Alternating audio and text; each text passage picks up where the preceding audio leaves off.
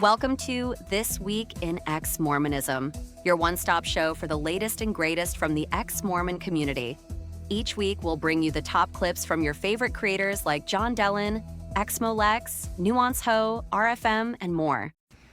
Hi. I hope that if you've been watching my church employment stories or just my church TikToks in general, I hope that you don't feel like those stories are like proof or reason for you to leave, like that it justifies you leaving. And what I mean by that is you wanting to leave is reason enough and you don't have to justify it. Your feelings and your experiences and what you went through in the church is all the reason that you need. And yes, I'm sure, like, for me, sharing these stories are really entertaining. And if you're a member of the church still and like the church is an empowering thing in your life, that's awesome. And my purpose isn't to like dissuade you from that. I want you to listen to you. Well, there's some more trauma for me to unpack. I just realized my mom cried more over me not wearing garments anymore than she did during the time I was suicidal. In fact, we've had more conversations about my decision to leave the church than we ever have about that period of my life. I hate all men, but then I met this guy, then he made me fall in love with him. Now I'm simpy. I shared a graphic on Facebook saying, a graphic that talks about how suicide is the leading cause of death in teens and adults in Utah. Young adults. Obviously, there's like an age range, but I just said that I was almost one of those statistics. And someone reached out to me and just said they were grateful that I shared that and they're happy I was still here. And I responded and said, thank you. It's been 3 years since I went through that. And I got really emotional because it's only been 3 years and so much has happened. I went from not even being able to get out of bed in the morning, and I would drag my way to work. I was working for the church at the time, and that was my life. My life was wake up, go to work, come home, and crash on my bed and fall asleep because I didn't want to be alive. And if I could just sleep, then I wouldn't have to ask myself if I was going to do it. So I went from that was my whole life. It was so empty. I went from that to quitting my job and pursuing what I've always wanted to do, which is acting, and I do some modeling too. I've written films, short films, I've written a couple of commercials, and I've skydived, I've swam with sharks, I've done my scuba certification, I've traveled, and like there's so much that I've done that I wouldn't have ever imagined myself doing. I also left the church. I got married again. In that time I got divorced as well. But I think sometimes I'm just really hard on myself. And I think, like, why am I not where I want to be yet? And I forget that 3 years is just such a short amount of time, and I've done so much in those 3 years. I've made so much progress. My life is so much fuller than it used to be. And I think sometimes I think that girl that I was 3 years ago was weak. But that's the girl that got me here. Stop being so hard on yourself. This is a message from me to me. Where's my treat? I've been a very brave little girl. I used to use God as an excuse to not feel my feelings and to not be explicit about the ways I was hurt.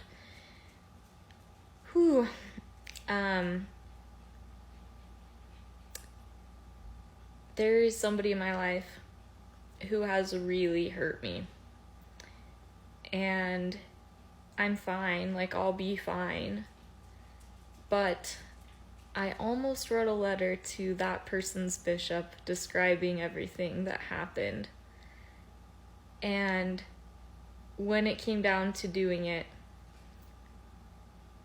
my therapist asked me why I didn't do it, because I saw a therapist after I'd written that letter and I decided not to send it.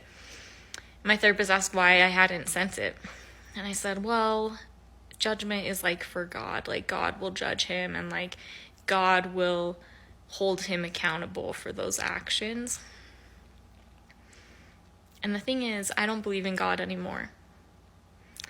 And I used to think that, like, if I just held everything inside and never caused contention and I never brought it up, that God would bring it up for me in judgment. Anyways, I don't believe in God anymore. So now I've realized it's up to me to confront all of my relationships and all of my experiences, and I'm the one that has to be upfront about the way that it hurt me. I don't need God to stand in for me. I don't need Jesus to stand in for me. I can feel my own pain, and I can confront my own pain, and I can confront the people who have contributed to my pain and say, this hurt me. I'm not okay with it. And it's not wrong because God says it's wrong, or because the leaders say it's wrong, or because the church says it's wrong, or whatever. It's wrong because it was a violation of my boundaries. I'm the one saying I'm not okay with it. I don't care what God says about it. I mean, I know that God doesn't like what happened to me, but I don't have to push all of that onto God, all that responsibility. My emotional responsibilities and like my emotional experiences, they're mine. And I don't need a God to fight for me. I don't need somebody to stand in for me and be like, she was really hurt and you need to apologize. No, I'm going to confront you about it. I'm going to talk to your face. Anyways, this is very rambly, but I hope it makes a little bit of sense. I just feel like I'm taking more emotional responsibility for myself now that I don't believe in God anymore. God, he sucks. Our God is a wimpy God. And I can go anywhere I want, just not home. This is the day of an actor we shot in. They set up all the cameras. I only had one line, so we did a couple of takes and then we were done. So I'm all wrapped and I'm heading home. Anyways, this is a day in the life of a commercial actor. Why do you have to have a notarized resignation letter to remove your records from the LDS Church? Well, I can tell you because I worked for the church for 5.5 years, and for 2 of those years I worked specifically with name removal requests. So the first thing I want to say is you don't have to submit a notarized letter. You can just send in a regular letter, but what they will do is they'll contact your bishop and they will have your bishop follow up with you to make sure it really was you making the request and that you're sure you want your name removed. A lot of people don't want to do that. I know I didn't do that when I requested that my name be removed. I just sent in a notarized letter, and all their kids or siblings who aren't members will be angry that their sibling joined the church, so they'll send in a name removal request for them. A lot of people might say that sounds really far-fetched, but that's what I saw with my own two eyes. Obviously, I don't have like documents proving it or anything like that, but that's one of the reasons. And I'm not gonna like posture myself as like this huge authority. I'm just giving you an anecdotal story and telling you that this is what I saw while I worked there. Anyway, so the church wants to make sure it really is you submitting the name removal request. So when you go to a notary, you have to show your ID, then you sign the letter in front of them, and then they stamp it saying it really was you, whatever. The second reason, though, is because there are a lot, like a surprising number, and I know you're not going to believe me, but there are a surprising number of people who will remove their name and then like a month later go to their bishop and be like, I didn't really want to do that. Like, I was just kidding. Like, haha, I actually want to stay in the church. overall, those cases aren't like that many, but like when you're comparing it with the number of people who actually want to leave, but there are a surprising number of people who change their minds. And one other reason for requesting a notarized letter is because it's one additional step to prove that you like legitimately want to do this. Like you don't have second thoughts about it. You're showing that like you put in the effort to say, I really do want to be out. Sometimes when bishops follow up on name removal requests that aren't notarized, the person does say, you know, I actually want to stay in the church. I'm sorry, I just sent that in like the heat of the moment or whatever. I'm almost out of time, but basically it's a really big pain in the ass to undo a name removal, and the church wants to avoid that as much as. I was going to attempt to comment to answer this question, but it would be a really long comment. So when you remove your name, the policy is you wait a year and then you go through a process with your bishop to get rebaptized. That's not the part that's a pain. We do those all the time. Like the church does them all the time. It's not a big deal. What is a big deal is when somebody goes to their bishop and says, well, I didn't want to remove my name. It's only been a month. Like, we have to undo this. Like, I don't want to not be a member for a year. So in some of those cases, the bishop will send a request to headquarters to just make it so that the name removal never happened, so that they don't have to get rebaptized. They don't have to go through that whole process. And the church, the first presidency has to review those requests. And there are so many of them, and it's such a pain in the ass to review them that's why they were like, we just need people to get a notarized letter. So now it's harder to reverse a name removal that way, because they're like, well, you really thought about this. This wasn't just some like willy-nilly decision that you made. You went and got a notarized letter. You took the time to do that. You paid money to do that. And so it's a lot harder for people to come back and be like, well, I don't want to wait the year. The reason that they are way more strict about making you wait the year now is because President Nelson is much more strict. President Monson was a lot more, quote, merciful. I don't care how people want to describe it, but people said he was more merciful and would let people just come back without having to get rebaptized, and they just pretend the name removal request never happened. Anyways, so I hope that explains it. If you want to come back to church without being baptized again, and you just want to pretend that you never removed your name, the first presidency does have to review all of that and approve it. And it's just a pain for them. It's a pain for the workers. Like, we're the ones having to prepare all the information and like make the request and send it to the first presidency. And it's a waste of money. It's a waste of time. So I hope that makes sense. Anyways, yeah, essentially, there are two ways that you can come back after requesting to remove your name. One is to request that the name removal just never happened. And the other one is to wait the year and get rebaptized. And the church was tired of processing requests of like, let's just pretend the name removal never happened. Hope that makes sense. A lot of people get caught up in the question of, is the church true? And for me, the question I got caught up in was, is the church an empowering resource in my life? And when I realized it wasn't, and that I didn't love the church, it made it so much easier for me to leave. So I've talked about this in a lot of my other videos. Working with name removals didn't affect my testimony that much. Like, I wasn't like, oh no, the church must not be true because a lot of people are leaving.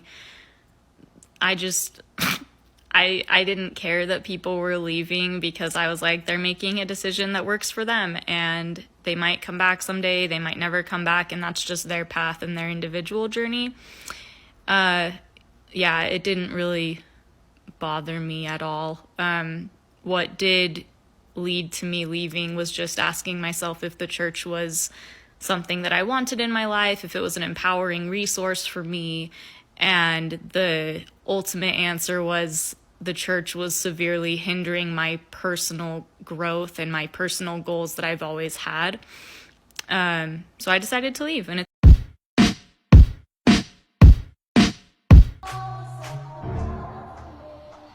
well, this is gonna hurt like a mother.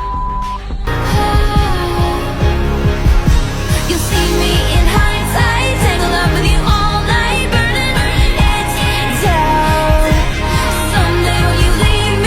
tell Jesus that the bitch is back. I was in a 2-on-2. I just had a producer call me and ask me if I was LDS, and I went into this long rant where I was like, no, I'm not LDS. I actually just barely removed my name from the records. I'm sorry if you need an LDS person for this commercial. And he kind of paused for a second, and then he was like, actually, the commercial's for wine. Thomas is a lawyer and got arrested. Are you shitting my dick?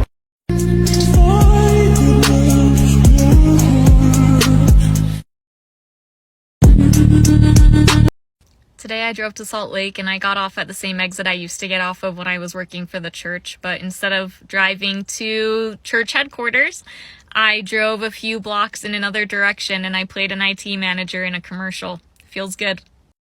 Leaving the church isn't a sin. It's a pleasure. The only still small voice you ever needed was your own. Remember that as you go through your faith transition. So I'm reading this comment, and I feel like there's only one way to interpret it, and it's that this person's inner voice is telling them to molest children. My inner voice has never told me to do that. I actually saw that happen in a primary class when I was little. It really fucked me up.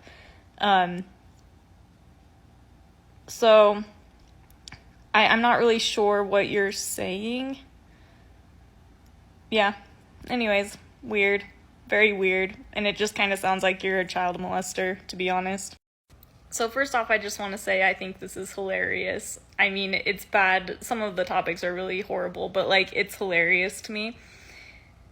And I also think it's sad that people don't trust themselves to just live their lives and be good people unless they're listening to a prophet or the church or Jesus. I haven't done any of these things, and I've been out of the church for well over a year. Are we really gonna have to do this, Mark and Chris Bramble? Am I gonna have to, like, give you a mini therapy session and, like, teach you what I'm talking about? Because I can. Basically, what you're saying is people can't trust themselves. They shouldn't trust themselves. And my argument is that people can trust themselves if they learn to listen to their inner voice. Now, there are multiple competing voices that we have. We have our reactive brain, our reptile brain, that sees the world in black and white, that reacts to people and lives in, like, a cycle of reactivity. So that's not the brain we want. That's the, you know, like, robbing banks, acting violently, whatever. We don't want to act and live from our reptile brains. What we want to live from is from our executive brain, from our higher brain, that doesn't make us live out of survival, that focuses on our values. Your executive brain will never tell you to molest a child. It just won't.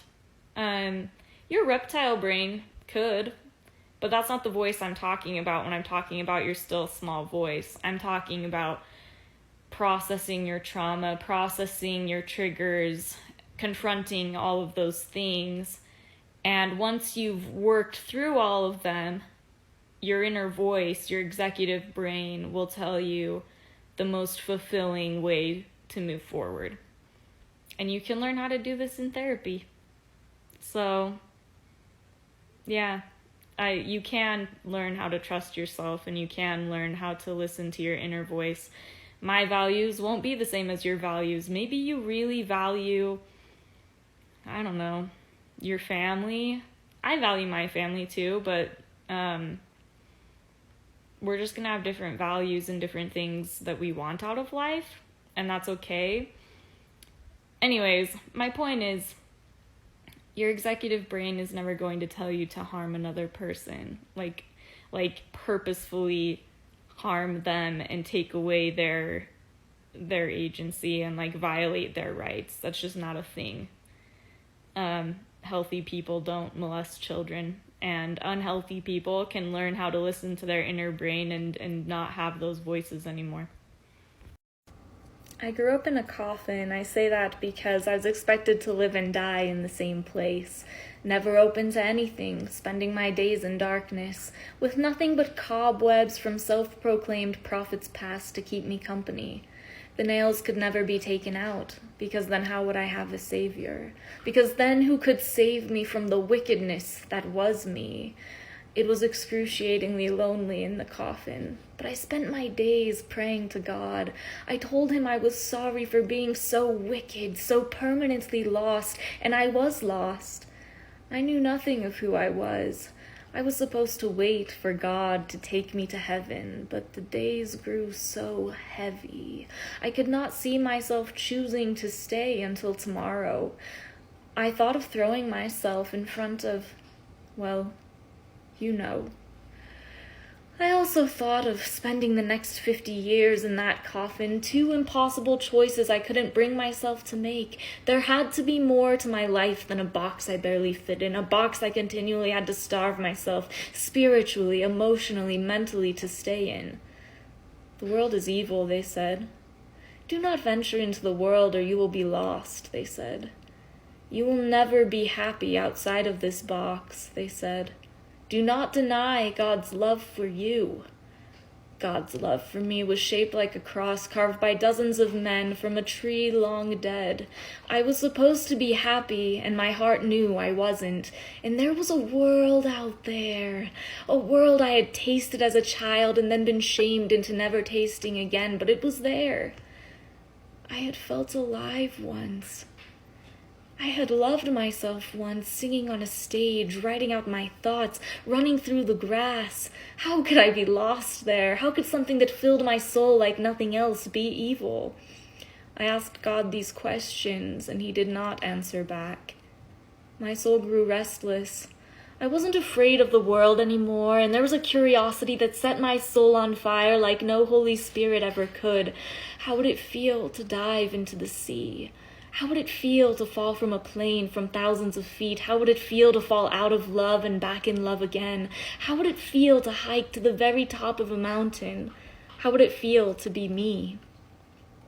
One day, almost without warning, the last part of me that was alive pushed up against the top part of my coffin, and to my shock and my soul's relief, it lifted. I looked round and round for the devils and evil I was told were lurking right outside, and saw nothing but light. This is a story about a girl named Lucky.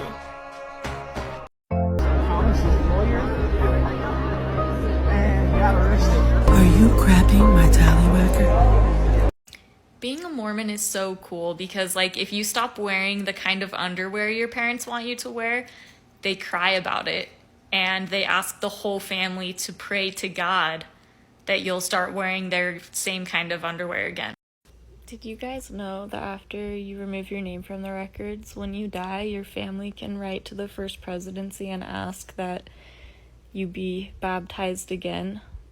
Like a baptism for the dead, but for someone who removed their name? I am a C, I am a CH, I am a CHRISTIAN. Hard time letting myself cry over things, so I'm gonna start sharing things that I've let myself cry over today. I let myself cry over a duet that I saw on TikTok, a Broadway duet. That's all. I'm so happy!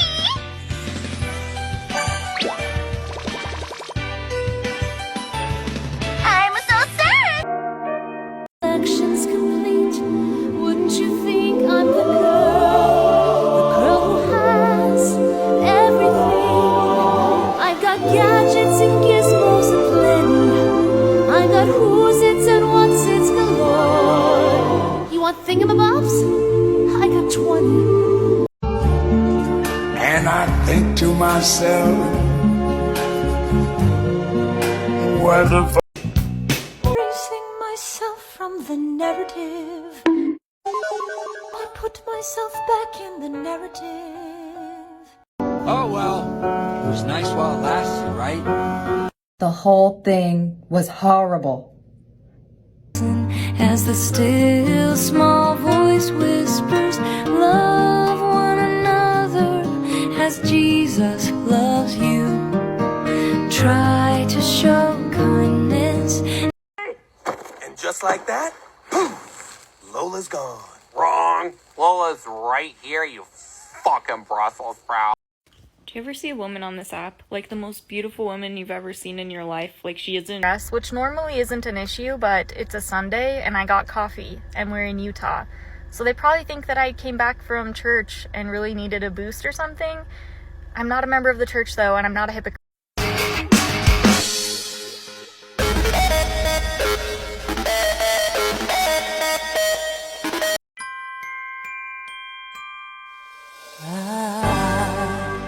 Don't want you. I've been closer in age, maybe it would have been fine. And that baby wants to die.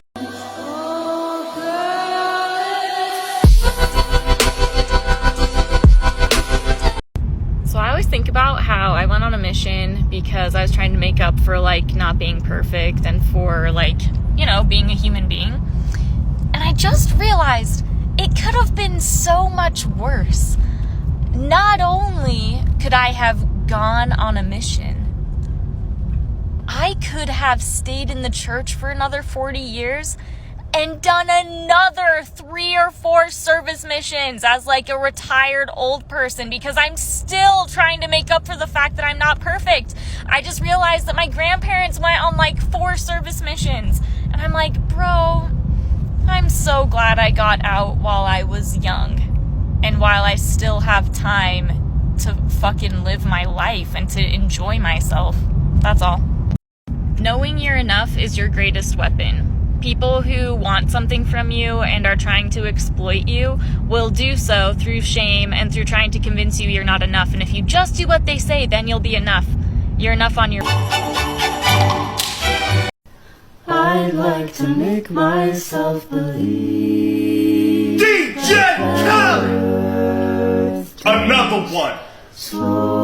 We the best music! You said that you could let it go, and I wouldn't catch you hung up on somebody that you used to know. But you didn't have to come. And they were right. This is what I look like. Oh my god, she's insane. Who needs widely available COVID tests? Here's some of the fight choreography. Off the tubes.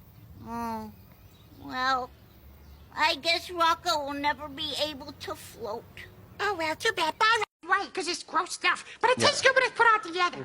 Okay, good. Onions, garlic. Onions, garlic, celery, balsamic vinegar. Tomato paste. That's a big word for Elmo. I got working for me, so eat that, peep that. I'm the one to beat, yeah. I'm the one to beat, yeah.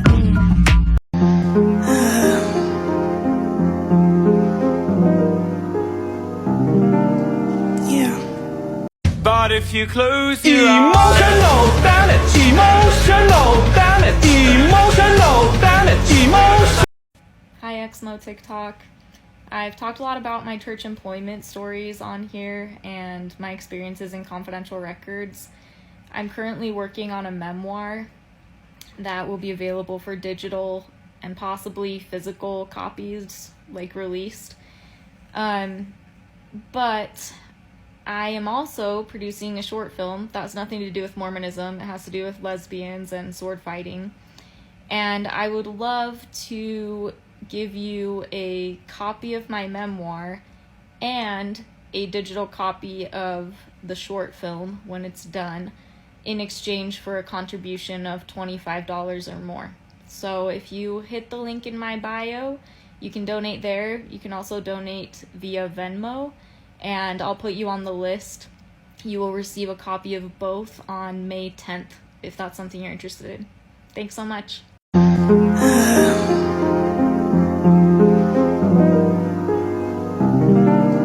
Yeah! American Dream.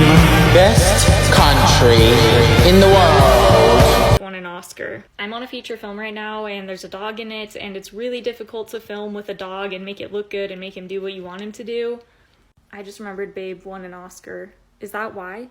Next time you're scrolling social media and you see someone and you're like, wow, they have flawless skin, or they have such big eyes, or they have such perfect features, I need you to put down your phone and go to Walmart and tell me, do people in real life actually look like that?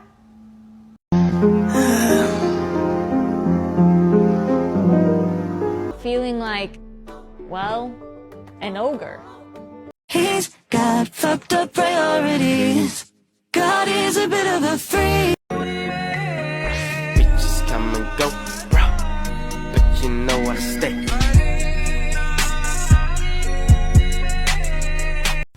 Hi everyone, we've gotten so many positions already. We found people a couple of months ago and assembled a team together. Due to the size of our shooting location, we actually can't bring on any more people regardless. So even if we really, really wanted you, there's not enough space. But we're going to have a screening in May, a public screening of the film, and there will be a Q&A with cast and crew, so I'll be sure to post those details here so that you can come if you want to. And you can also check out our Indiegogo page. The link is in my bio. We had an initial goal of $10,000. We're at like $8,075 right now, so if you want to donate, you can. You can also follow us on TikTok and Instagram. Love you guys so much. Thank you. What an odd thing to say. What a peculiar thing to say. Grappling with prophecies they couldn't understand. Do you understand? Well, I'll be honest, I don't really understand. You shut up! I'm so fucking scared right now, you shut up! Alright, well, people have asked me how to do my hair before. I've never done a video though. So I use a Conair. I think it's like a 3/4 inch. I'm not sure on the exact size. But it's like the $12 one. And I curl my hair in sections, so I do the bottom layer first, and I just take a small section of hair and wrap it around the barrel instead of clamping it. My hair holds curl really well, so I don't even use any products in it or anything. So I don't even know if this would help other people get this same kind of curl. I'm just showing you how I do my hair. Yeah, so I hold it for like 30 to 60 seconds, let it out. And it creates the curl that you want. So then I let down the next section of my hair, or the next layer. It takes me like an hour and a half to do this, sometimes. And I just keep curling it that same way. And voila, you have hair that looks like this when you're done. We're still getting so many people saying they want to help with our short film, and we are so grateful for the support. As of several months ago, all of the crew and cast positions have been filled, but you can donate to our Indiegogo page in my link. There's only 3 days left, and keep an eye out for details about a premiere in May.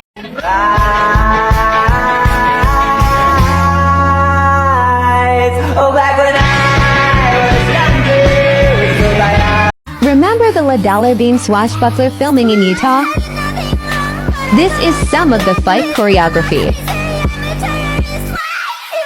There are 24 hours left to donate.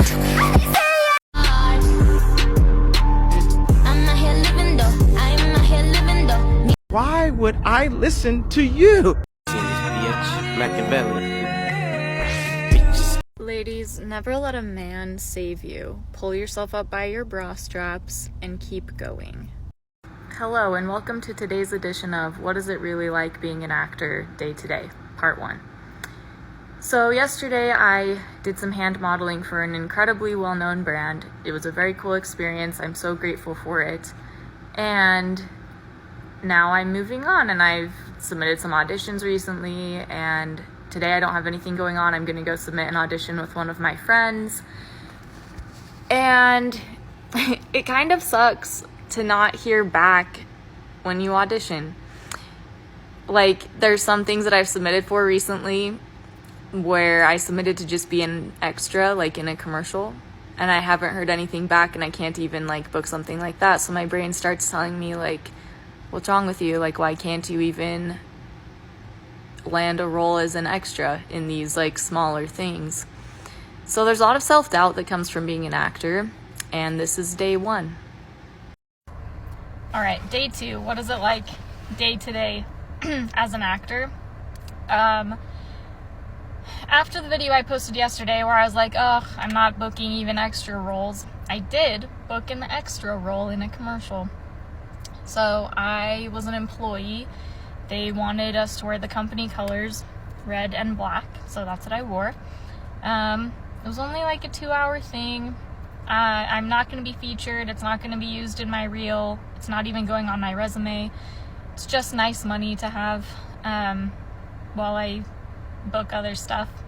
So yeah, Again, there are ups and downs with acting. Sometimes you're gonna have times where you're in really big roles, and most of the time you're just gonna be behind the scenes or just auditioning a ton. So I'm making these videos to be more transparent about what it's like. So that's my last day of church employment, and it is wild to me how much can change in just 2 years. I am now a full-time actor and model and freelancer, and I've had a lot of really great opportunities. Something fun about living in a patriarchal society is when you're a member of the church, people tell you that you're too sexy, like you're showing too much skin, your shirt is too tight, whatever. Well, once you leave the church, that version of objectification ends in some ways, and another kind of objectification begins. Maybe it's just because I'm an actor and I'm in the entertainment industry, but I have been told that my clothes aren't sexy enough, that my shirt is not tight enough, that I'm not showing enough cleavage. And it's just so funny to me that both of these examples are examples of objectification of women, but they're happening on like two different extremes, right? So when the church does it, it's because like, oh, they want to be honorable or whatever, but it's still objectification. And this time, we're gonna get funky. Funky. There it is, a beacon of homophobia and horrible things. And right across the way, a gay short film set. Hell yeah.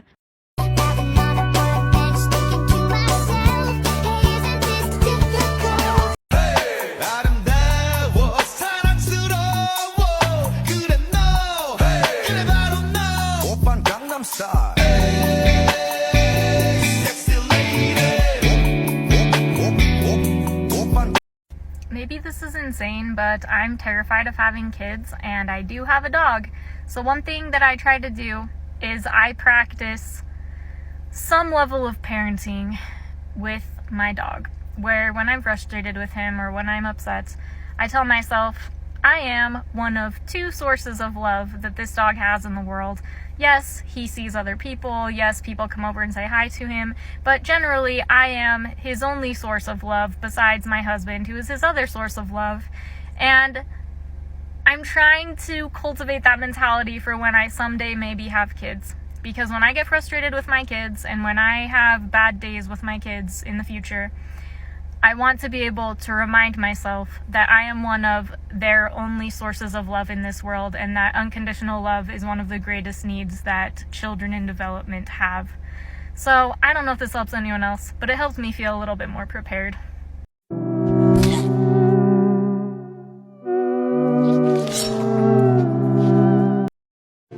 How could you do this to me? Question mark. Guess what? What? I love you. What? You love me? Guess what, Mom? What? Every day, Republicans push me closer and closer to an ultimatum. Will I become a baby-making machine for the rest of my life? Or will I tie my tubes, since they're making it increasingly more difficult to get an abortion? Butterfly in the sky, I can go twice as high. Take a look, it's in a book, a reading rainbow. It's officially been over a year since I last saw my family, even though we live in the same 20-mile radius. The reason I've cut my family out of my life is because my boundaries were repeatedly violated, and I just didn't feel loved or supported by them. That isn't to say that they don't love and support me. I'm sure that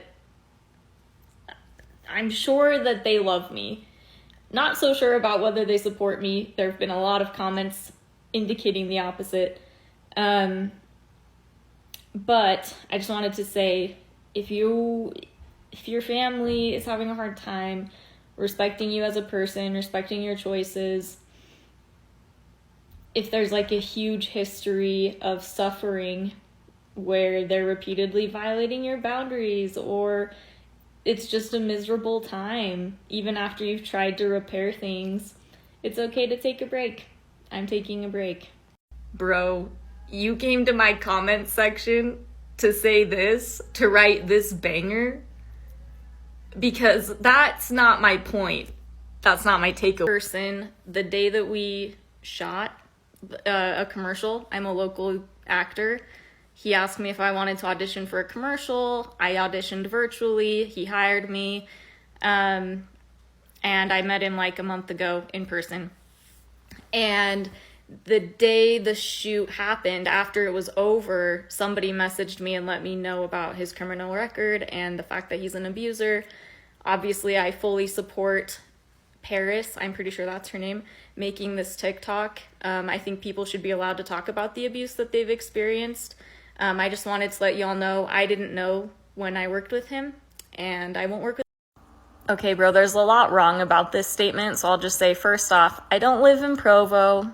I know you wish you had me. And I'm not a Karen. A Karen would send her kid to BYU. That's not me. So I went thrifting yesterday, and I found these jeans that I call my bisexual Princess Aurora jeans.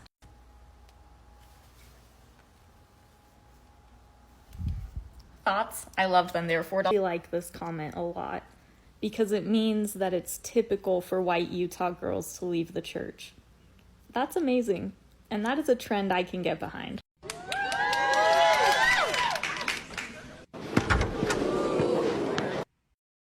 Honestly, so brave of a man from the same demographic as every prophet and every priesthood holder since the beginning of the founding of the church. So brave of you to stay, honestly. Oh, did you just compare me to one of the sexiest animated villains of all time? What a compliment. Truly, I love Megamind. Top 5 favorite movies. I'm also a professional actor and model, so this forehead pays the bills.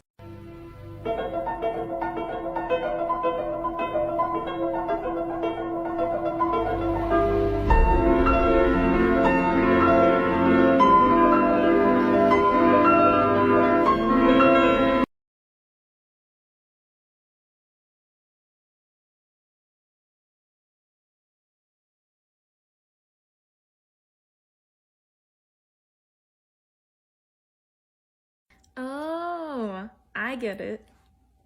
You're talking about my boobs. These twin peaks. Thank you. Crazy.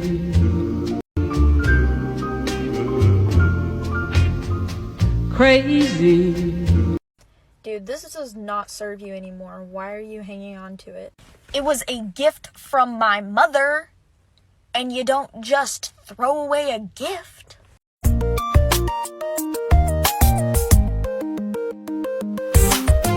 I'd like to leave. Hell isn't a joke, it's so bad.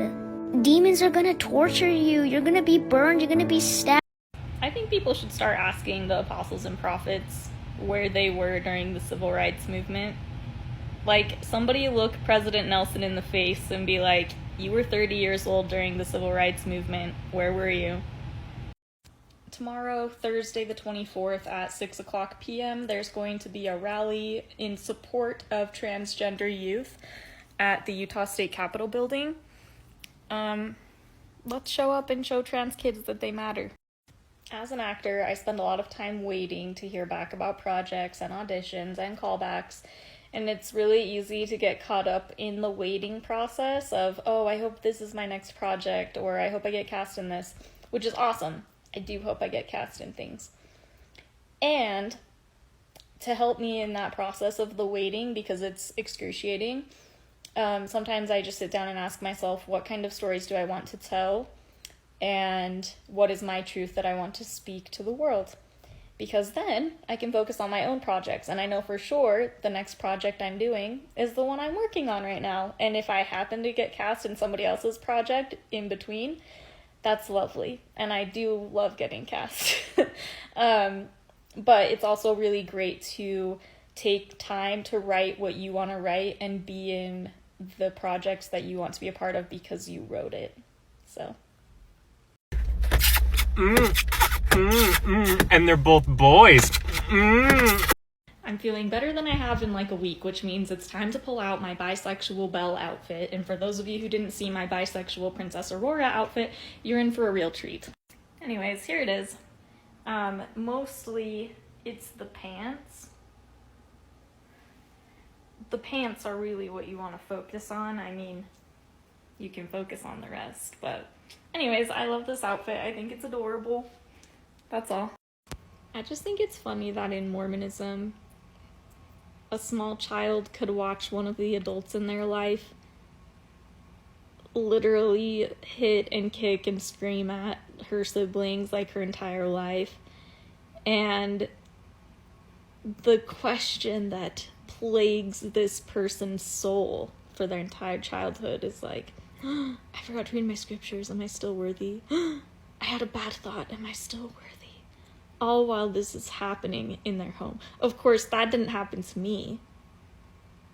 I was severely reprimanded by the siblings when I first brought this up and was told I was lying, and I would never lie. So it wasn't me, but I'm just saying hypothetically, there's a Mormon child out there who had to go through that, and now they live with that trauma like every day of their life. It's great. Something's in my ass. It's been almost a year since I went no contact with my family. And I don't know about anyone else, but I always play through these scenarios of what it might be like to actually start talking to them again. Particularly, I keep having this, like, it's not a vision, but just like a scenario play out in my head where like one of my aunts or uncles that I'm not close to at all tries to tell me that they like don't approve of the way I've lived my life, or they don't approve that I've like left the faith. And when that happens in these dream imaginary scenarios, I look them dead in the face and I say, you know, I've never really felt loved or supported by you in my life, and I don't really value your opinion for that reason, and the fact that we're not close. Like, I don't really know you. We're related by blood, but that doesn't mean anything. Anyways, am I ready to start ruining family dinners? Maybe. Thank you, I'm very flattered. I am sad to tell you I don't always look like that video. Most of the time I look like this. I'm like this bisexual walking nightmare with like no makeup and no hair done, but thank you. I would just like to make an announcement that when I saw Jessica Chastain at the Oscars, my celebrity crush went from being Oscar Isaac to being Jessica Chastain.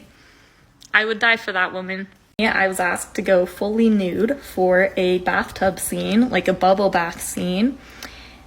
And I don't do full nudity. I mean, unless it's like, you know, if I was like a main character on an HBO show or something.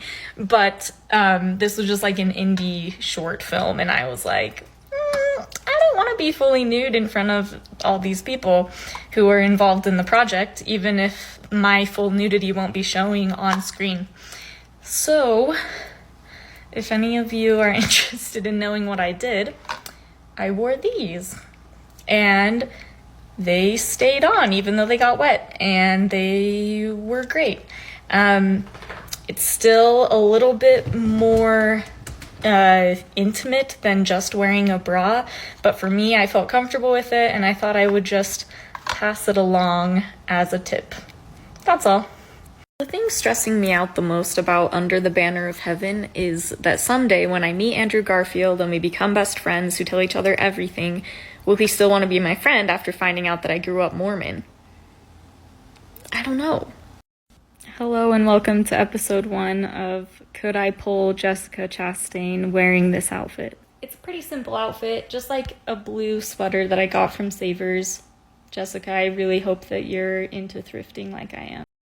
When I found out Keira Knightley had an entire boob department for Pirates of the Caribbean where she would spend 45 minutes every morning getting her boobs perfectly placed and taped up, I never let myself feel bad about wearing a push-up bra ever again.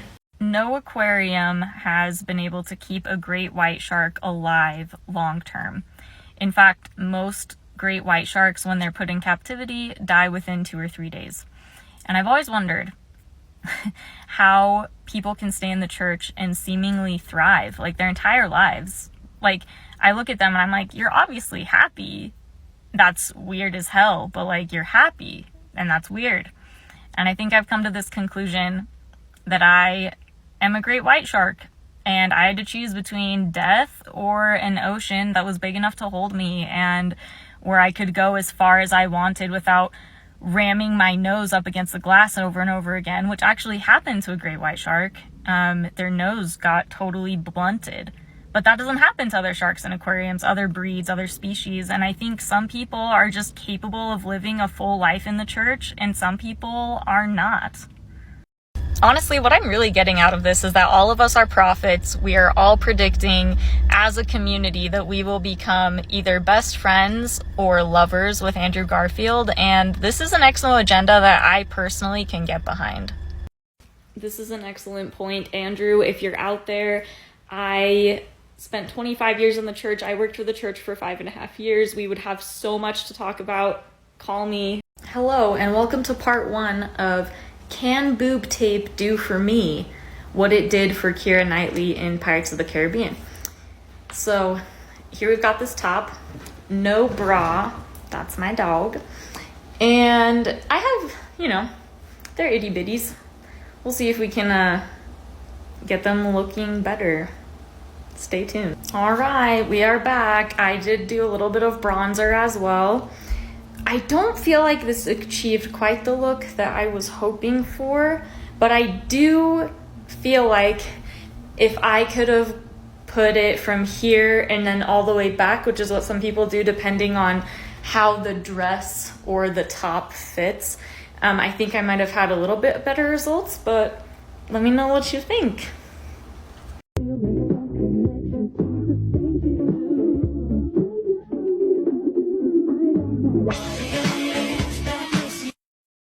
Name something you did growing up that is reflective of your religious culture, but is not religious in nature. I'll go first. Night games. You're right. I swiped left on God. And I would swipe right on Andrew Garfield. I don't really know what there is to debate here, but I thought the comment was funny. What if there is no day of judgment? It's just a TikTok filter, and when your face comes up, God says smash or pass. I'm on this kick where I name my outfits. I call this outfit Tarzan and Jane Go to Get Coffee, because I'm about to go get coffee with my dog right now. This is my dog. I guess he's Tarzan and I'm Jane. What if the Mormon apostles dressed up for General Conference the way the celebrities dressed up for the Oscars? Who would be the most likely to stitch all of the words from the family proclamation into their suit? Now, my brothers and sisters, there are some among us who are not fit for this aquarium, and we are going to try to tell them that they need to change their lives instead of telling them that they should probably just get the fuck out of this aquarium. Wow. Cool words, bro. I've never heard this phrase before. A knowledge of the truthfulness of the gospel. Are you Shakespeare? Like, this is unique stuff. Never been heard before. I do feel a very strong connection to Jesus. He redeemed the world, and I redeem Taco Bell rewards. The Mormon Church announced 17 new temples today, and given their current growth rate, I'm really excited to see those 17 temples turned into Spirit Halloweens in the coming decades. I would be lying if I said comments like this aren't freaking hilarious to me. I don't practice Mormonism, and I don't go out like attacking people in their TikToks, but I love these comments. I love acting. You get to put yourself in situations you would never encounter in real life. For example, today I'm playing a 50s housewife in a polio vaccine ad in a time when people actually cared about vaccinating themselves against preventable sicknesses. What have you done?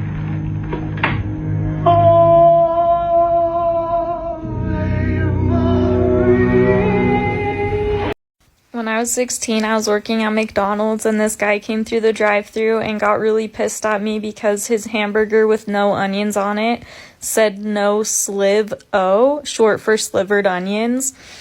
And he got really pissed at me, and he's like, why is there Spanish on my ticket? Why is there Spanish on my receipt saying that I got a hamburger with no slivo? I want my receipts in English. Luckily, I had been taking a high school Spanish class, and I looked this man right in the face, and I said, well, for one, that actually stands for slivered onions. The word onion in Spanish is cebolla. And he called me a lying little whore and drove away. Okay, I know the OP is joking, but I wanted to show you guys my outfit anyway. So imagine, you know, there's like a 16, 17-year-old working the drive-thru in a SpongeBob hat because we were promoting the new SpongeBob movie. She's tweezed her eyebrows to oblivion, doesn't really know who she is yet, and you call her a lying little whore. It was a formative experience. So this happened like 12 years ago. It was funny at the time, and it's still funny now. Working in fast food sucked, but seeing all these nice comments from people like or from Jesus was love that I could extend to myself. I could extend unconditional love to myself, and I could heal myself. Yeah, how there's not more religious panic about foot fetishes. Good God, I thought the punchline was gonna be about Jesus washing the feet of his apostles or something. I need to get my mind out of the gutter. I just woke up and the first thing I'm doing is looking up pictures of McDonald's hamburgers. Because you're right, if you've never ordered just a hamburger at McDonald's, you probably have never seen slivered onions. This burger at the time was 89 cents. It's literally just like a patty, no cheese, with like ketchup and mustard and pickles and onion on it. Like, it's very simple. That's what this guy ordered. It wasn't a Big Mac. It wasn't a quarter pounder. It wasn't any of their big burgers. It was literally the cheapest burger they had. You know, the church is so obsessed with acronyms, you'd think they'd be more accepting of the LGBTQ community. But what do I know? The way I study for tests is completely unhinged. You can ask my husband about this. I helped him study for a huge film test a few weeks ago for his master's program. Let me give you an example. Kenji Mizoguchi, he's a director. He's known for his long takes and his mise-en-scène, and he directed Street of Shame. How do I remember all of this about Kenji Mizoguchi? Well, I'm glad you asked. Mizoguchi sounds like mise-en-scène, so you remember he's known for his mise-en-scène. Mizoguchi has the word Gucci in it, which is related to House of Gucci, which is related to Adam Driver. Adam Driver probably has a long dick, so you remember Kenji Mizoguchi is known for his long takes. Additionally, House of Gucci was a shame. It could have been a much better movie, and that's how you remember Kenji Mizoguchi is known for Street of Shame. Living in Utah is really entertaining. For example, I went and saw the Elton John biopic Rocket Man when it came out in theaters, and this was a rated R movie. There's like, you know, Elton John's having sex with beautiful men, and he's snorting cocaine, and, you know, just having like a wild time.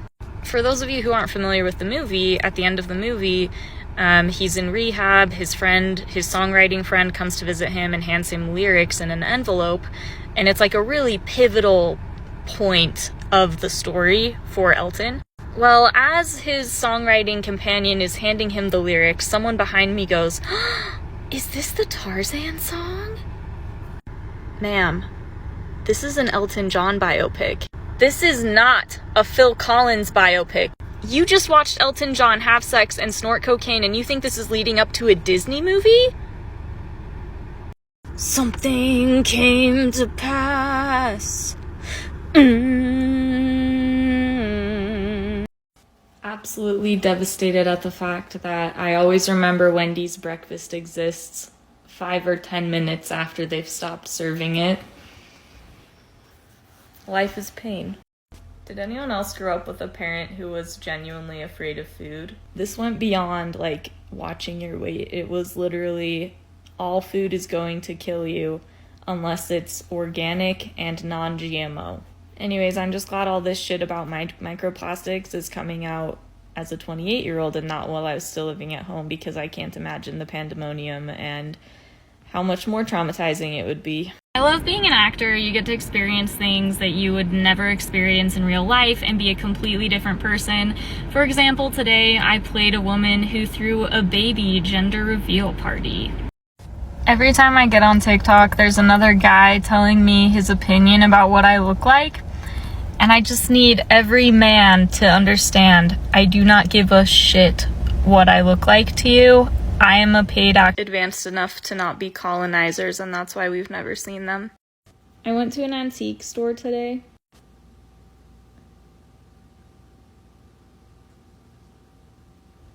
Apparently, if you can make a woman come, you can call yourself a doctor. Tell me you grew up Mormon without telling me you grew up Mormon. I'll go first. The first rated R movie I ever saw was The Matrix. I was 25 years old. In November of 2020, I quit my full-time job to pursue acting and modeling full-time. And I've been pretty successful. I've been able to pay all my bills. I've booked consistently. But now we are in April of 2022, and I feel like I've kind of hit this wall. And when I say a wall, I just mean I feel tremendous pressure to always be posting about like the gigs that I'm doing, and to always be present on social media, and to like be forming connections with every single person in the industry. And to be honest, I'm just tired, so I'm not doing that anymore. And it's kind of freaking me out. I think there's this part of me that is putting a lot of pressure on myself to keep doing all of those things. But I haven't been, and I'm actually still booking pretty consistently, and I'm just not putting as much pressure on myself, and it's been really nice. What would a homeowner wear? What would a homeowner wear? This would be so much easier if I actually owned a home. Hi there. We just have a question for you. Do you think that women deserve the right to vote? Ooh, do women deserve the right to vote? You know, I've never really thought about that before. That's like a super interesting question. Yeah, I haven't really done a lot of research about it. Like, I'm not sure how good that is for society. Okay, perfect. Do you think that the church banning Black people from receiving the priesthood was of God? That's a really tough question. That's a really difficult thing. Yeah, I wasn't expecting that question, but I'm gonna have to say maybe. Cool. Last question. Do you believe that when you die, you will get your own planet? Yes, immediately yes. You know it's not the same as it was. Honestly, this is also acceptable. I bought this sweater at the thrift store. I call it my Oscar the Grouch sweater, or my like cactus sweater. I also just realized that if I do this, I look like a car wash. You know those people who talk about their dogs the way that some parents talk about their gifted children? For example, my grandma had a very regular, normal dog who hated children, and she was convinced he was one of the smartest animals to ever exist. Everything he did, it was like Sir Isaac Newton levels of genius. Like, he would chew up a doorknob and she'd be like, oh my god, he knows that you need a doorknob to get through the door, and that he's watched us open it so many times that he just knows. He would kill a gopher in our backyard and she would be like, oh, he's just so intelligent, he's so fast. Like, Grandma, you're describing every dog. Diet Dr. Pepper is the only diet drink I can handle without wishing that I had never been born. I made zoodles today. It's like 10% zoodle and 90% beef and sauce and cheese. Did I hugely fail or hugely succeed? You tell me. What's the one thing your ex said to you that you will never forget? One time I was being a dramatic baby and I was crying and I said, I'm sorry I make things so hard for you. And his response was, there's only one thing that you make hard for me. How am I doing? I wake up every day in a country that literally hates women and sees them as nothing more than baby-making machines and free labor for men and children. I am so filled with unspeakable rage at the state of our country trying to take away abortion rights and trans rights and gay rights. But I can take solace in the fact that I have registered as a Republican just so I can vote out Utah's horrible Senator Mike Lee. People frequently leave comments on my TikToks with the intention of hurting my feelings, and it's like, bitch, you can't hurt my feelings. I literally had a casting director say to my face that if the dress didn't fit, she could find a smaller girl, when really the zipper was just broken and the wardrobe person was trying I was a believing active Mormon for 25 years of my life. I'm no longer a Mormon, and you're really gonna come in here and mansplain God to me on a TikTok that's joking about how judgment is God saying smash or. Steven Spielberg is in his 70s, and when he decided to direct a movie version of West Side Story, he said he would only do it if he had all Latinx people to play the Latinx characters, and if he had a trans person to play the character of anybody's. What I'm trying to say is the racist, homophobic old people you know are that way by choice. It's not generational differences. Something that's really important to me is to listen to people when they bring up examples of implicit racism and their own experiences with racism.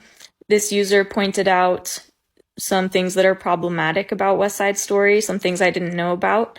So while Steven Spielberg did make the decision to have all Latinx characters portrayed by Latinx people, and he hired a trans person to play anybody's, he hired a white person to do the dialect coaching, which, you know, it's pretty obvious why that would be an example of implicit racism. And anyways, this comment has a lot of replies to it from the same user, just giving more context and sharing their experience, and I would encourage you to go check it out just so we know how to be better. Okay, truthfully, I've only seen Temple of Doom like one time, and I googled it just now, and I had completely forgotten how horrifyingly racist it is. I don't think this comment detracts from my original point, which is that being racist is a choice. If you had asked me in 2017 where I thought I would be in 5 years, I would not have told you in my living room with my partner dressed as Batman auditioning for a local Batman fan film while I read for the Riddler and sang, Ave Marie. This is a true story. I did that today. And my partner got the role. He landed it, so he's gonna be in a local Batman fan film, and he's gonna get paid to do it. Kind of fun, kind of wacky. I love all of the creators who cosplay as Jesus here on TikTok, because it's like, what if instead of being crucified for our sins, Jesus had to be yassified for our sins? This TikTok is for Utah residents only. If you're not a Utah resident, keep scrolling. Okay, if your name is Jonah, can we meet at 9th and 9th? I'm trying to see something. Everyone in Utah hates the 9th and 9th whale, but I just need to say that I love it. I love it precisely because everyone hates it and everyone says it doesn't belong, because I also don't belong. Oh, God doesn't want you to have an abortion? The same guy who flooded the earth and in the process killed thousands of already developed full-grown babies? The same guy who had his own son murdered to improve the circumstances of the human family? You're saying he doesn't want people to make the decision to have an abortion to improve the circumstances of their own family or potential family? Don't hold people to the same standards that God doesn't even follow. God prevented a third part of his own children from being born and having bodies. So I don't really see how you can say he's against abortion. Happy Easter, the day that one guy from Nacho Libre started getting diarrhea and apparently never stopped having diarrhea. In a world full of Jesuses, be a Judas. Judas kissed his best friend and got like a lot of silver. I see no downsides. Aziganadooshnu, Arabanagunu Narzibanupto, Ashigananada. What Jesus actually should have said at the Last Supper is, one of you's going to kiss me. Like, how much confidence would that take to just know that one of the 12 friends at your table is gonna want to kiss you? A video where I told a guy to go ahead and report me for voter fraud since I registered as a Republican when really I'm a Democrat. It got taken down for harassment and bullying. I listened to Rush Limbaugh from the time I was 8 until the time I was 18. I truly don't know how I had any friends in high school. Like, looking back, I didn't have a lot of friends, and I think that's probably why. I want to be a marshmallow. What would you do if you were a marshmallow? I would just wobble around. You would what? I would just wobble around. You guys want to see the outfit I found for $6 at Savers? Okay, here it is. I feel like Tweety Bird. This person has put into a TikTok the reason I don't want to have kids. I feel like most of your childhood is your parents forcing you to do shit you don't want to do that doesn't really have a point. Financial advice from a financial guru. Do not, under any circumstance, post pictures of your bare feet on the internet. There are people on here who are willing to pay for that shit, dude. Don't give away your ass. I see a lot of people upset over everything the Banner of Heaven got wrong, but they did get one thing right. That garment line, baby. And the best part of this plan is, no one can stop me. I love social media until somebody that I haven't talked to in 12 years tries to message me. I noticed that Google started telling us when there's speed checks ahead, like when there's cops ahead that are checking people's speeds. And I'd like to think it's because Google cares about us, but I actually think it's because they want us to have more money. If we get a speeding ticket, we're not going to spend money on the ads they're pushing to us. I thought the sun would cure my depression. Like I really, really did. But it's been sunny all week, and I got sunburned even. And I'm still depressed as hell.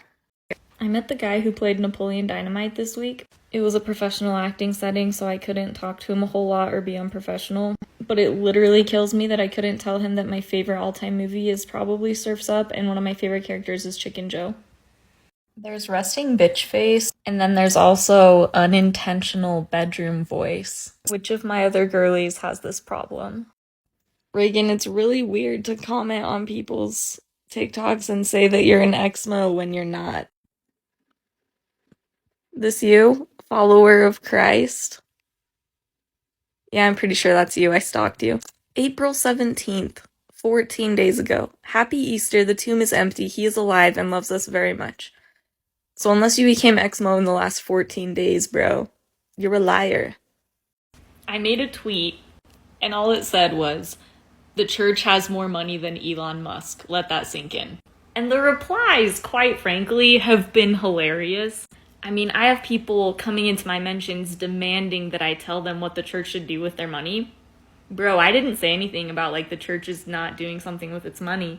But if you want me to give an answer, I think the church should Venmo me every Tuesday so I can buy Del Taco. Anyways, I have other people saying, well, the Catholic Church has more money. Okay, so Elon Musk, the Catholic Church, and the LDS Church are the three horsemen of the evil billionaire apocalypse. Like, who cares that the Catholic Church has more money? Like, it's all the same to me. And my personal favorite is, the church isn't worth billions of dollars. Which, true, I don't have evidence for that, but you also don't have evidence that it's not worth billions of dollars, and a whistleblower said it was worth $200 billion, so I think I'm gonna go with what they're saying. I wish more people would, like, fully commit to insulting me on this app, but it makes them sound like complete assholes. But, like, this person said that they made a comment insinuating I'm a bad person, but they won't say it straight out. Part 2 of I wish people would just fully commit to insulting me on this app. It makes them sound like total assholes, but, like, I just love, like, the subtle, you look weird comments. I live for them. Thank you. What's this? Huh? What's this?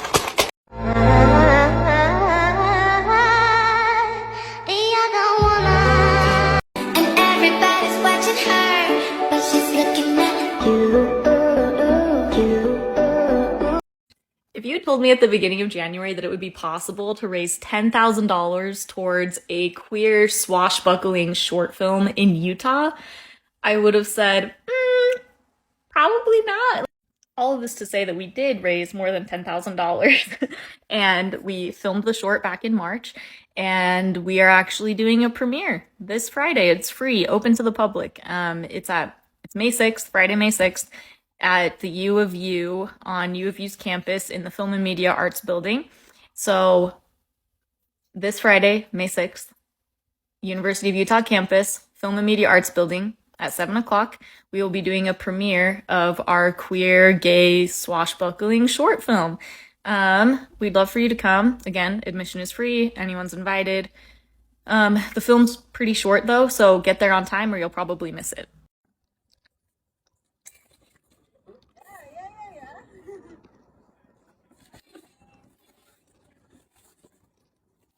The closest I've ever come to lying to a court of law was this morning. I'm being summoned for jury duty at the end of the month, and they had me fill out a questionnaire, and one of the questions was, what do you do for your living? And I had to tell them that I'm an actor. You know it's not the same as it was. You come to me during the 3 weeks that my therapist is in Italy and completely unavailable to tell me that Roe v. Wade has been overturned. I have been insanely humbled by this comment. I was 16 13 years ago, so yes, it was back in the day. It was basically the Stone Ages. It just sucks to remember that I'm old. Yeah, it's really hard to figure that one out. I'm still thinking on it. I've been thinking on it for 13 years. Can you believe that Satan's plan was to force everybody to make the right decision so that everyone would get to heaven? I can't believe that. I'm so glad we chose Jesus's plan. The plan where everyone gets to choose. Yeah, I think where we fundamentally disagree is just that you think it's a bad decision, and I think it's just a decision. It's just a thing that happens. Some people don't want to be parents. They get abortions. Life goes on. Oh, Talmadge. Are you telling me that you think stopping a pregnancy is the same thing as one full-grown person abusing another full-grown person? Are you a BYU student? Anyways, that's not the point. My point is to say that, yes, there are laws preventing the things that you said. I think it's unethical to make a law that tells a woman or a man what they can do with their bodies.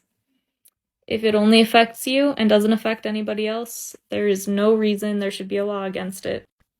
The embryo growing inside of somebody when they're pregnant is not a person. It doesn't have rights. It's literally attached to somebody's body, and outside of the body, it can't survive. It can't live. It's not a person. It's not the same as a fully grown human being with feelings and a life. People will literally be like, oh, why do I have to have a car to go through the drive-thru? Bro, you are the reason. Oh. It's very American of us to be facing a complete ban on abortion during a time where there's also such a huge shortage of baby formula. I wrote a song today. Actually, I wrote lyrics to a song. I'm still working on the song part, but it's only a song that will make sense if you used to be very, very Mormon and are now not Mormon anymore. Here's what nobody on TikTok is going to tell you about being a freelancer. Sometimes it takes 3 or 4 months for people to pay your invoices, and it sucks. I have rapped in a program. I did a Weird Weekends episode about rap. Can you remember any of the rap that you did? My money don't jiggle jiggle, it folds. I like to see you wiggle wiggle, for sure. And make me wanna dribble dribble, you know. Does anyone else think that their sense of humor is too mature for TikTok? And I don't mean mature like sophisticated, I mean everything I want to post gets 2020 to pursue acting and modeling full-time, and in that time I've booked 99% of my work on my own. I recently signed with an agency though, and I got 3 auditions this week, and I'm really hoping that I book something. Come with me on my journey and we'll see what happens. Put a finger down if you were raised in a high-demand religion and when you were 19 years old you went on a mission in a foreign country for 18 months for your church, and when you came back you were employed by the church and you got married when you were 21 years old and you were working for the church and you were married and you were miserable and you hated yourself, And instead of killing yourself, you decided to go to therapy. And when you started going to therapy, you realized you had lived your whole life for other people. So you got a divorce and you left the church and you left church employment and you got a corporate job and you had a huge falling out with your family. And in November of 2020, you decided you actually hated your corporate job and you quit your corporate job and started doing acting and modeling full time. And now you're here and you're in your late 20s and you're not really sure where your life is going, but you're weirdly happier. He was getting this pussy. He like his bitches psychotic. Sit on his face and explain why I'm toxic. How you talk shit but ain't backing it up? So I'd like to preface this by saying that these comments and these kinds of people are my least favorite people on the internet. Like, they just kind of take the joy out of things. Because, like, what if I had thrown the tag away and I had taken it off already? I had taken it off, but luckily, because I'm a slob, I hadn't thrown it away yet. So there's the tag, the price tag, T Vangelder03. And a lot of people are like, that's not a temple dress. And I'm like, yes, it is. Beehive Clothing. And for those of you that don't know, Beehive Clothing is owned by the church, and that's where they make all of their garments and temple dresses. So, what the fuck are people talking about on this app? Well, it's talking about a flowing feminine state, and for me, that means a period. It's you and me. Got 3 auditions this week, and I'm really hoping that I book something. So, just as an update, off of those 3 auditions, I already booked something, and we filmed the commercial yesterday. A thing that was affecting the climate and our oceans, and I had to bring in sources to use in my debate. Being the raging conservative that I was, I did not want to side on the position of global warming. So the source I brought in was the least trustworthy news source I could find that said that if the Loch Ness Monster existed, it probably didn't exist anymore because of global warming, and I won the debate. So that's where conservatives get the audacity. The thing about following your dreams is it makes you really poor.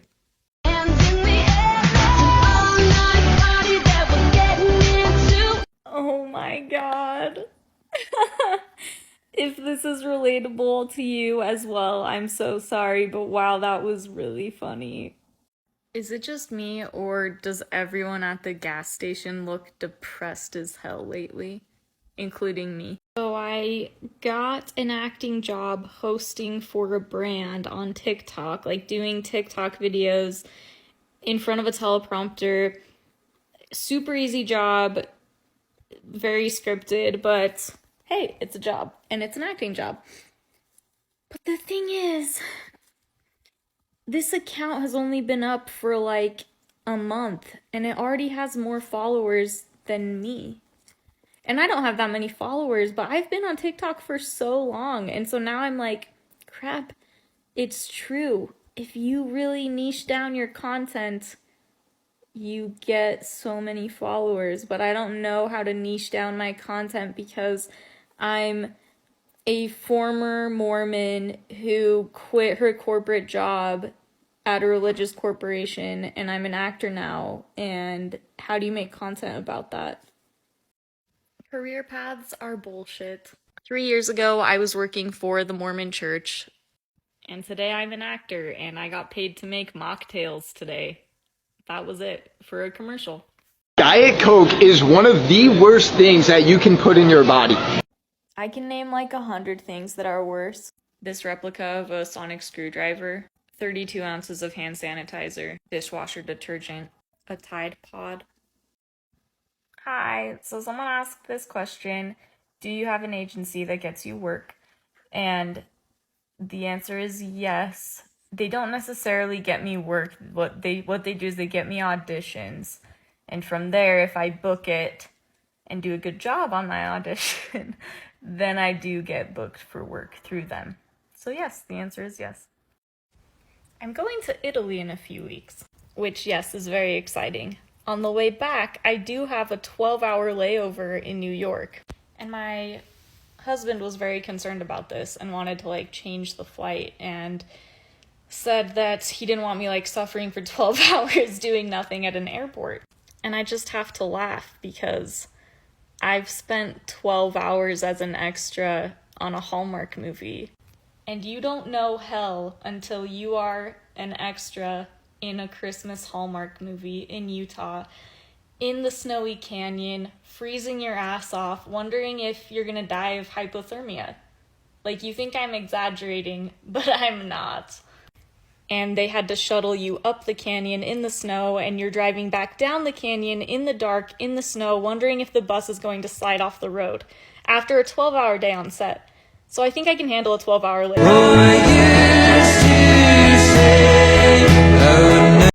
I'm a millennial in that I use coconut oil probably for more things than I should. One of the things I use coconut oil for is for very mild psoriasis that I have. The problem is this fucking dog will try to lick the coconut oil off of my skin. I submitted an audition that really intimidated me, and I'm so proud of myself because a few months ago I probably would have chickened out and not done it. But this is a new me. I'm gonna do things that scare me again. Are you introverted? Are you extroverted? Bitch. Much for your question. So I think a little part of your question probably got cut off or didn't upload. I didn't see the rest of it, but I will answer based on what's right here in this question. The short answer is yes, you do have to have a look to be a commercial model or a commercial actor. However, you don't have to have the same look as everybody else, right? Like, you don't have to look like me to be a commercial actor or a commercial model. You just have to know where you fit in the industry. So for example, I've been told a lot that I have like a very approachable, friendly look.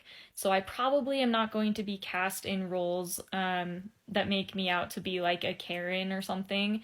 But I've been cast to be like a mom. I've been cast as a teacher, like just like the friendly roles. And they don't always need a mom and a teacher for commercials, right? Sometimes they need a lawyer, sometimes they need a doctor, sometimes they need, just like, I don't know, just like think of like categories of people. So once you know kind of what you look like, what mold you fit, then you can start marketing yourself that way on social media and in your reels, and in your portfolio. For example, I know a guy who's like in his 50s, he has gray hair, but he gets cast all the time, and like he's not a supermodel or anything, and he gets cast as like a doctor, he gets cast in like businessman roles and like kind fatherly roles, you know? And to your point about like the pretty factor, I won't pretend that like pretty privilege and thin privilege don't play a role in my jobs, because I know that they do. I also think that the industry is trending away from always casting thin people. I've seen more and more people who are fat, people who are not white, they're getting big roles and spokesperson roles. And the reason is a lot of directors now, especially up-and-coming directors, they're not white guys. I was on a commercial like 2 weeks ago, and it was a Latina woman, and she said that when she does commercials, she wants it to look like a world, and a world has diverse people. So the main guy, he was Asian, in that commercial. So pretty privilege definitely plays into it, and it isn't the defining factor in whether or not you'll get work. Because like I said, there are more and more directors that are really trying to make their world and their scripts have a diverse cast, which I think is great. And I think more and more opportunities are opening up for people who might not have had opportunities 20 years ago.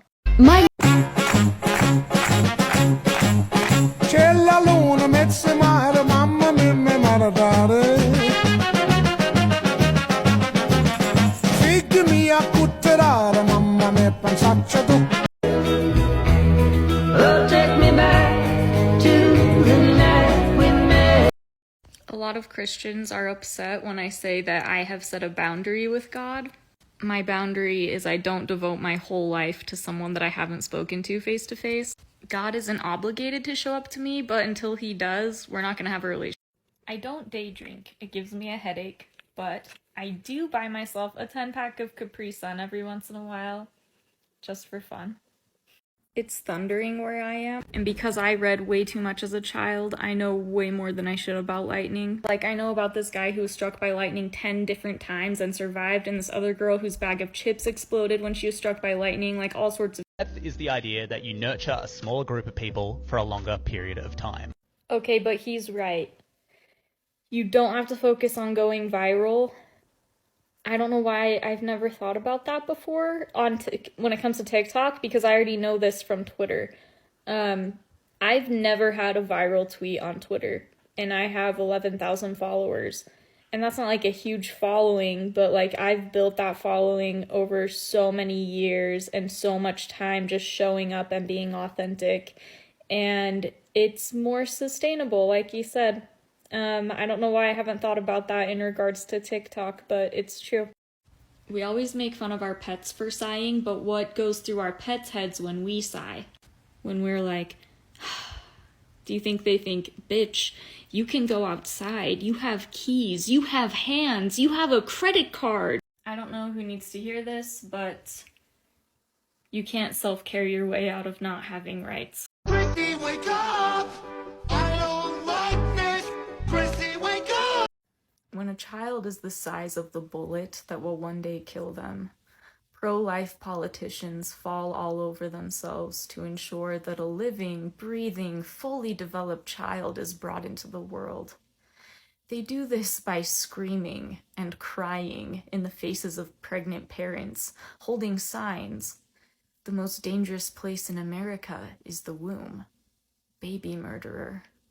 Politicians will stop at nothing to regulate the uterus of a parent who is unsure if they want to bring life into a world where ammo is easier to buy than baby formula, where a man's right to own a gun is greater than a child's right to live.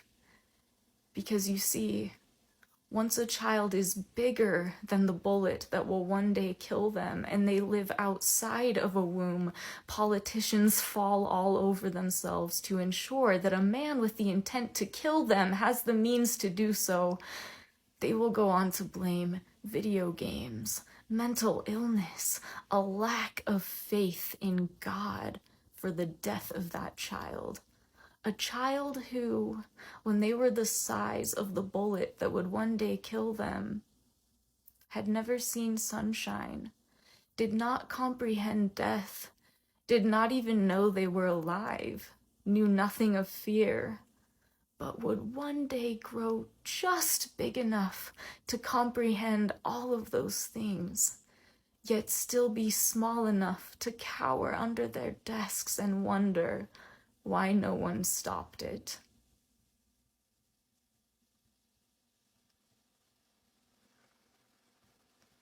Something really important that I've learned since leaving Mormonism is that I don't have to do hard things.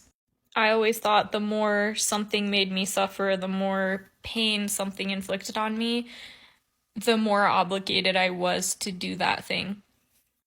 Motherhood included. But now I'm an adult who loves herself and therapy. I can think of no bigger burn than using Ezra Miller's correct pronouns. It's like, yeah, we have the humanity and decency to use your correct pronouns. Do you have the humanity and decency to stop kidnapping and assaulting people?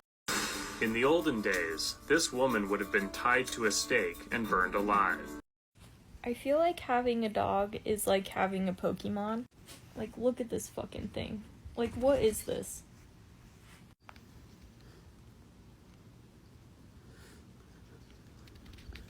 He doesn't even have any moves. Whoa, so you're telling me that people who have abortions go to a place called hell where they're, like, suffering endlessly, like, forever. Dude, that's, like, really serious. I would really like to know more about this. Like, could you take me there? Like, can you show me? Like, I would love to, like, take some pictures, like, spread awareness about this. Oh, oh, you can't? You can't take me there? Like, you can't show me? Uh-huh. That's funny, because I could drive you right now, like, 10 minutes away to a community where people have benefited from abortion. Yeah, like I could show you like real people in a real place. Yeah, I mean, it's just so funny, like, you know, you're trying to protect people from something that doesn't exist. I just think that's amusing. No, I totally respect your beliefs, though. I just know that if I didn't have the evolutionary advantage over this guy, he would definitely maul me to death just to eat my dinner. Oh, God doesn't like gay marriage, so you don't like gay marriage. That's interesting. Yeah, I mean, I'd be very interested, like, could you introduce me to God and, like, maybe I could just talk to him and, like, get more of his perspective on this, because, like, it's an issue that affects a lot of people that I care about. Oh, you can't introduce me to him? Oh, you've never even seen him? Or talked to him? Oh, just, like, through feelings? Like, it's like a telepathy thing? Huh, interesting. Yeah, I mean, for me personally, I value talking to like real people. You know, like I have so many friends who are in gay marriages and are really happy and like love their lives, and it's going to get disrupted all because of like this guy that you speak to telepathically who's like out there somewhere. Yeah, that's awesome. Okay, but has anyone asked the cupcake how good it feels to be licked? Okay, wow, I must be really behind the times. So, like, pornography is so dangerous that you should avoid it like the plague. Yeah, wow, I've never heard that. So, like, how many people has it killed? Oh, it hasn't killed anyone? It's like more of a spiritual thing. Okay. Oh, and your bishop, like, meets with underage kids to ask them if they've been watching it? Wow, that's interesting, especially because it's like such a normal part of development, you know, to be curious about stuff like that. Yeah, wow.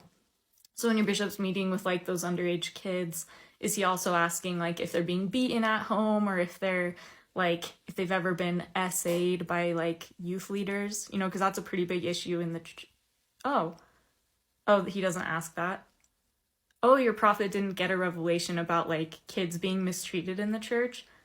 Oh, that's funny, because, like, I could show you so many people who have been. No, it's just... When you're outside in my mind, 'cause Instead of lying on social media and, like, portraying your church to be something it's not, you can just say that you don't follow the rules and you're still Mormon. Like, that's totally allowed, and I'm happy for you. Whoa, this is actually amazing news. So you're saying that the Utah swingers who like sleep around with each other and stuff, it's not adultery because they didn't interpret it that way. You know, like, so if like their bishop calls them in for a disciplinary council to excommunicate them, they can just say, well, it was like my own interpretation, you know, like I didn't interpret it as adultery, so I can't be excommunicated, bishop. And their bishop will be like, oh my God, you're so right. Why would I excommunicate you for that? Of course, here in the Bible and in all of the general conference talks, it just says like, oh, it's up to your own interpretation. That's so cool. When did the church change that? Like, I might actually come back if that's the case, because that means that like, people who are gay and getting married, they're not going to get excommunicated either because like they've gotten personal revelation from God, which many of them have, and now they won't be excommunicated. Oh my God. Again, instead of lying on social media about what your church teaches and what your church stands for, you can just say you know people who don't follow the rules and are still Mormon. It doesn't mean that that's not what your church teaches. Again, you're lying. So I don't know what to tell you. The For the Strength of Youth pamphlet, the covenants you make in the temple, general conference talks, like you're embarrassing yourself at this point. Here are my credentials. I got my Young Women's Medallion when I was 13. I graduated seminary when I was 17. When I was 19, I went on a mission for the church, which included getting my endowment. In there, you make a covenant to wear your garments at all times. And when I got back from my mission, I got married and in the temple, and I worked for the church for 5.5 years. And if at any point during those 5.5 years my bishop knew that I wasn't wearing my garments, I would have lost my job. Yeah, it's so sad to see all the hate out there, you know? Like, who among us hasn't told thousands of impressionable young women that when they dress immodestly, they become pornography? Like, it's just so sad. Stop the hate. Also, your comment was a really long way of saying, I disagree with Dallin H. Oaks. You can just say that next time. You can be a member and disagree with the apostles. You just won't be a member in good standing. And, like, it's just funny when people pretend that the church is, like, so welcoming and accepting when it's not true at all. Jesus Christ. Anyways, my other thing I was gonna say is you don't have to pay 10% to a company to go online and try to make them look good, like for PR. You can actually get a company to pay you to do that. Crazy, I know. Be a brand ambassador. Have someone pay. Reasons I will never do unpaid or low-paying work as a full-time actor and model. Firstly, I value myself, I value the time I've put into my craft, and I want to be compensated fairly. Secondly, if a company is putting in the effort to hire an entire video production team, they can afford to pay my rate. Thirdly, I want the producer and the director to associate me with high-budget productions. I do not want to be associated with low-budget productions because they'll keep reaching out to me for those low-budget productions. Happy Vote Mike Lee Out of Office Day to all who celebrate.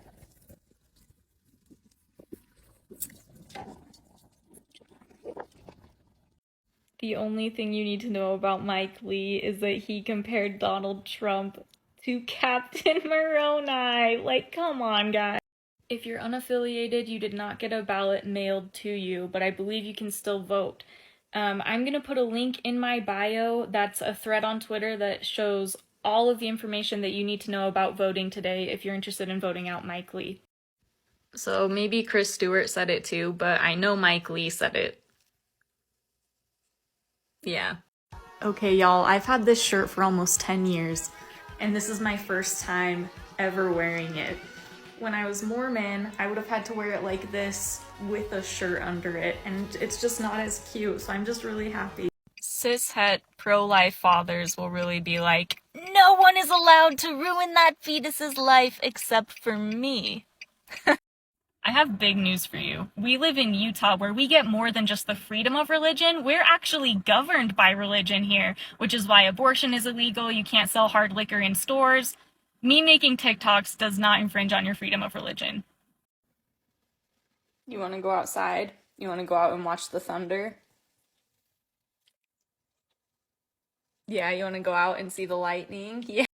I was 27 years old before I ever talked to a person who had had an abortion.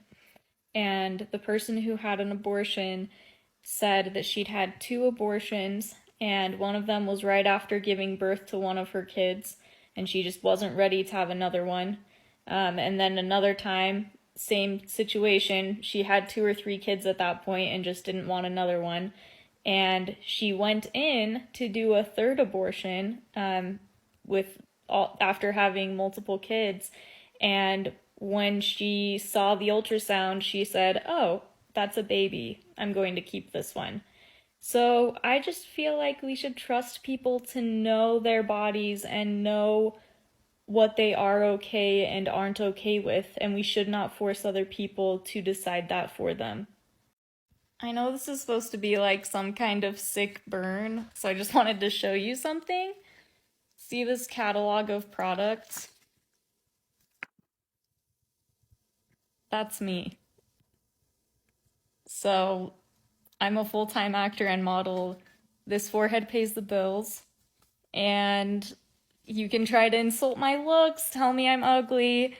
I know it's not true because I get paid every week, sometimes multiple times a week, to show up in ads like this. Bye!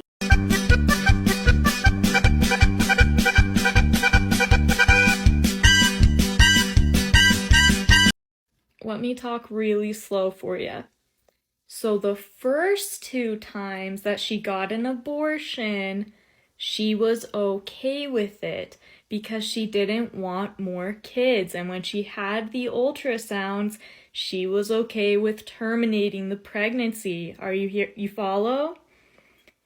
The third time she went in to get an abortion, she saw the ultrasound and decided she didn't want to terminate a pregnancy that was that late and that far along.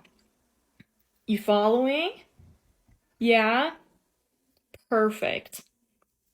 I'm pro-abortion. I'm pro-choice. You hear me? She had a choice every time. She was never forced to carry a pregnancy to term. Yeah, you got it? Hi, nice username.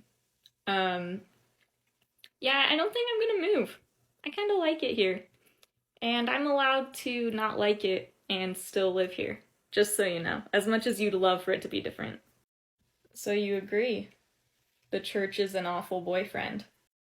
Does anyone else feel like something in their brain broke in the last 2 years and they're never going to be a nice person again? A slimy raisin shouldn't have more rights than me. I don't care if it's living in my body. Fuck the Supreme Court. One day you'll think you disappoint your parents, but they'll love. I'm so jealous of everyone that relates to that part of the song because I've been no contact with my parents for over a year and it really sucks. I demand a scene in the new Barbie movie where we see Ryan Gosling and we don't see an eggplant or anything. It's just completely smooth and flat, just like a Ken doll. We haven't seen any nipples yet, so I have high hopes for this. Hi, Ron. I never said life was hard because you can't find booze in stores. I'm just telling you that we're governed by religion because we live in a state where the majority of people are Mormons.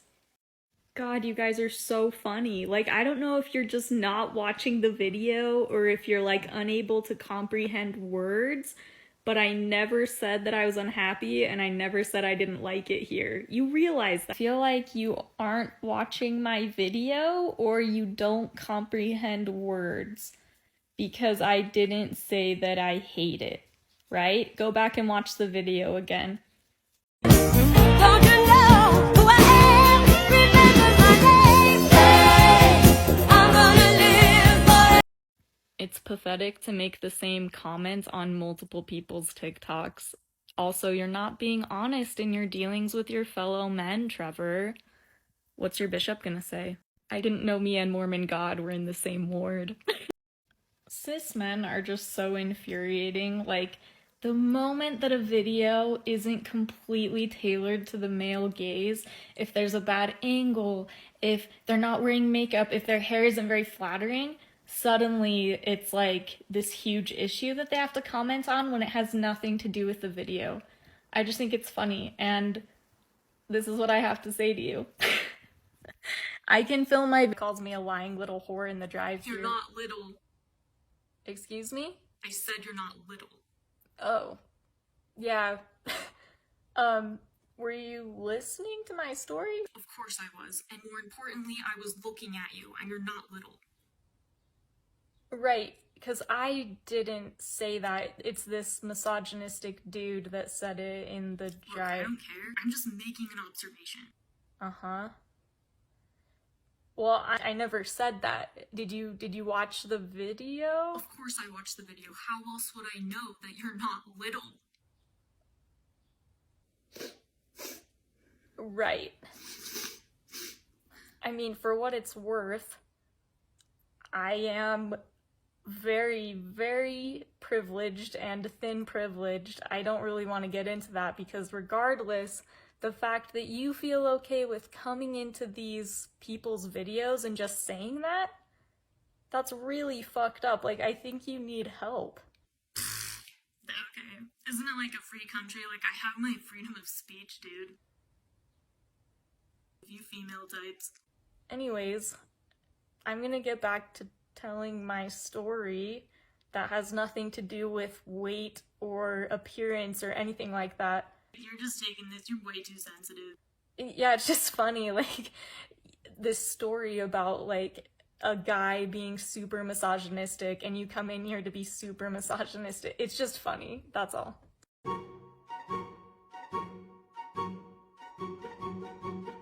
The LDS Church is like, we don't hate women. And I'm like, show me a single conference talk where a mother is praised for putting herself first. I'll wait.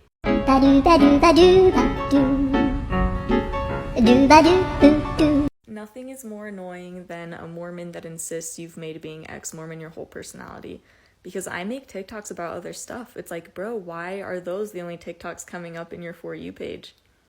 This is not a TikTok about my appearance or my looks or anything. I'm flying to Italy today, so I'm just lounging around. I'm not like trying to look good for you. So I literally get paid to look like this. So unless you're my agent or you're a casting director offering me an acting job, you can just shut up. Like, this is my full-time job is to look like. He's a 10, but she's filthy rich. I mean, that's still a 10. Okay. She's a 10, but she's really into chains and collars. 9, I guess. I don't know. I'm not into that, but okay, each their own. She's a 10, but if she breathes on you too hard, you die. What? I'm just telling you. She's a 10, but if she breathes on you too hard, you're dead. I mean, I guess she's a 5. Okay. She's a 10, but her skin is really, really rough. Like, it doesn't feel like human skin.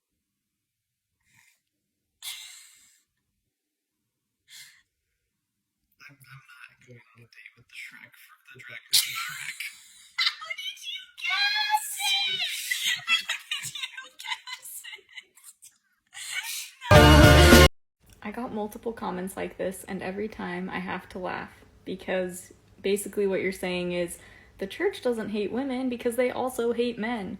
No, you're just further proving my point. You're tacking on more to my hypothesis. First, get a jar. Patrick, that's a pickle.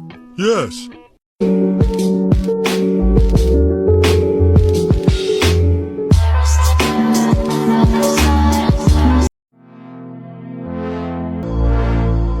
Shirt for 10 years, and this is my first time ever wearing it. The reason I've never worn it before is because in my culture growing up, I was expected to button all the buttons down and wear a shirt under it as well. But now I know how to style it, so I'll show you. You just unbutton it to the point you want it to hit on your waist. You tie all of the fabric back with a hair tie, and then you tuck all of the fabric in. This is your daily reminder that hot people do not go on diets for the summer. Hot people are working on unlearning fat phobia and being anti-racist. Stop cutting out your food groups, Diane. You want to know something that makes no sense to me? Is as a non-member of the church, I never go onto Mormons' videos and make... In that respect, I am infinitely better than you because I can actually control myself and I can actually just keep scrolling when I see something I disagree with. You guys are so pressed in the comments all the time, and it's quite frankly childish and annoying. Just out on my porch, smelling the clean Verona air before I have to go back to Utah full of inversion and wildfire smoke. I know I stand in line until you think you have the time to spend an evening with me.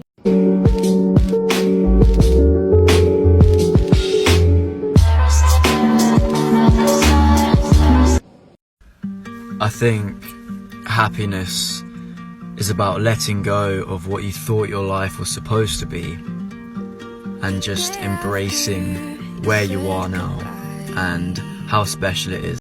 Okay, I feel like I need to explain some things about this. So, I didn't go into that church knowing that you were supposed to cover your shoulders. Like, I didn't intentionally go in there to, like, disrespect a religion. I paid €8, me and my husband, €8, and after we had paid to go into the chapel, they looked at me and they were like, do you have anything to cover up with? And I was like, no. So they handed me the black shawl. So this wasn't like this isn't about like me not wanting to respect religion. I wouldn't have gone in. We wouldn't have paid €8 if we knew beforehand that they were gonna have me cover up with a black shawl. We'd also been to multiple other Catholic cathedrals and none of them had asked me to do that. So again, everyone's talking about the photo that NASA released of those galaxies, the infinite galaxies out there, and all I can think of is how lonely it is to be a planet that can only see echoes of the universe. Our technology hasn't developed enough to see it as it is right now. I rolled my eyes so hard at this notice. Somebody's record had ever had an annotation on it because he was gay. And I could see on his record that yes, he did used to have an annotation because he was gay, but the church had gone through and deleted all of those annotations because they realized it was a mistake. I was told to tell the bishop that the annotation never even was, that it was never there. I told the bishop to gaslight this member. How can you, with a straight face, tell people that you're going to teach them how to find reliable information and use trusted sources that are only church sources when the church lies to you? It's so fucked up. Everyone's comments are just killing me because I feel like you guys think I went to Italy just to like explore churches or something. Like, yes, I'm gonna go see every chapel. No, I was walking down the street and I saw a chapel and I was like, hey, look. We all know one sip of Diet Coke would instantly vaporize the Jesus that lived 2,000 years ago. I'm begging humanity to find a new savior, preferably one that doesn't suck. Oh my god! Oh my god. It's you and me. Here I am once again. Do you think the older generation feels major FOMO every time they see members of the younger generation breaking the rules and still loving themselves? Imagine you grow up hating yourself and being told that if you suppress everything about who you truly are, you will be loved. Imagine growing up and realizing you were lied to, seeing the younger generation break all of those rules and still finding love, still loving themselves, and thriving. I just think your brain would break because you've wasted your whole life convincing yourself that you have to live a certain way for safety, for love. And now you see the younger generation breaking all of the rules. Like, can you imagine the FOMO you would feel knowing you didn't have to hate yourself your whole life? And now you're saying people love themselves and love each other. I feel like the loss would be too much to even comprehend. When I was a child, adults taught me how to tell if it was an angel or a devil that had appeared to you. You ask to shake his hand, and if he tries to shake it and can't, it's a devil because he doesn't have a body. Anyways, I learned that, but I didn't learn what to do if I ever witnessed abuse during primary. Which one do you think actually happened? You guys are just killing me with your comments. Like, you do realize while I was in Verona, like a block away from this church, I ate at a restaurant called La Teta de Giulietta, Juliet's tit. The logo was a bare boob. Like, come on, guys. Hoping to find a glimpse of a sight.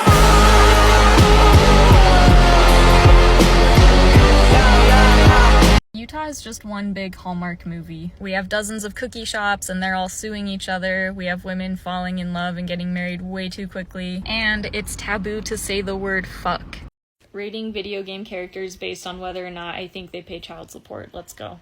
First up, we have Captain Falcon, who has never in his life paid child support. In fact, the last thing he wants on Earth is to be a father. 0 out of 10. Next up, we've got Bowser, who definitely pays child support every month, but not necessarily to take care of the kid's mother, just to take care of his kid, just to make sure that his kid takes over the castle when he dies. Kirby definitely pays child support. In fact, he wishes that he was still with the mother of his kid, and he's not, and that makes him sad, but he pays child support every month, and he hopes someday they can get back together. Next up, we have Sonic, who definitely does not pay child support. He's so pissed that you didn't just yeet that fetus out of your uterus, and he's got to go fast, and having a kid slows him down. Next up, we have Donkey Kong. He's wearing a tie. He's a working man. He definitely pays child support, and he's happy to do it, and we love him for that. Nobody has ever pulled more bitches than Jesus, and he's been dead for like 2,000 years. He's had women dressing for him, thinking about him, worshiping him in mass for like 2,000 years. Even when you get married, it's like, honey, I'm covenanting to you, but I'm also covenanting to Jesus. Like, imagine if someone was getting married and they were like, I'm making all these covenants to my husband, but also to Harry Styles. He's my number one. Okay, but you know you're doing something right when the gondola guide in Venice has pulled his phone out and is recording you and not like the beautiful scenery. Here's the story of how I made this costume and later wore it in an ad. So I made this costume out of sunflowers and other supplies, and I actually originally was going to do a photo shoot in it, which I did. And it was a great photo shoot. I loved the way the photos turned out. After the photo shoot was over, I noticed there was a casting call for a person covered in flowers. So I submitted an audition wearing the costume I had made, and they cast me and asked me to wear my costume. It was a really cool experience. You realize how messed up your profile picture is, right? Lord Farquaad is my Lord and Savior, and you photoshopped him onto somebody with a taller body. He is perfect just the way he is. I mean, honestly, you're so rude. Okay, so I'm extremely frustrated, and I hope this reaches as many white women as possible. Because I'm tired of your excuses like saying, well, I'm Native, or I want to support the MMIW, issue, when not one video on your page shows any kind of support to the Native community. Because what you are doing is you're silencing, you're disrespecting, and you're stealing from our movement. A movement of you guys deleting and blocking us when we're trying to educate you. Own up to your mistakes, please, and sit and listen to us. Do better, and thank you. In my mind, insert cash or select payment type.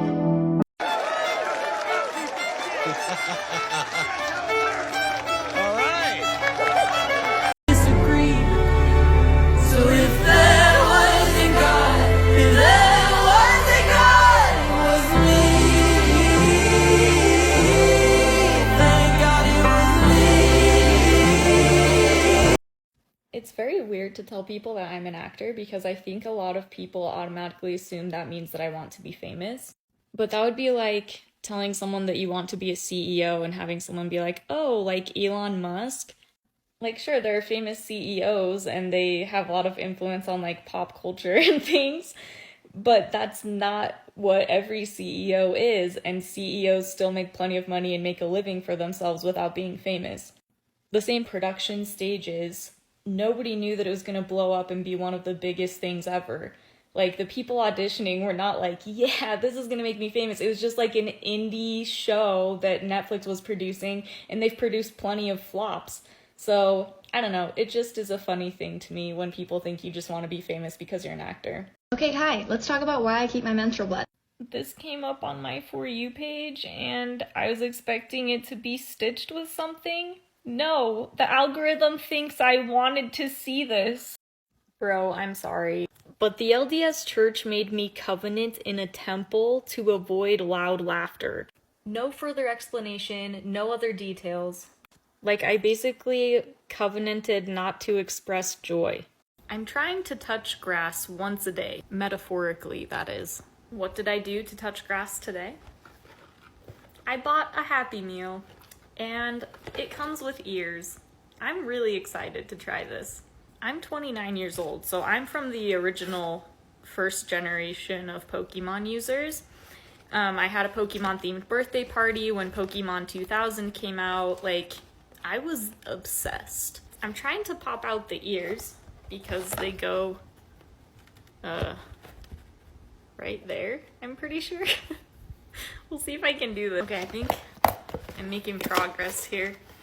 Oh crap, I hope I don't break it. Oh, I did kind of. Oh no, we're good. Alright, consider my inner child officially healed. Also, it came with Pokemon cards. I'm so thrilled. It even came with a Lapras, one of my favorite Pokemon. I'm so thrilled. A man humbly approacheth his own temple. He's here to worship.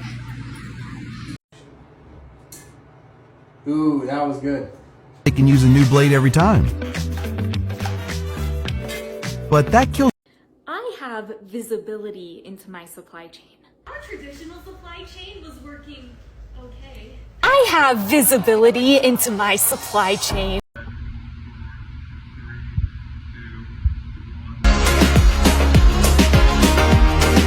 Or worse, your family could get dangerously sick. Or worse, it will explode! Or worse, your family could get dangerously sick. Or worse, it will explode! I used to have to do all sorts of things to get my kids to take favorites. Surprise! I'm drunk. Oh. Give your guests the gift of non-laughter by visiting TwistedWares.com. Tessa's favorite. Surprise!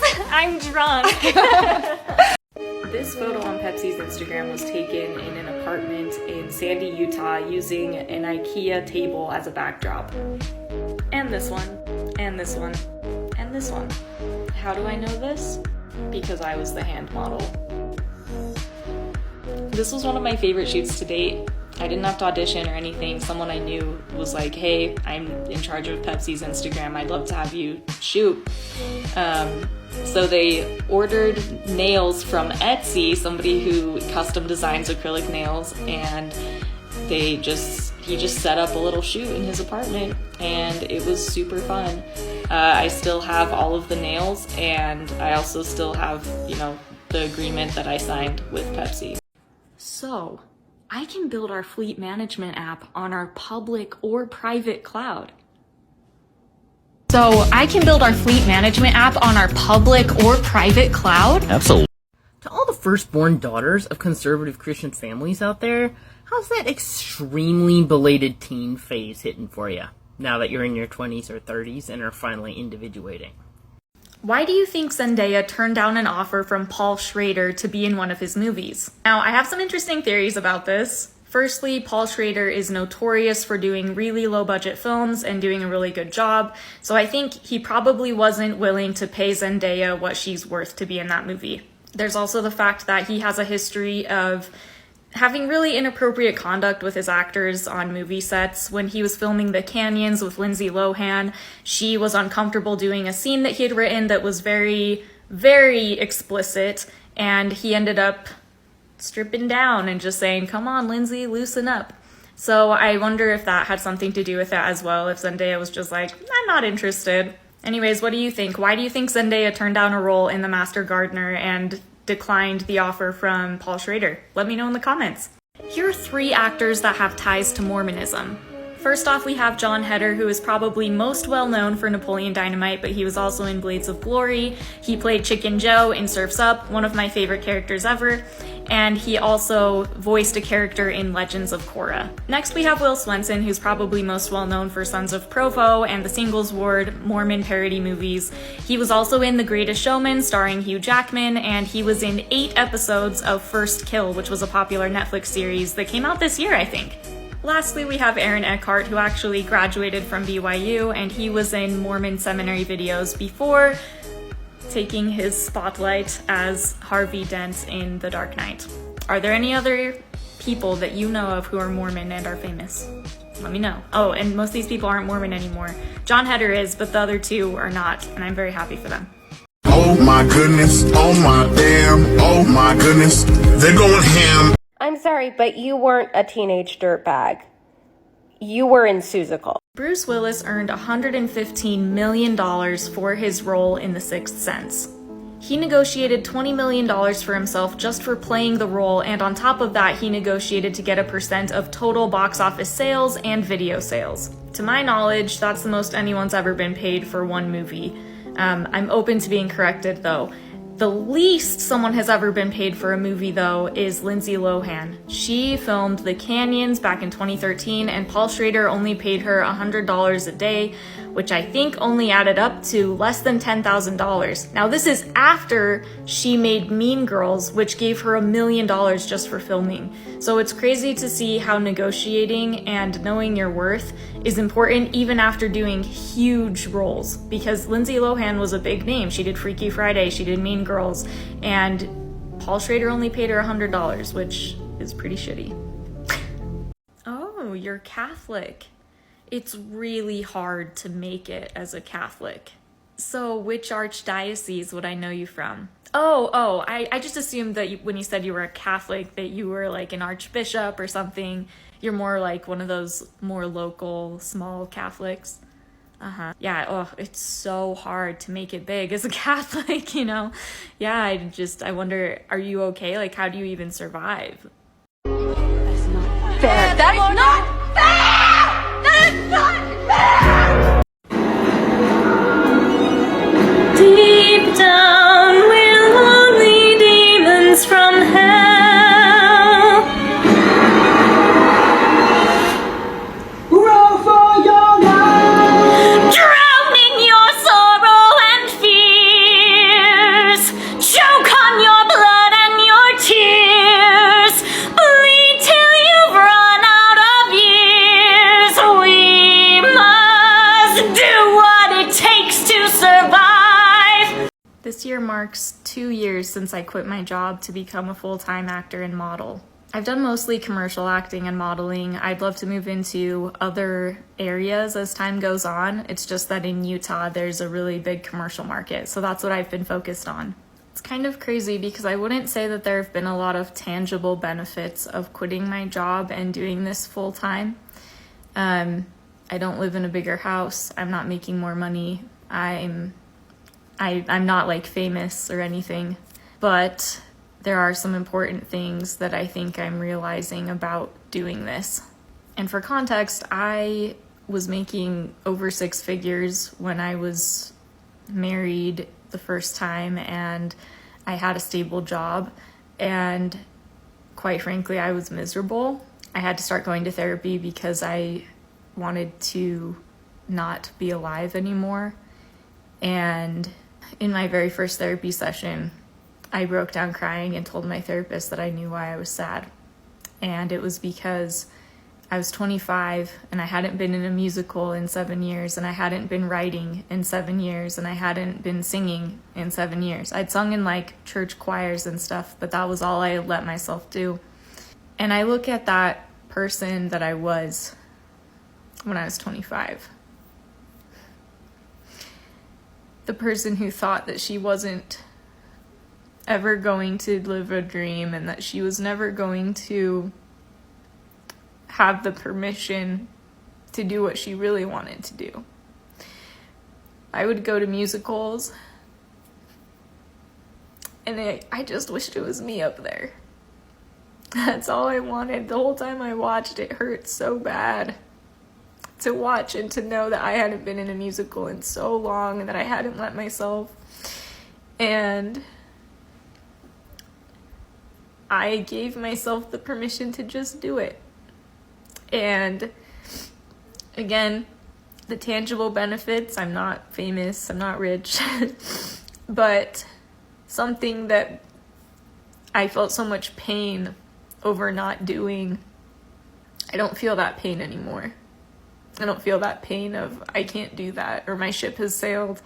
I feel like my future is really bright, and I've taken the first few steps in the past couple of years to see where that future goes and where that path goes, and I'm really grateful that I gave myself that gift.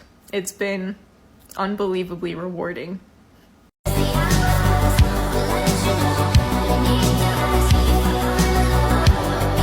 Welcome to day 1 of preparing a monologue from a movie I've never seen before. On this day, September 7th, 2018, The Nun was released in theaters, and I'm going to be doing a monologue from that. I obviously don't have a nun outfit, but I am trying to dress the part a little bit. Thinking like black, right? Like a black shirt. Actually, I just remembered I have the perfect dress. Ignore my dirty mirror, but this feels nun-like to me. It doesn't have to be perfect. I'm not putting on makeup for this because if I was actually auditioning for the part of a nun, nuns don't wear makeup, so they would put very, very little makeup on you on set. I want them to know what they're working with. Non-outfits usually just make you cover all your hair. Maybe I'll put it a little higher. Yeah, this is looking a little better.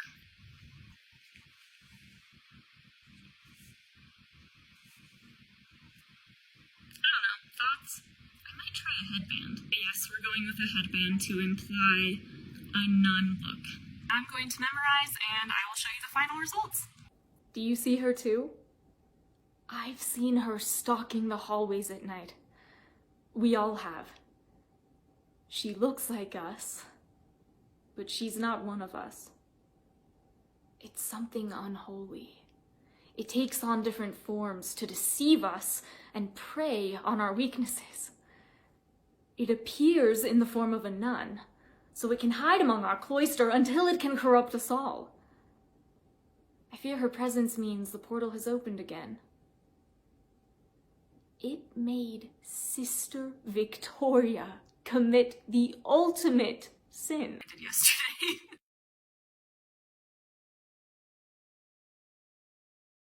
I'm going to memorize and I will show you the final result. But, you know, God, you make a decision about your life when you're 25 years old, then you fast forward 15 years later, and you think, God, was that really the life decision that's like a good life decision for the rest of your life? Then you're just like,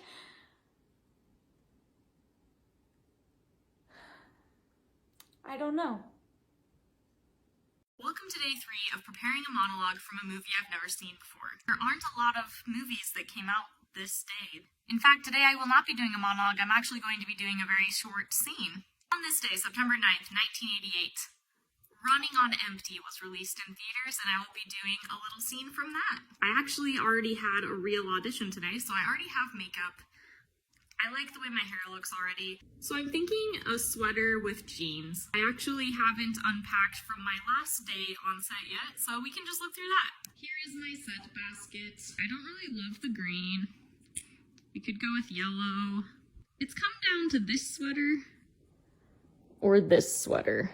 I kind of like the stripes. I don't think that that's like a good choice, but this is pretend and it's not a real audition, so I'm gonna wear the stripes. Really love this. It's like very casual. If I was really auditioning for a main girl part, I would not wear this, but I'm doing whatever I want today, and I just really like the vibe of this outfit. I couldn't find any monologues. Like, I looked through so many movies that supposedly came out this day. Couldn't find any monologues, so this was, again, this is going to be a scene, and I have to wait for my husband to come home because he's going to be my reader. You are certifiable. What is this? Some sort of smart-ass joke?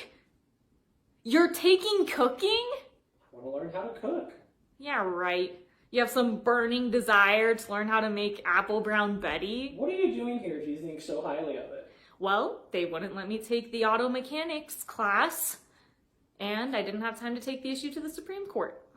Welcome to day 4 of preparing a monologue from a movie I've never seen before. Sorry about my voice. My allergies are kicking my butt. On September 10th, 2021, the movie Kate came out. My name is Kate, so I have to do a monologue from that movie. Like, I'll be looking for kind of an assassin sidekick outfit. Do I know what an assassin sidekick would wear? No. But I picked out some options. We'll see what I'm feeling. I'm not joking when I say I'm pretty sure I wanted to wear this. But this has really stood out to me, and doesn't that look badass? I regret to inform you all that I love this outfit. As far as hair, I'm thinking sleek and straight, either in a ponytail or down. Okay, the hair is straight, so I think I am going to put it in a ponytail.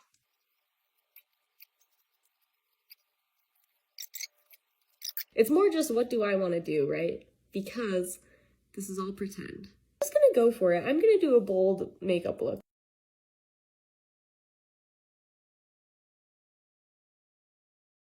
Alright, this look wasn't exactly what I was going for. I'm not a makeup artist, but I think it looks fine. Well, my allergies are still kicking my ass, so I took my contacts out and I put on glasses, and I'm drinking some water out of a Wendy's cup. You'll need me, you know? Like, just look at you. You won't make it an hour without my help, okay? I know who, where, when, whatever. I can help you get him. Get my uncle. And I'm really good at shortcuts and maps and... What? Welcome to day 5 of preparing a monologue from a movie I've never seen before. On this day, September 11th, 1998, a movie came out. I forgot what it's called, but it has Matt Damon in it. And I prepared a monologue from that. I'm having a really hard time with my life lately. And I decided not to do any makeup or like put on a fancy outfit or anything. So this is just me being me. Let me know what you think. Yeah, I know I said that, but you know what I meant. I meant that you should use your head, you know? The way you calculate odds on the spot, the way you read people.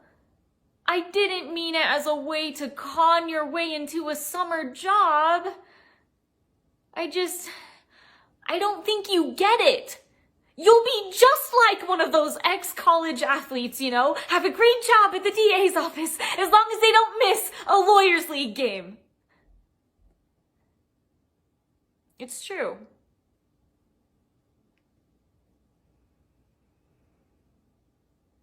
I just think if you get in this way,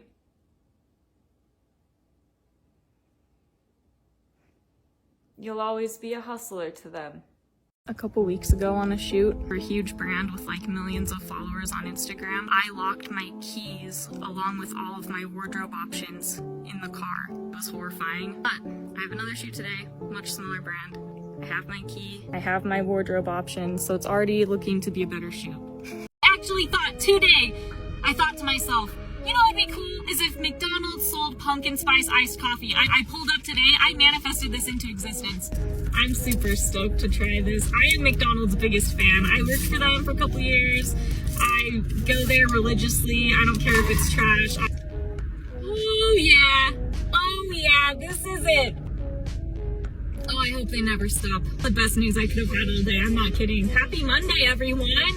Pumpkin spice iced coffee. Go. Ew, this isn't even a paid ad, but McDonald's, if you want to pay me, I would not say no. Eating carrots is fun. Until I remember that it's about as easy to bite through a human finger as it is to bite through a carrot, and then I kind of lose interest. My mental health is in the toilet. I need a plumber, not a therapist. Here's why investing time and money into a quality demo reel is just as valuable as submitting auditions. Hi, my name is Kate Whitaker. I'm 5'3". Just kidding.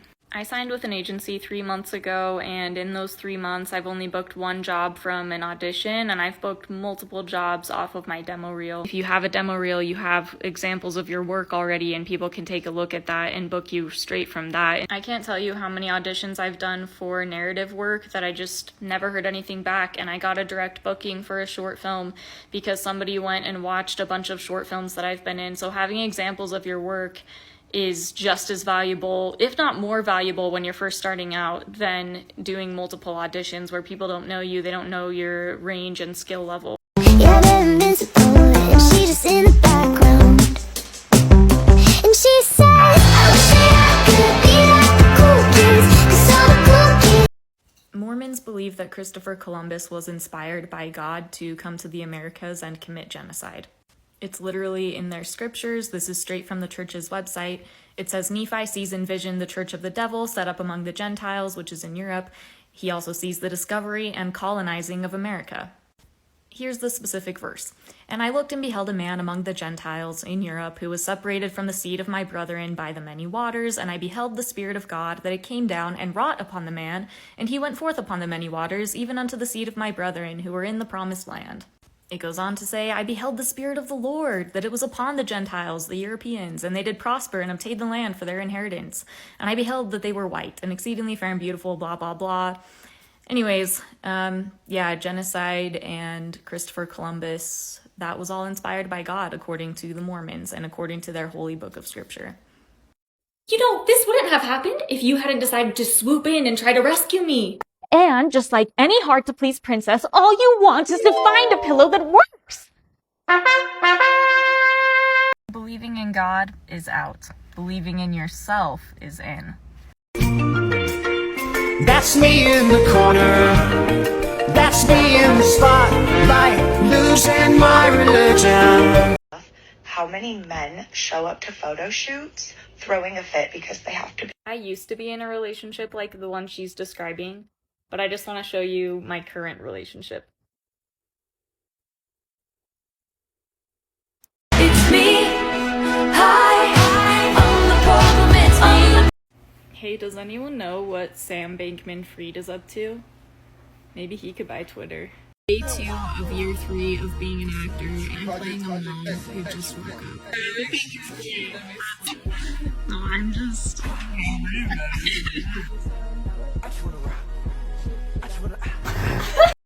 It has been 2 years and 3 days since I quit my job to pursue acting and modeling full-time. So I've been freelancing for 2 years and 3 days. And I was just thinking about like some of the accomplishments that I experienced in year 2, because I just wrapped up year 2. And I think the biggest thing is I got representation from one of the biggest agencies in my state, and I was in a local Super Bowl commercial, and it paid really well for where I'm at right now, and I'm going to be proud of that. It's really easy for me to look at how many auditions I have been doing and not booking. I've been doing a lot of direct bookings, but I'm on like audition 82 and I still haven't booked anything off of those auditions. So anyways, I'm just thinking about that today. Commercial, and I never heard back, which is normal because I'm an actor and you rarely hear back. But the director got back to me 5 or 6 months later and said he had been in a motorcycle accident and asked if I was still interested in the project.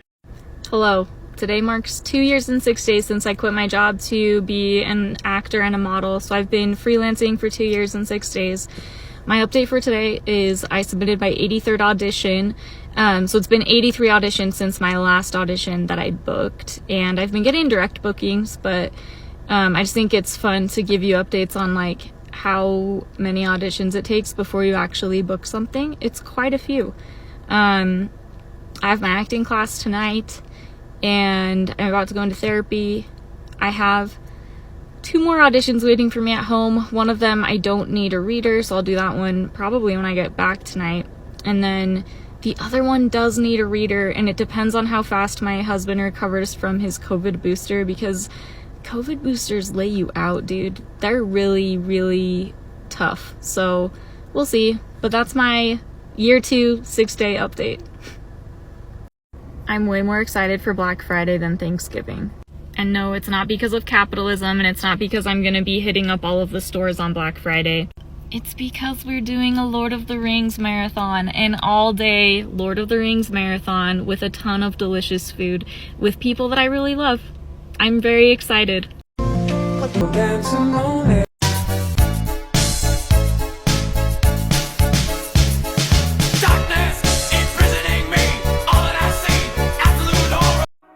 But I'm saying God's timing is always. This feels like punching down, mostly because I consider single moms to be one of the most underprivileged groups in America.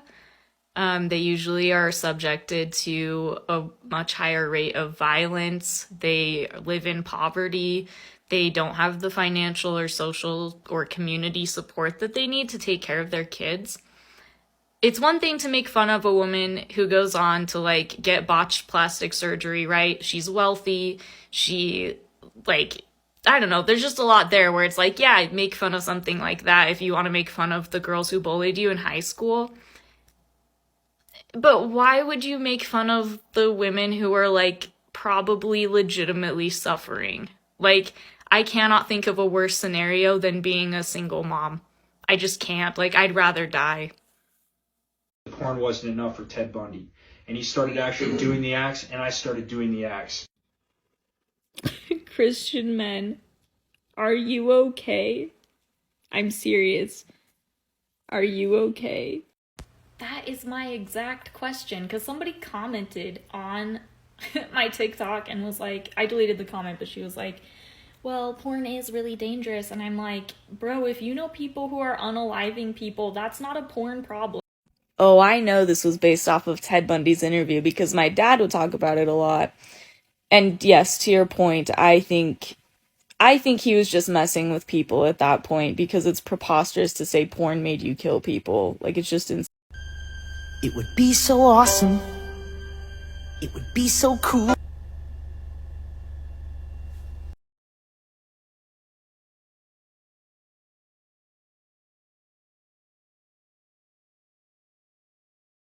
Bro, I'm sorry, but I am not a victim. I went to Italy for 10 days, and I paid $250 for my plane ticket, and my lodging was free. I got to eat a bunch of pasta and gelato. Like, I'm doing great. Don't worry. Well, I'll show you how I got in on that deal. See this guy right here? He has a master's degree, but while he was getting his master's degree, he got to go teach a study abroad in Italy, and they paid him, and they paid for all his lodging. Okay, this is a great question. My nail appointment was on Tuesday, and now it's Saturday, and look, they're still not healed. Like, they're still scabbed. It's so sad. The lady even tried to ask me if I had diabetes because my nails just kept bleeding through the entire appointment, like oozing blood. And I was so mad because I'm like, well, you literally were like digging into my nails. Like, it's not my problem. Like, it's not my fault that you did that to me. Anyways, that whole night I like soaked my left hand. It was only my left hand because she was gentler on my right hand. I soaked my nails in coconut oil like all night. And the next day I just put some makeup on the red parts and like green color correction. It didn't look amazing, but it also wasn't super obvious. And most of the shots, thank God, were just of my right hand. So it wasn't bad, but I'm never going back to that nail place again. And it was just a shitty experience. First up, we have this romper. It was maybe $12 at Savers. Love the style of it. 10 out of 10. I've only worn these shoes like once, so 1 out of 10. I got this Mormon temple dress for $3.49 at Savers. 11 out of 10. These shorts were less than $5. I love the style. 10 out of 10. And this dress was brand new. $20. 8 out of 10. It would be so awesome. It would be so cool.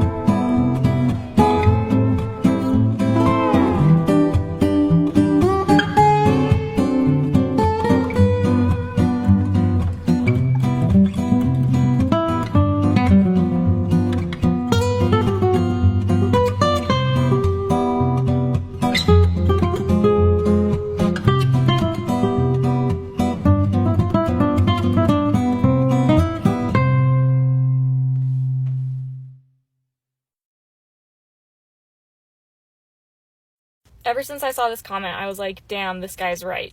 Well, I was just sitting in here looking at my outfit that I have on, and I realized I could have worn those dog shoes with this outfit, so as soon as I get home, I am going to put them on. Like, even as I was putting these boots on, I was like, I don't love these, but they're the only thing that match. No, they're not. No, they're not. I have something better. It's the dog shoes. Here are the shoes, and like, look at this. All in all, I think this is a perfect look. I don't know, it's just more what I wanted, and I love it. I let go of a prayer for you. Popping bottles. There is a lot of debate in Mormon-adjacent circles about whether or not Mormonism is a cult. I really feel like there's only one thing you need to know about me, and it's that cult movies really trigger the shit out of me. I just watched the menu, and at the end of it, I was like, okay, so in this universe, you have to ask God for a cheeseburger at the Veil, and that's what makes you pure and wonderful, and you get to go live your life, and everyone else burns in hell. I don't think a normal church or a normal organization would have me making those kinds of associations, you know? Like, I grew up with people like this. It's kind of exhausting to watch movies where, like, people are insane, because that's kind of what I was surrounded by for, like, the first 25 years of my life. Anyways, I'm not here to debate whether or not Mormonism is a cult. I'm just saying cult movies trigger me. Wonder why?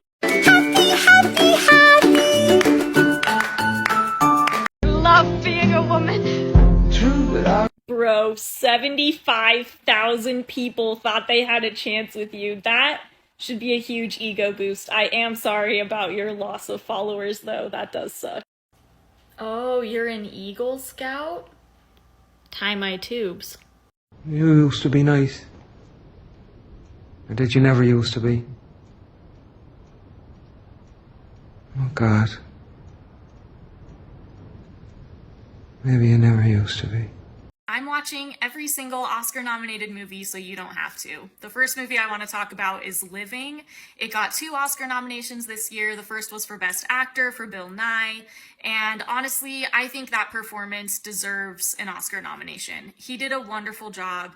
It made me cry. There's a part where he's in the bar singing, and it just touched me so deeply, and I just think he brought a lot to that role, and he brought his heart to it, and it was truly a beautiful performance. The other Oscar nomination that Living got was for Best Adapted Screenplay, and the reason for that is that Living is actually a remake of a Japanese film from 1952 called Ikaru. It was directed by Akira Kurosawa, and I don't think it deserves that nomination personally, and that's because I went and watched Ikaru after watching Living, and I think that in the remake they didn't do anything new or interesting with it. They replaced a film that was originally all Japanese setting and themes and location, and they whitewashed it and they made it British, and I think that cheapens Akira Kurosawa's original intent with the movie. And I think it's a real shame. And the original, it's longer than Living, and the themes are so much more, they're so much better portrayed. There's so much more a sense of dread and grief and existentialism that you just don't get from the new one. And the new one's pacing is not very good. I was really in it for like the first hour or so, and then it kind of threw me off. And I feel like Ikaru, the original, the pacing is just executed so much more beautifully. Even though it's longer, it kept my attention longer. And I don't know, it's a shame to me that they decided to take a movie that was already perfect and remake it and make it worse. And that is no shade to Bill Nye. I think his performance was so good. It's mostly just me being kind of puzzled at who decided to greenlight the project. Why did they think they could make it better? They didn't make it any better. I don't think that nomination is very deserved. If you're thinking about seeing Living, you can probably skip it, and I would just watch Ikaru instead. Thanks for listening. I'm watching every single Oscar-nominated movie, so you don't have to, and today I would like to talk about Mrs. Harris Goes to Paris. Now, I had been avoiding this movie because it looked kind of cheesy, it looked kind of not what I was interested in watching, and me and Parker and some of my friends had just joked about like only looking at pictures of the costumes, because it was only nominated for one thing. It was nominated for Best Costume Design, and we kind of talked about just looking at pictures of costumes and calling it good because it just didn't seem like it was worth a watch. And honestly, I regret underestimating that movie so much, because besides Best Costumes, which the nomination was absolutely deserved, I think it also deserved Best Cinematography and Best Production Design. I think it was brilliantly done. It is a feel-good, almost has a rom-com feel to it, but it has so much fucking heart. And I think all I can really say to the Academy is like, fuck you guys, you know? Because you are making me watch some of the saddest shit I've ever seen. Some of the worst shit to ever happen to women, ever. And then I watch Mrs. Harris Goes to Paris and I see what joy is, and I see what women being happy in their 50s, 60s, 70s looks like. I see people coming together as a community. I see people being celebrated for their beauty, regardless of age, regardless of size. And I guess all I can really say to the Academy is fuck you, because I loved Mrs. Harris Goes to Paris, and I think it deserved a little more recognition. And I think the Academy enjoys movies about women suffering, and that's mostly what the movies have been so far. I can't really think of one where I'm like, besides Mrs. Harris Goes to Paris, where I'm like, yeah, that woman is just enjoying her fucking life. Most of the Oscar nominations have been women being miserable, and that's okay, that's real life. But I just loved the palette cleanse with Mrs. Harris Goes to Paris. It was so fun, and it was really just a celebration of the invisible woman. That's what Mrs. Harris talks about in that movie. She talks about the invisible women, the women who keep things together, the women who aren't very pretty, the women who are older, the women who don't get, everything handed to them. I don't know. It was just beautiful. Go watch it. It deserved the best costume design nomination, but I think it also deserved a little bit more love than that, and I think you'll all really enjoy it. I'm watching every single Oscar-nominated film, so you don't have to, and this time I want to talk about After Sun. After Sun was only nominated for one Oscar, and it was for Best Actor for Paul Mescal, 100% fully deserved, and I'm actually of the opinion that After Sun was snubbed. I think it should have also gotten a Best Picture nomination, a Best Director nomination, and a Best Original Screenplay nomination. This was the director's debut feature film, and she blew it out of the water. It was so beautifully, simply done, and I don't usually like films about fatherhood or father relationships, and it's because I can't really relate to them most of the time. And it's so weird because you're watching Paul Mescal, who, in my opinion, is a really good dad in this movie, and you can just tell that he's dealing with some shit. And isn't that how we all look back on our childhoods, is like wondering what exactly our parents were going through, why they treated us the way they did, and why we went through some of the pain that we went through. For me, it just felt extremely relatable, and I haven't been through what the main girl has been through, obviously, in this movie, and I won't give anything away, but I related so much to, like, those feelings of pain felt as an adult, as you're looking back, trying to piece together your childhood and trying to wonder, what did my parents go through? Why did they treat me that way? Why did things turn out the way that they did? And it was just fucking beautiful. So devastating, and so simply and beautifully and subtly done. There's not really much more I can say about it besides that. I think it was one of the biggest snubs of the Oscars this year, and I'm really rooting for Paul Mescal. I think he fully deserves the Oscar for it, and there are other really good actors as well who have been nominated, but I think personally I'm hoping for Paul. And anyways, thanks for watching. Let me know what you thought of After Sun. I'm watching every single Oscar-nominated movie, so you don't have to, and today I'm talking about All Quiet on the Western Front. This movie is so good. It is a perfect movie. It's perfectly executed. I should have done my research before I made this video, but it has so many Oscar nominations. Best Picture, Best Soundtrack, Best Costumes? Or Hair and Makeup? I don't remember. It has so many. It swept. Like, it really swept up a bunch of Oscar nominations. If you're gonna watch it for one reason, though, do it for the soundtrack. Oh my god. From the very beginning, you have a bunch of boys really excited to go into combat, right? And they're getting their uniforms and they're so excited. And the soundtrack comes in with just banana. And holy fuck, it's so good. Because the music is like kind of matching the tone of the scenes. And then it's just this, like, intense warning of, like, you guys have no idea what shit you're about to go through, and you have no idea how terrible war is. Oh my god. I have so many thoughts. So there are a lot of Oscar-nominated movies this year that have to do with war. Argentina 1985, RRR, All Quiet on the Western Front, Banshees of Inisherin.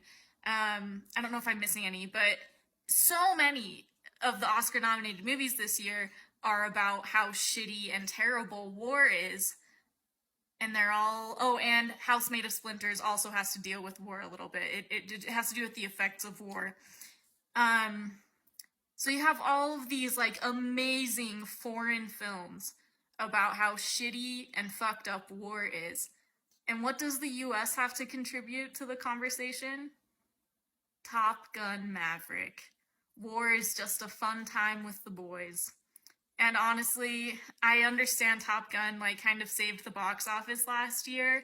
I just think it's so disappointing that when we have so many beautiful pieces of art that are talking about, like, how terrible war is and how inhumane and awful and harrowing those experiences are, the US comes in with, haha, Top Gun Maverick, baby, like, let's go fuck shit up. And anyways, that is not the point of this video. All Quiet on the Western Front is a masterpiece. I highly recommend it. That is one that you should not miss. I would... Please watch it. It's so good. The soundtrack blew me away. Let me know your comments and thoughts on it. I really liked it. This is the most effective way to scrape your car if you live in Utah.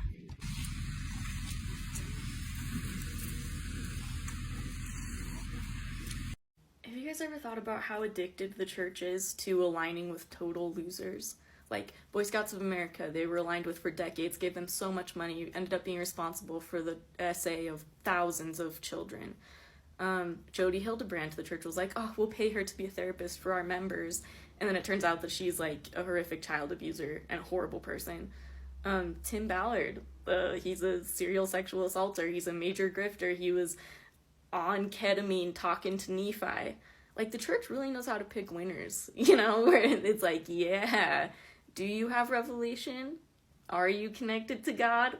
Or are you all just kind of throwing shit at the wall and seeing what sticks? Because I think we're all starting to realize that you don't have a connection to deity. God would have stopped you from aligning with the Boy Scouts. Come on. We're not stupid. I mean, a lot of members are, but they're catching on.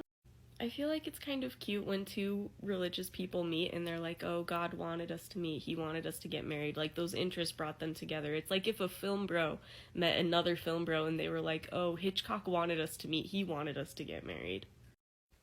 Men who are obsessed with body counts really astound me, because I'm like, dude, you hate yourself so much that you think putting your private part inside of another person somehow devalues them in some way. Like, if you hate women for having high body counts, it says a lot more about how you feel about men than how you feel about women. Like,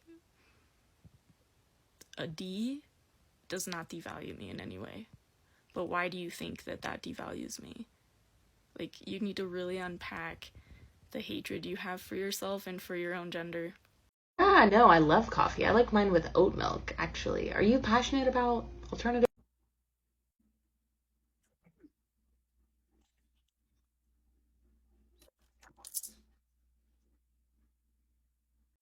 Going to the temple after paying 10% of my income for years was my Glasgow Wonka experience, but what was even more my Glasgow Wonka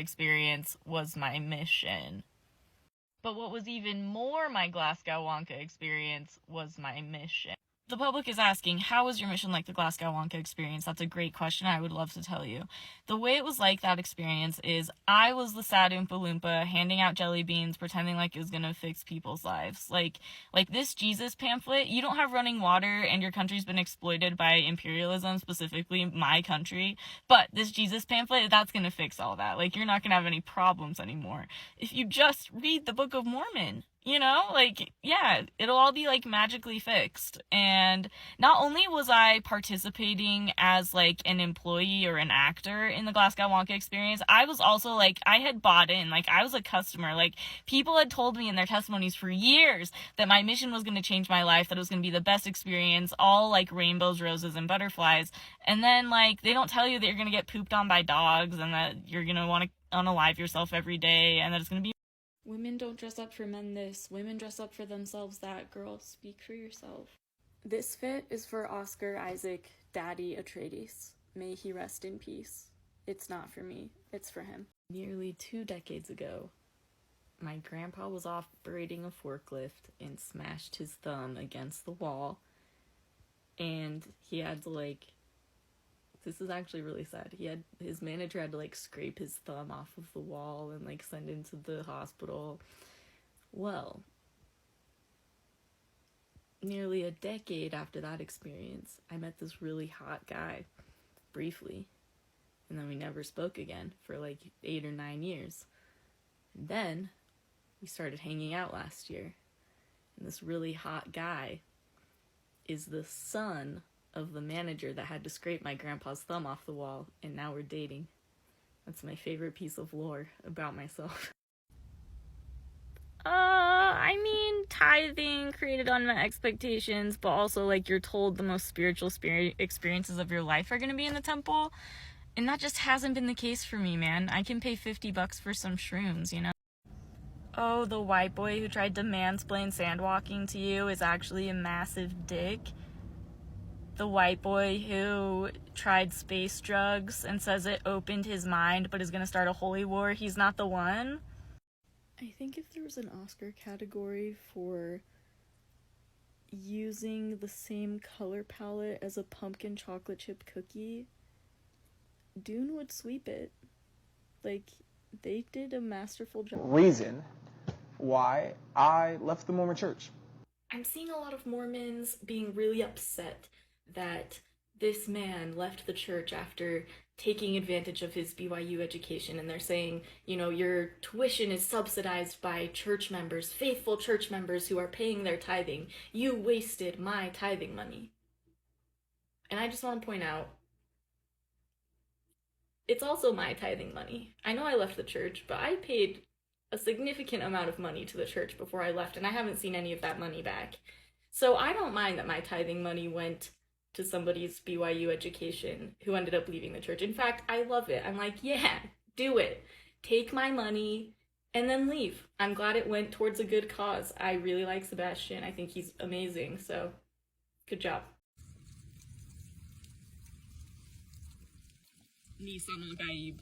Mormons don't believe that Jesus was the savior of mankind. They believe that he is the savior of just the people who don't drink coffee. This weekend, when a Mormon apostle looks dead into camera and tries to tell you how you should be expressing your gender identity, remember that that Mormon apostle has a full face of makeup on. They apply makeup before General Conference. They're basically in drag. Whoops, my bad, fatal mistake. All of the apostles will be microdosing drag next weekend. I'm out of the loop because I'm not Mormon anymore. I myself was shocked to find this out.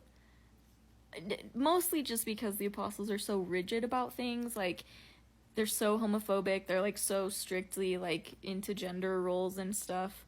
It just surprised me. I do a little bit of acting and modeling in Utah every once in a while, and I met the makeup artist who has done Elder Bednar's makeup before.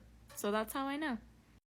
Hi, Strollin' Russ. I'm not sure why you keep hunting me down on social media, because you don't really like me. You've been on Twitter, you've been on Instagram, and now you found me on TikTok. I'm just not sure if you hate someone, why you keep seeking them. I would love to hear from people who grew up devoutly Christian, devoutly Republican, and conservative. Oh, hey, that's me. I grew up in Utah as a conservative Mormon, but, like, not the normal flavor of conservative. I was, like, a Kool-Aid flavor of conservative. Like, I listened to Sean Hannity and Glenn Beck and Rush Limbaugh and Michael Savage, and I believed that Obama was the Antichrist. I believed he was going to usher in the second coming of Jesus. I believed all of the weird-ass conspiracy theories about, like, his birth certificate. Like, I was basically QAnon before QAnon even existed. If QAnon had been a thing when I was a Republican, I would have believed all of it.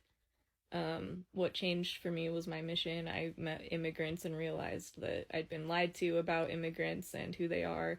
And then from there, as the years went on, I just deconstructed everything and realized I'd been lied to this whole time by politicians. These are my favorite Michael Savage colloquialisms, his little sayings, where he'd be like, yeah, San Francisco, Susan Saran Wrap, San Fran Frico. He would also say liberalism is a mental disorder a lot. Who am I? Wake up, America. Wake up. We don't have time. Our whole country is disintegrating in front of our very eyes. Wake up, America. We need to return to God. We need to return to our old-fashioned Christian values. This is the end. We are seeing the beginning of the end.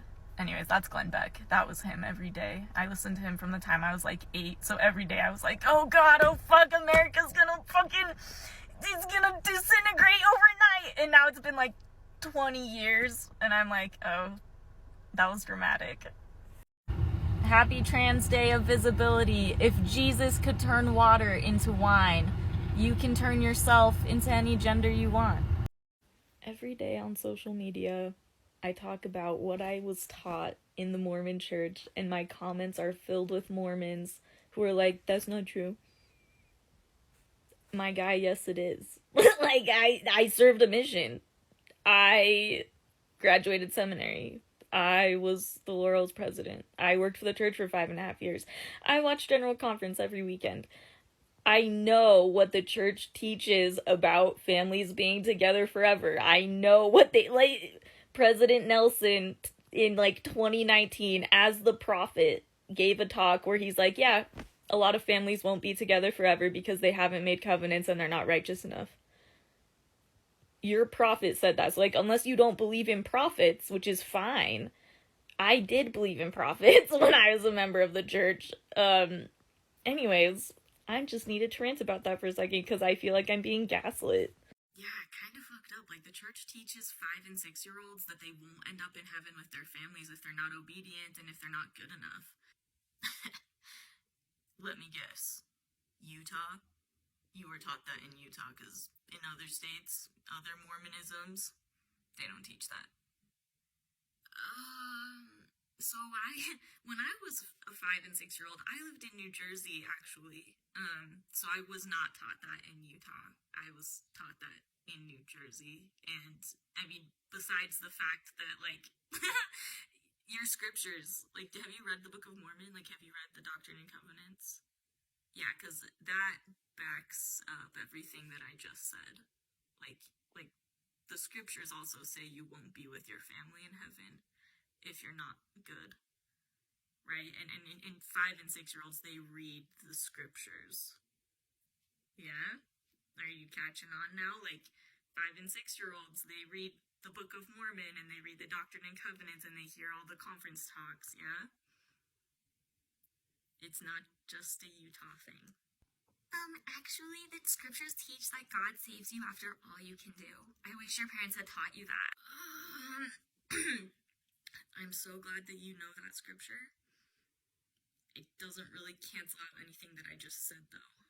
Like, you still won't be in heaven with your family if you haven't done your best, and that's a lot of pressure to put on a 5- and 6-year-old, so I don't know why you're quoting scriptures at me and saying that if I had just known that scripture when I was 5, it would have, like, changed things. Actually, everybody goes to heaven. I believe in the 3 kingdoms of glory.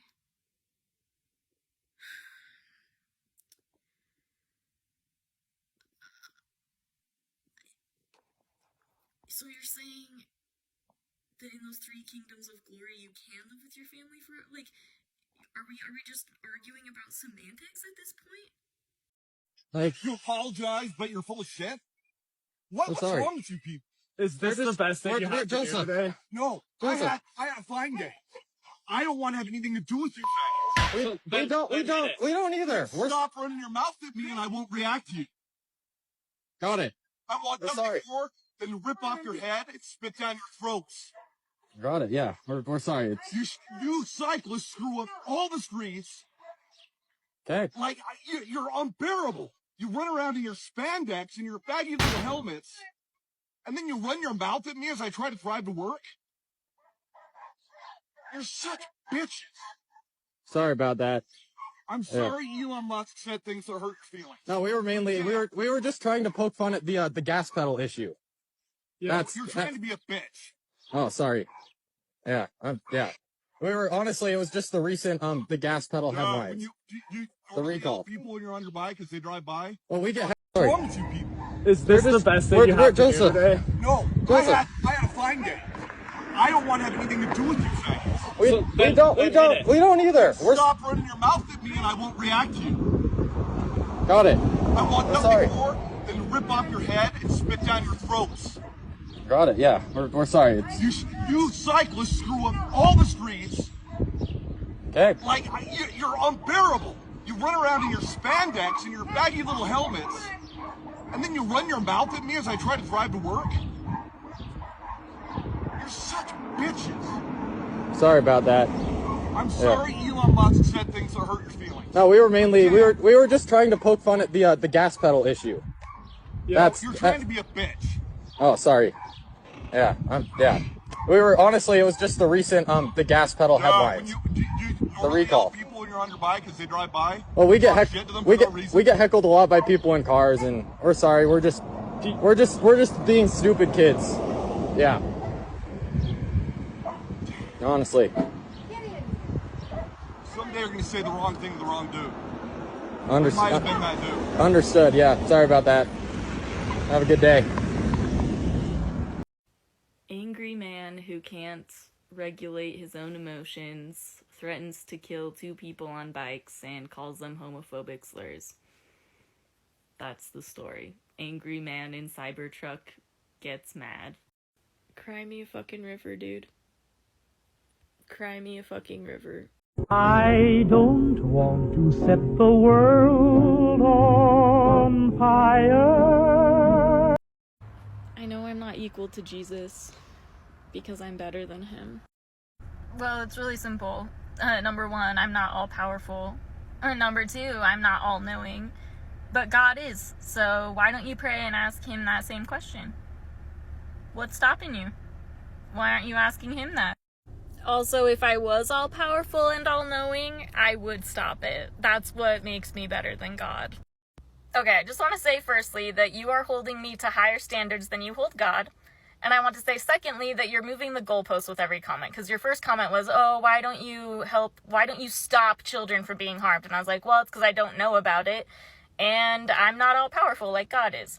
Anyways, if you must know, I have literally asked my Twitter followers to donate money, and I've gone out and purchased items for my local rescue mission in my city. So I'm buying children's clothes, toothpaste, soap, and I took those items to a rescue mission. I've asked my Twitter followers to donate money so that we could take items to the Navajo reservation. It's not like I don't do things for people, and that's not even the fucking point. You're moving the goalposts with every comment, and I just want to point out, I'm still doing more than God does for people, right? You do see that, right? I hope you do. Anyways, I'm gonna block you, but nice comment. Okay, I'm tired of seeing people get scammed on Facebook, so if you're a Utah actor or model, I'm just gonna show you, some things so you can spot a scam. First off, on this post, as you can see, this person has disabled the comments. That's because they don't want you to know that it's a scam. And more seasoned actors and models are going to comment on this post saying it's a scam. So they just turn off comments altogether. Anyways, let's read this. info@charleswebbsphotography.com, casting call for actors and models, blah, blah, blah. Okay, the biggest tells for me that this is a scam just right off the bat is I've never heard of Charles Webb's Photography. They're always really vague about oh, we're just doing an outwear collections campaign. We're looking for these female and male talent. Email 2 recent headshot with a brief introduction about yourself. Why do they need a brief introduction about yourself? Nobody's ever going to ask you for that. They're going to ask you for your resume. They're going to ask you for reels. They're going to ask you for a portfolio. Event date 20th July 2023 and 21st July 2024. Anyways, horribly obvious that it's a scam, but I'll show you how else you can tell it's a scam. So you can look up the person who posted this. So I'm going to look up Piotrek Madura, right? There we go. We're going to click on posts, and we're going to scroll through and see what else this person has been up to. Oh, look, they posted in Louisiana. Why are they looking for actors in Louisiana if they're in Utah, huh? Why are they looking for actors in, where's this one? Los Angeles. It's a fucking scam. You know, some dogs can say that they descended from wolves. Other dogs can say they descended from, you know, a badass who carried medicine across a frozen wasteland. But never forget, you descended from the Taco Bell Chihuahua. I need you to give it the hawk tua and spit on that thing. Dude, I was that dismissive person when I was a Mormon, so I went to see one of my young women in her, like, high school musical thing that she did. She played, like, Fiona in Shrek. And afterwards, I was like, take advantage of it while you can, because once you're older, you can't do that anymore. And she, like, looked at me like I was crazy, and she's stayed heavily involved in theater, even, like, professionally as an adult. And I just look back on that and I'm like, wow, I gave up on my dreams, and so I expected her to give up on her dreams. And it was just very interesting. And I think that's a pattern that I've noticed a lot in Mormonism and just Mormon culture in general, is like, you are expected to give up all your dreams so that you can just focus on Mormonism, and then you pass that down to, like, the next generation, like this expectation of, yeah, you can't do this anymore once you're an adult. Like, once you're an adult, you have to be serious. It's crazy that I'm still getting comments on this video 2 years later. So I'm just gonna respond really quick and say, I don't give a fuck. Like, you could have made a video and been dramatic about it if you wanted to. I'm sorry you didn't.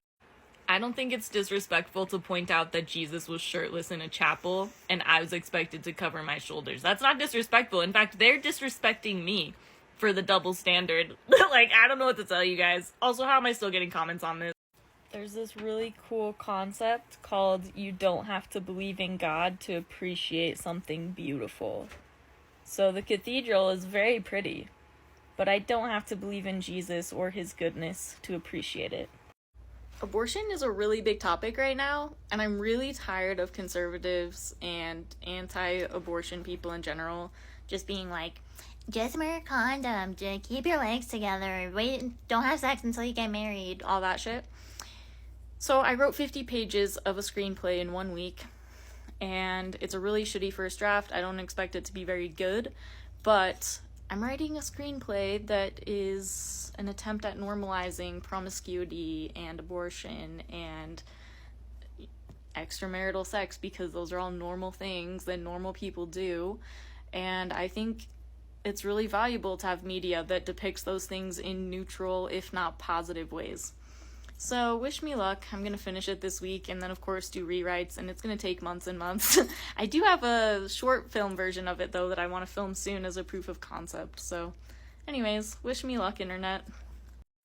I ain't Mormon, and I don't know why your stuff is always popping up on my feed, but it seems like Mormons own a lot of real estate in your mind for free. Dude, that's relief, because Mormons used to own a lot of real estate in my mind, and I paid them 10% of my income every month, plus fast offering. So this is a huge win. Thank you for pointing this out. If there is a shortage of attractive men in Utah. Literally every woman in Utah is one of the most beautiful women I've ever seen, and most of the Mormon men just look like thumbs. Or big toes. It's bad. So I wrote 50 pages of a screenplay in 1 week. I wrote 10 more pages yesterday. So this is, like, still happening, which is crazy. This is the most I've ever written in such a short amount of time, and it's the most complete idea I've ever had. I went an embarrassing amount of time before realizing that there are men out there who, like, actually care about their hygiene and have, like, a routine. Like, my boyfriend has a beard and hair routine. He puts coconut oil in his hair and soaks it before he showers. He showers. Like, oh my god, crazy. Like, a man who has, like, hygiene products and beauty products in his bathroom. There was a time in my life where I would have thought that wasn't possible because I had to settle. I won't get into it. But yeah, if I could scream one thing to those little Mormon virgin women, it's that you do not have to settle for bad breath or for BO or for people who don't wash their hair or don't shower. This is your sign to go out even if you're sad, because I was feeling really sad like 3-4 hours ago, and then I went out and I sang karaoke for 2 hours and now I feel great about life. So music heals or something. Okay, influencer girlies, I need you to be so for real with me. When you make those TikTok shop ads, are you making good money off of those videos? Because TikTok keeps emailing me and saying, become a TikTok shop creator or whatever it is, and I'm just curious. Do you ever have a day where you're just like, fuck Mormonism, and you're crying in your car because you've just seen so many examples of Mormon women who get tied down to pathetic loser men, and like not even like in the sense of like being successful. I'm talking like abusive, predatory men that they have been conditioned to protect and to nurture and to love and to try to change with their compassion and their giving hearts. They have children with these men. They stay with these men. They've been conditioned to keep these marriages together. And I'm just so angry at the potential that is lost when a woman at too young of an age gives her full self to a pathetic, loser, predatory, abusive man. It just... If Christian women only knew how hard it was for men to... Do you want to know why it's so hard to stay pure? Because it's unnatural. It is unnatural to, like, white knuckle your way into never having sex or watching. The natural man is an enemy to God. So we're just gonna create an entire population of unnatural, weird, and off-putting men. And we're gonna stick them all in the state of Utah. And we're gonna convince them all that they have porn addictions. Listen, getting a dog is stressful. It's kind of hard. It's like a life adjustment. But look at this. Dude, being the oldest daughter is just like knowing about all of the shit that ever happened and being able to remember all the shit that ever happened, and your siblings being in either total denial or they've just repressed the shit out of it.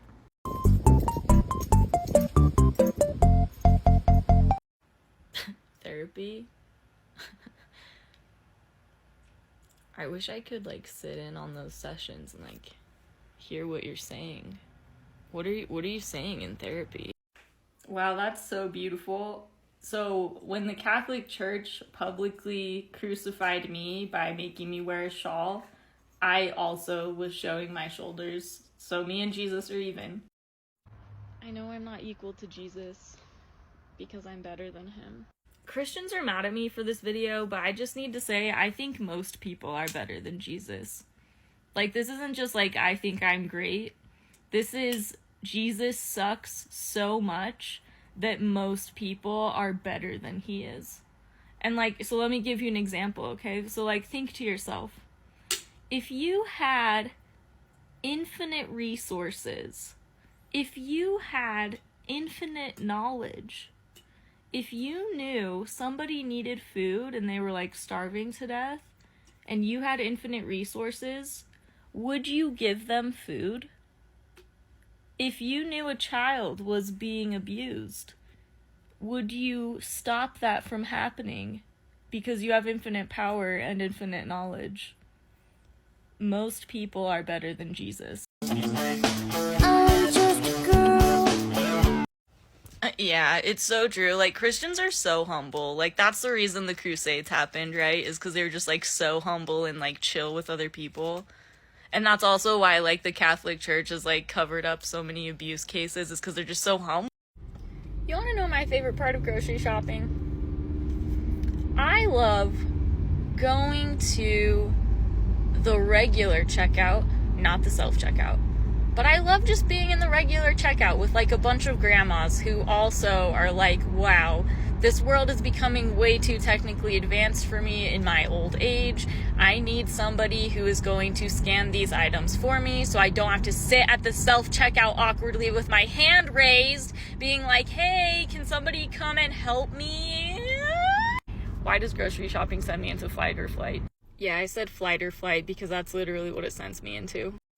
Breaking news. Christianity apparently originated in Italy, and I am disrespecting Italian culture by insulting Jesus. The same Jesus that I grew up believing here in the United States of America. User 2733753127385. We're going to talk about what TikTok shop I got that outfit from. No, we're not. We're going to talk about how the account that this comment shows up in is stealing my pictures. Go report it. And I don't appreciate someone stealing them and using them to create an account that's fake. So, anyways, wow, love the TikTok shop. Go check out the TikTok shop. No, what I actually mean, go report the video that this comment is attached to and the account while we're at it. Thanks. I made the dress by ripping the black lining out of it so that it looked sheer. The fun thing is, though, this account stole those pictures and is using them without my permission. Please go. Thanks, Antonio Ramos. Desafortunadamente, esta cuenta me robó las fotos y las están usando sin mi permiso. Hi, Migsy81. If you report this account for stealing my pictures, I will let you know where to access my free OF. I don't know how to do that in sign language. I should have known the Mormon church was evil when they wouldn't let one of my coworkers have a blanket at her desk. We never talked to other people outside of our department. We literally worked in a confidential department, and she couldn't have a blanket. Religious people love to accuse you of, like, having no personality just because you point out how shitty religion is. But the funny thing is, religious people are the ones who actually have no personality. Anyways, to answer your question, I do all of these things too. So this is love. I take it all back. I found him eating a used tampon of mine yesterday, and then he threw it up last night. So. Mary, I heard voices. Were you talking to someone?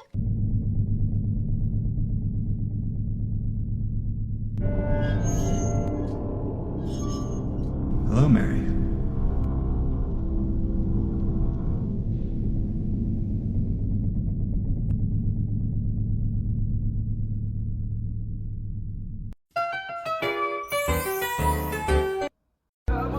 You just gotta keep living, man. Another day, another slave. Period. Are you haunted by your experiences with Mormonism? I have a short film for you that I wrote and produced with my good friend Nick Dunn. It's called Face to Face. It is showing this Saturday, October 26th at 6 o'clock at Church and State. So it's showing at a church, which is kind of cool. Our film is heavily inspired by the 1955 noir film Night of the Hunter, and it is about Mormonism, so come and see it. It's a horror thriller. It's about 7 minutes long. After they show our film, they're going to be showing The Creature from the Black Lagoon. Again, all of this is at a church, which is kind of cool. So Church and State, October 26th, this Saturday at 6 p.m. Come and, like, enjoy a night of some fun, spooky, black and white horror movies. Creature from the Black Lagoon isn't much of a horror movie, but it is still very cool, very technically impressive for how long ago it was made. I'd love to see you there. Thanks. She's an icon, she's a legend, and she is the moment. Now come on. I never had an exceptionally creepy bishop, but I did have a bishop once ask me if I had ever participated in Levi loving, and I thought he was referring to Levi of the 12 tribes of Israel. He was not. In Mormonism, shut up is like a swear word in most households. So when you see comments like this, what they're actually telling you is to shut up, in case you needed a translator. I think all of the people saying that Harris is gonna win in a blowout are forgetting that most people are really, really stupid. Like, half of the people I grew up with believe that God lives on a planet called Kolob. They also believe that Jesus is going to come again, and when he comes down, he's gonna, like, split the Mount of Olives with his foot. They also believe that the Garden of Eden was in a place called Jackson County, Missouri, like the Garden of Eden. They believe that that place is in Jackson County, Missouri. They also believe that Bigfoot is Cain from the Bible. Half of the people that I grew up with believe that. And we think Harris has, like, this landslide chance at winning. I don't know, man. Listen, I want to be hopeful. This is not me saying that I don't want her to win. I'm just saying my dad thinks ivermectin is a cure for COVID, and that man is voting. You know you're ex-Mormon when your idea of a slutty outfit is just shoulders. Shoulders. I'm definitely lying. The real way you know that I'm ex-Mormon is I actually didn't know how to wear this sweater when I first bought it. I'm not joking. This is honest to God how I wore this sweater when I first got it. I just thought it was, like, supposed to be really slutty and, like, show my boobs. No, actually, I had it on backwards, and I only realized this last night when I was looking at the sweater again. Here's the back of it. It's very cute. I thought you were supposed to wear it that way. But no, it's just a shoulder sweater. Anyways, I love being ex-Mormon. I love not knowing how to use a Keurig. I love not knowing what kind of alcohol to get. I love not knowing how to wear outfits that aren't just, like, shade shirts. Don't mind me crying in my room because I realized today that my whole life has been, like, a partner parade of, like, cheering on my partner, focusing on them, helping them with, like, really big projects, helping them achieve their dreams, supporting them, right? Even when I was working full-time for the church, it was because my partner at the time wanted to join the military, and he thought that was the only way he could go to school. And I was like, well, I don't want you to join the military. So I started working full-time for the church to support us so he wouldn't do that and so he could go to school. Anyways, I'm on this journey right now of trying to establish my own voice and, like, make my own creative projects and not just support someone else in their creative projects. I'm gonna need a part 2.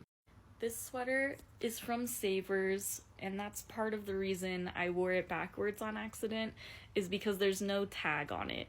So there was no indication of, like, oh, this is the front and this is the back. But I still should have known better, you know?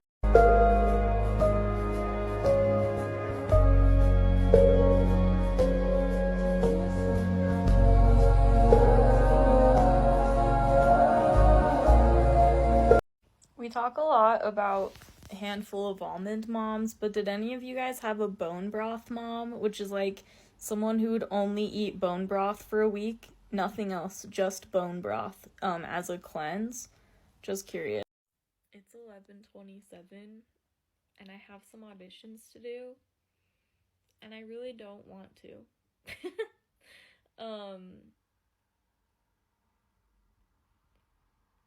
Get ready with me as I do these auditions that I don't want to do. I just left my dog alone in my room with the door closed, so hopefully he doesn't freak out.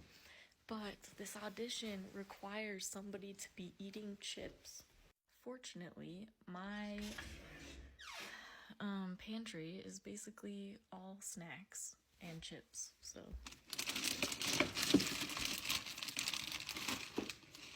Wow. Would you look at that? My dog survived.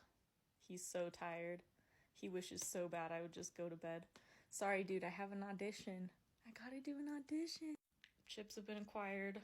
Now I gotta set up my backdrop and my ring light and my tripod. Okay, I set up my backdrop and my ring light and my tripod, and I put my dog in his bed because he's so tired. It's probably a huge no-no to wear this Bob Marley shirt, so I'm probably just gonna hope that I can crop it just like here up, because I'm too tired, man. I don't have time to think like, what would this character be wearing? Like, actually, now that I think about it, I should probably put my hair up because this character is kind of casual. Be right back. Okay, we can do it. We can do it.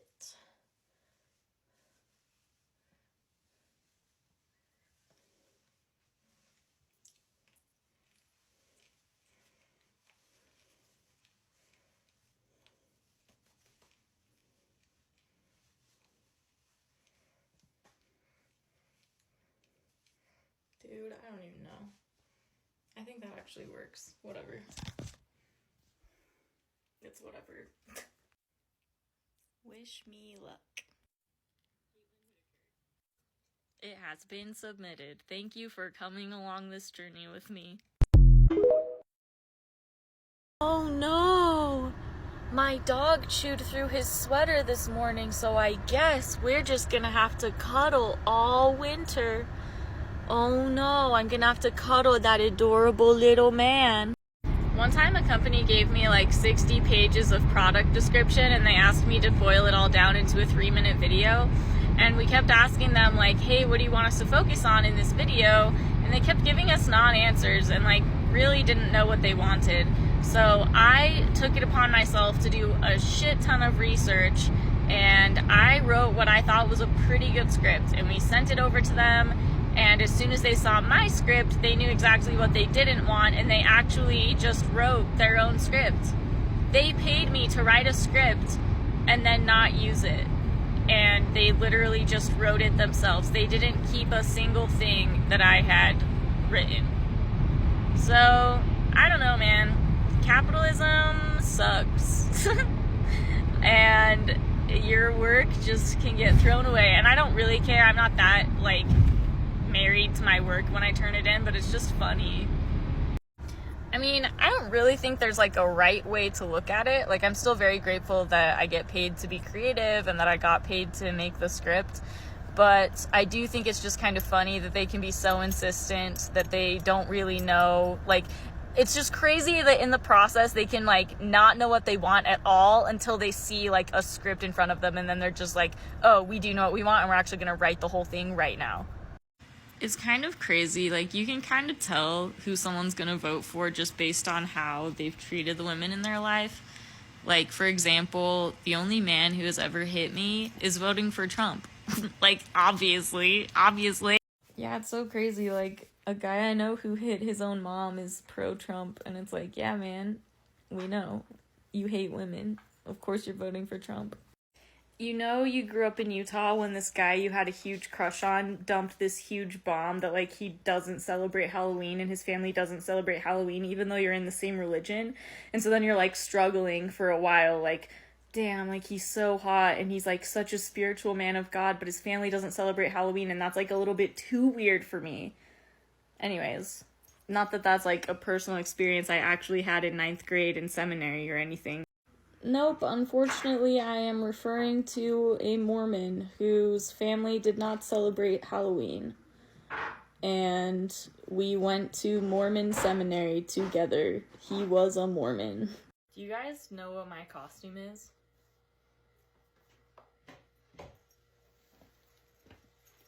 Now, do you know what my costume is? Why are you so obsessed with Halloween? Halloween is cool. Favorite comeback I've seen so far, because it's so true. Like, if God wanted me to cover my shoulders, he would have had me come out of the womb with a little shawl around my shoulders, a little flesh shawl or something, right? For anyone who spent Halloween alone, don't mind the pink face, this is leftover Halloween stuff from yesterday.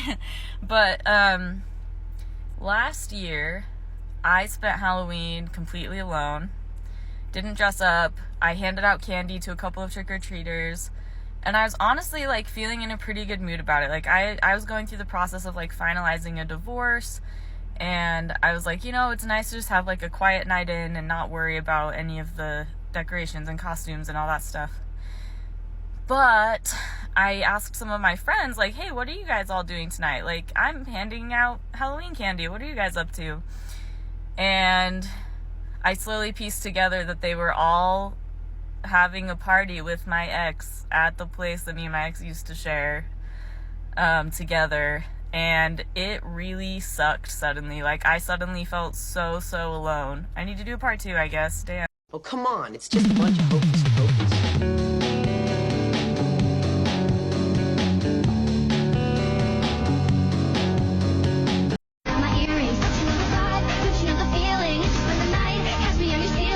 So what has social media done to us that we believe that is just like an average life? Because I mean, that looks like kind of cool.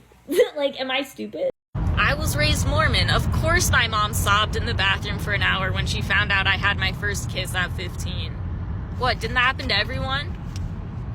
I was raised Mormon. Of course my mom cried at 16 when I told her I had a crush on someone because she found out he wasn't actually a virgin, and she was like, do you think he's the one? He can't be the one if he's not a virgin. Mom, I'm 16.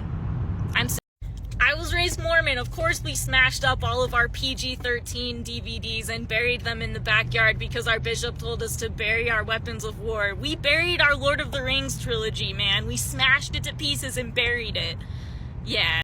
Yeah, dude, we were like, oh, we should bury anything that glorifies violence, so Lord of the Rings is off the table, man. Meanwhile, we were reading the Book of Mormon, which is like pretty much 50% war chapters and glorifying violence. Listen, it gets even weirder once you start working for the church in confidential records and you just see people fornicating all the time. They get excommunicated, they come back a year later, they fornicate again in 10 years, but then they come back again, and you just start thinking to yourself, do we have to have a middleman? Do we have to have, like, a church there mediating, being like, oh, now you're unrighteous, now you can't go to heaven, now you have to repent. Oh, but now you can come back a year later because you did the repentance process. You start to realize how pointless it all is. Like, I saw people remove their names, get rebaptized. You just start to realize maybe you don't fucking need a middleman. Maybe God is cool enough that he can work outside of a middleman. He doesn't really need, like, a church to be there telling you, like, what to do. I went even further than that eventually, where I left the church altogether, but, like, those were my baby steps out, was just realizing how pointless it all was, you know? Oh, Tony, you have no idea. My parents don't really have a strong sense of self, so they really relied on, like, their kids to kind of shape their ideas of, like, morality and virtue. And I was just so church brainwashed that I was like, yeah, like, anything that glorifies violence, right? And instead of, like, correcting me or being normal, my parents were like, oh my god, our kids are so righteous. We have to smash up these. We smashed our Spider-Man, our Tobey Maguire Spider-Man DVDs. Spider-Man 1 and 2, okay? Because, like, it showed Kirsten Dunst's nipple in, like, the rainy scene upside down. Like, it was insanity. My parents do not have a strong sense of self. I think that's why they took it so hard when I left, because I was so righteous. I was raised Mormon. Of course my parents made my aunt cry when we were on a cross-country road trip and she stopped to get McDonald's for her family on a Sunday. But now those same parents go out to eat on Sunday like it's nothing. The other day I was like, damn, humans are like the only animal that keep little pets around. Like, that's kind of fucked up that, like, some animals keep other animals as pets. But then I remembered, like, alligators, like, with the little birdies on their heads and stuff. Or, like, whales with barnacles. Like, actually, there are a lot of animals out there that keep little pets around. I even went as far as to think about, like, zoos. I was like, oh, fuck, we're the only ones that keep animals in zoos. But, like, what is a coral reef if not a little zoo built by little animals to keep little animals around, you know? Oh my god. I just realized that part in A Bug's Life. I always thought this was her baby, not like her little aphid chihuahua that she carries around. Are you kidding me? Thank you so much for asking God to forgive me, so that he won't come and smite me down. I don't know why you believe in a God who's gonna punish a bunch of people. Like, he sounds horrible. He sounds horrible. Freddy Krueger, please forgive this person. Don't go and hunt them down in their dreams. Do you hear yourself right now? Like, imagine if I worshipped Freddy Krueger. That's what you fucking sound like right now. It kind of depends on what you mean by private. I worked in a department that had maybe 20 people in it, and our jobs were to review all the disciplinary council documents, make sure that the bishop didn't break any rules or like procedures in the disciplinary council proceedings. But no one else at church headquarters is allowed to look at that stuff. Like, it's highly, highly confidential. I was told in no uncertain terms that if I ever talked about this stuff or, you know, leaked it anywhere, I would be in humongous trouble, and not just with my job, like pretty much telling me I'd probably be excommunicated if I ever shared anything. So yeah, like, you couldn't call up church headquarters, and like 99.9% of employees have no access to that stuff. But yeah, there has to be somebody there kind of reviewing things to make sure policies were followed. Whoopsies. Yeah. They are forwarded to church headquarters. I do think that is in the handbook. I could be wrong, but I'm pretty sure when they spell out like the procedure for like recording a disciplinary council, it does say that a copy of it goes to headquarters. I could be wrong. Maybe I'm like spilling secrets or something. I'm also too lazy to look it up in the handbooks. I spent so much of my time working for the church reading the handbook and explaining it to bishops. But yeah, a copy of that is forwarded to church headquarters electronically. It used to be like physical copies, I think, were mailed in, but by the time I worked there, it was all electronic, and we were responsible for like reviewing each council and just making sure procedures were followed and that the bishop wasn't doing anything insane. Yeah, very, very interesting job.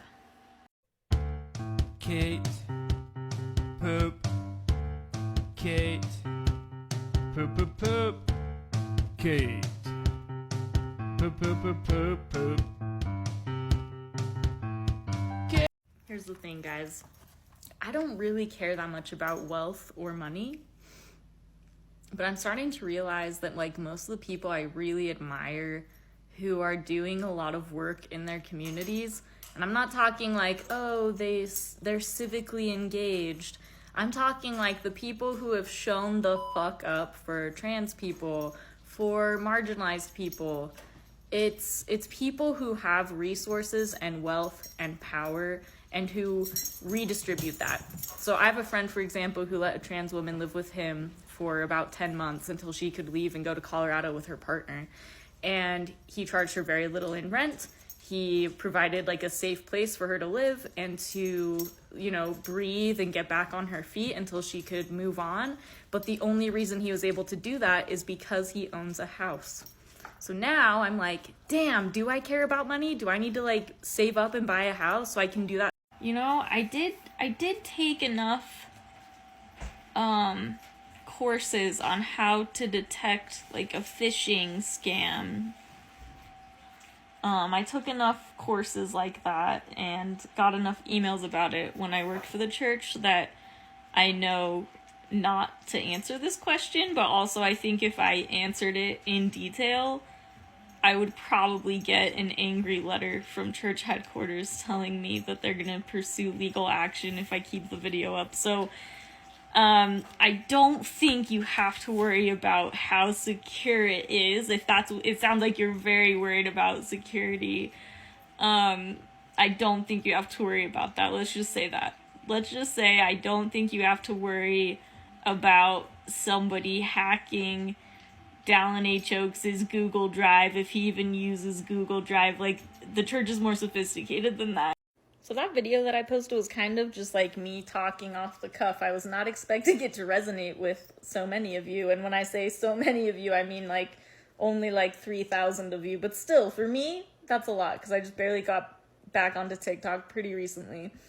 But yeah, I remember like distinctly starting to realize that we didn't need any middlemen, especially after I saw a woman who was raped when she was 14 by her bishop, and she was excommunicated. And then I was processing her readmission like 20 years later, and I was like, do I really think that without the church, this woman would have been like condemned to hell? Like, would God, at the pearly gates, would God be like, yes, my child, you never came back to the church where a bishop raped you, so you're going to hell now? Like, I just couldn't believe it anymore. Sorry for talking about that kind of flippantly. It's someone else I know had a similar experience with a woman who had sex on like a date. She was divorced, she hadn't had sex in years, she caught a vibe with somebody and had like a one-night stand, and she was like in her 40s or 50s. And this person told me like it really sucked to sit through that disciplinary council, because he was like, what is the point? Like, we're just making this woman feel bad over nothing. We're making her feel bad over something that's normal and that she shouldn't feel shame about. Yeah, I think he left the church. With a heartless person, if you're gonna sit there and shame this woman and like make her feel terrible over this. My original response to this was like extremely snarky, because like literally how am I supposed to know that? When I left Confidential Records, they had a really high turnover rate. Yeah, I was one of the last people in there responsible for name removals. But I'm gonna go with Robert. I think Robert processed my name removal. And, like, the reason I think that is just because I don't think that I'm a very high-profile ex-Mormon, but I think the church thinks I'm a high-profile ex-Mormon, and they would have trusted Robert with it. They trusted him with other, like, super confidential stuff, and he took it very, very seriously. So I'm gonna go with Robert. And I'm not saying anything more than that. It could be any Robert that I... Dude, the High Council, what now? That's crazy. So, when I worked for the church, and I don't know if this is still true, so this is just, like, as of 2017, 2018, yeah, when I worked for the church, it was, the High Council was involved if it was, a stake disciplinary council, and it was required to be, like, a disciplinary council through the stake if it was a Melchizedek priesthood holder who was probably going to get excommunicated. But if it was just, like, one where they think the outcome might just be, like, disfellowshipment, it could just be, like, the bishop. And then I forget who else. Maybe, like, the bishopric and the ward clerk or whatever it is. And if a woman was getting excommunicated, it didn't matter. It could still be done by the bishop. But that's very, very interesting. Is that true? Like, have there been updates made to the handbook? So, I think when people ask that, they're trying to say, like, is there no record that I was ever a member? I don't want any record that I was a member, that I did anything with the church, and that's just not realistic. I understand, like, where it comes from, but, like, they have to know who paid tithing. Like, they can't just delete financial records. Like, that's illegal. I mean, but, like, your record disappears from the ward, right? Like, you're not on the ward list anymore. You're not a member anymore. Do you have, like, a more specific question than that? Like, there's obviously going to be traces of you still around, like, at church headquarters, if that makes sense. Just because, again, like, who paid this tithing? Like, they can't delete that. They also have to know, like, if you abused a child before you were... This is part 2. Yeah, if you abused a kid, they're gonna have, like, a record of that and be like, if this person ever comes back, they need to get First Presidency approval. They cannot just come back and be like, I'm gonna be rebaptized. I decided I do want to be a member of the church. Like, that's just not how the church wants things to operate. So I guess, like, really, if you're asking, is there no record of me anymore? Like, no record that I ever existed? The answer is no. But you are not a member anymore. Your name has been removed from the membership records of the church. And I don't know if they count those people in their total membership numbers. I actually have no idea. I was never high up enough to know how they count membership records and membership totals. I'm going to answer this in a way where I don't get sued. No, the church does not put them in an opted out of membership bucket so that if you ever rejoin. Okay, I totally respect this decision. I actually don't really try to encourage people that often to remove their names if they don't want to. But I will say the only thing that I've ever seen really scare church leaders, like, and I mean like put the fear of Jesus into them, is seeing the number of people who have removed their names. Like, it's the only thing that gets them to change policy and to get scared and to be like, oh fuck, how do we retain members? And I think it's fun to put that fear of God in them. I think they need that. That's the only way the church has seen any progress. So if you ever change your mind, I think it would be fun. And again, I totally respect anybody's decision not to remove their names, and it doesn't actually matter in the end. Like, you're not a Mormon anymore if you don't want to be. I made a video that's for my mutuals only, but it was probably said way too much, and I'm gonna delete it. But long story short, your parents should not find out. They just shouldn't. Like, they're not going to. They don't get a text from President Nelson. This is actually not true, and I don't really have the time or the patience to talk about it, but on your parents' membership record, they can list their kids, even if you've removed your name. So that's not true. I've been struggling on how to answer questions about this stuff because answering some of these questions gives Mormons loopholes and ways to find out if their family members or their children have left the church, and I just don't want them to know about the ways they could find out. That's why I made a video just for people that I'm mutuals with, because I don't think I follow anyone who is Mormon. But no, the church does not notify your parents. They don't send a letter. You don't get a text from President Nelson saying, yeah, your kid removed their name. There are some accidental ways that parents have found out, but I really hesitate to share those ways because, again, I don't want parents to get ideas on how to find out if their kids. I was today years old when I learned that the 2004 DreamWorks film Shark Tale was nominated for an Academy Award for Best Animated Feature Film. Nobody can ever give me shit about liking this movie ever again. I know you're probably joking, I hope, but this inspired me to look at a list of 2004 animated feature films that Shark Tale was up against. We have Balto 3, Wings of Change. We have Barbie as the Princess and the Pauper. That movie went so hard. I don't think the Academy agreed with me, but that movie went hard.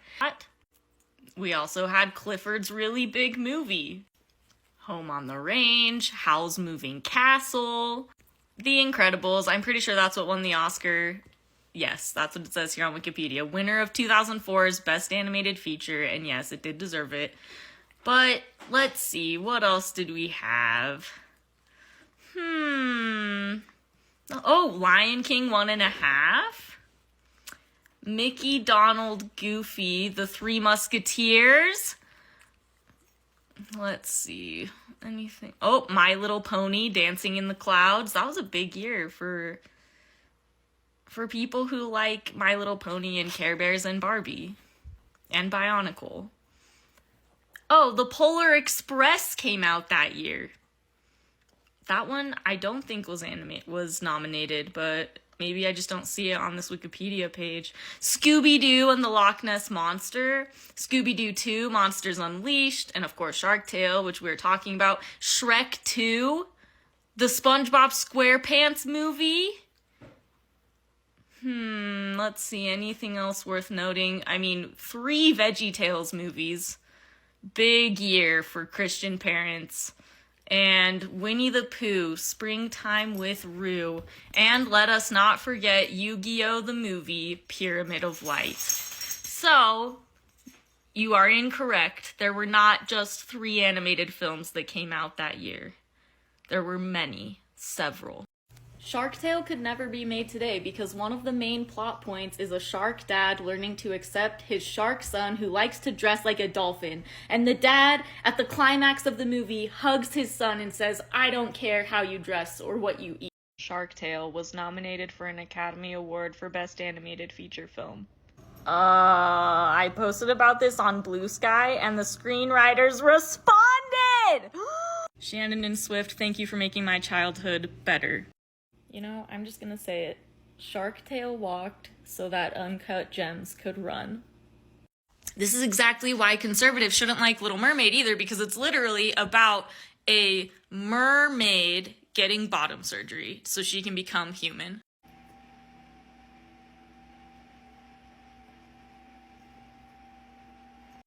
It's real.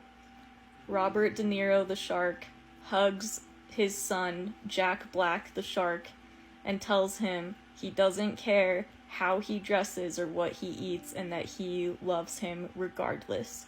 I shit you not. It's on Netflix. You should watch it.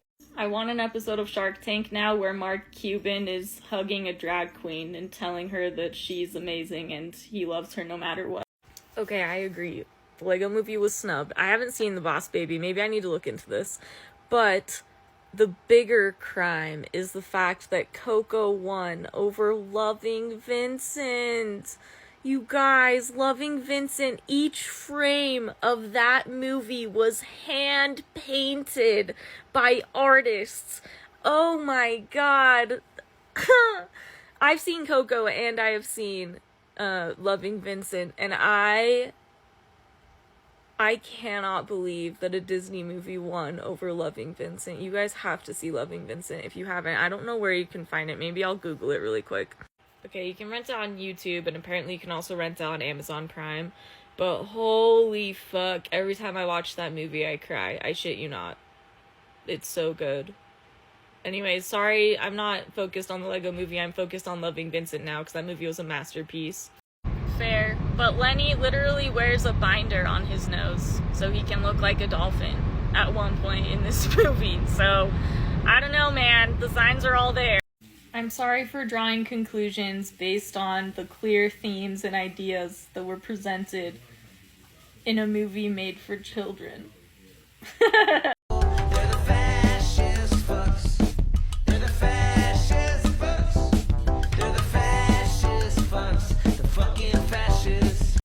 Honestly, unless the shark was trying to cut off your pee-pee, I really don't think it's your business. Like, genuinely.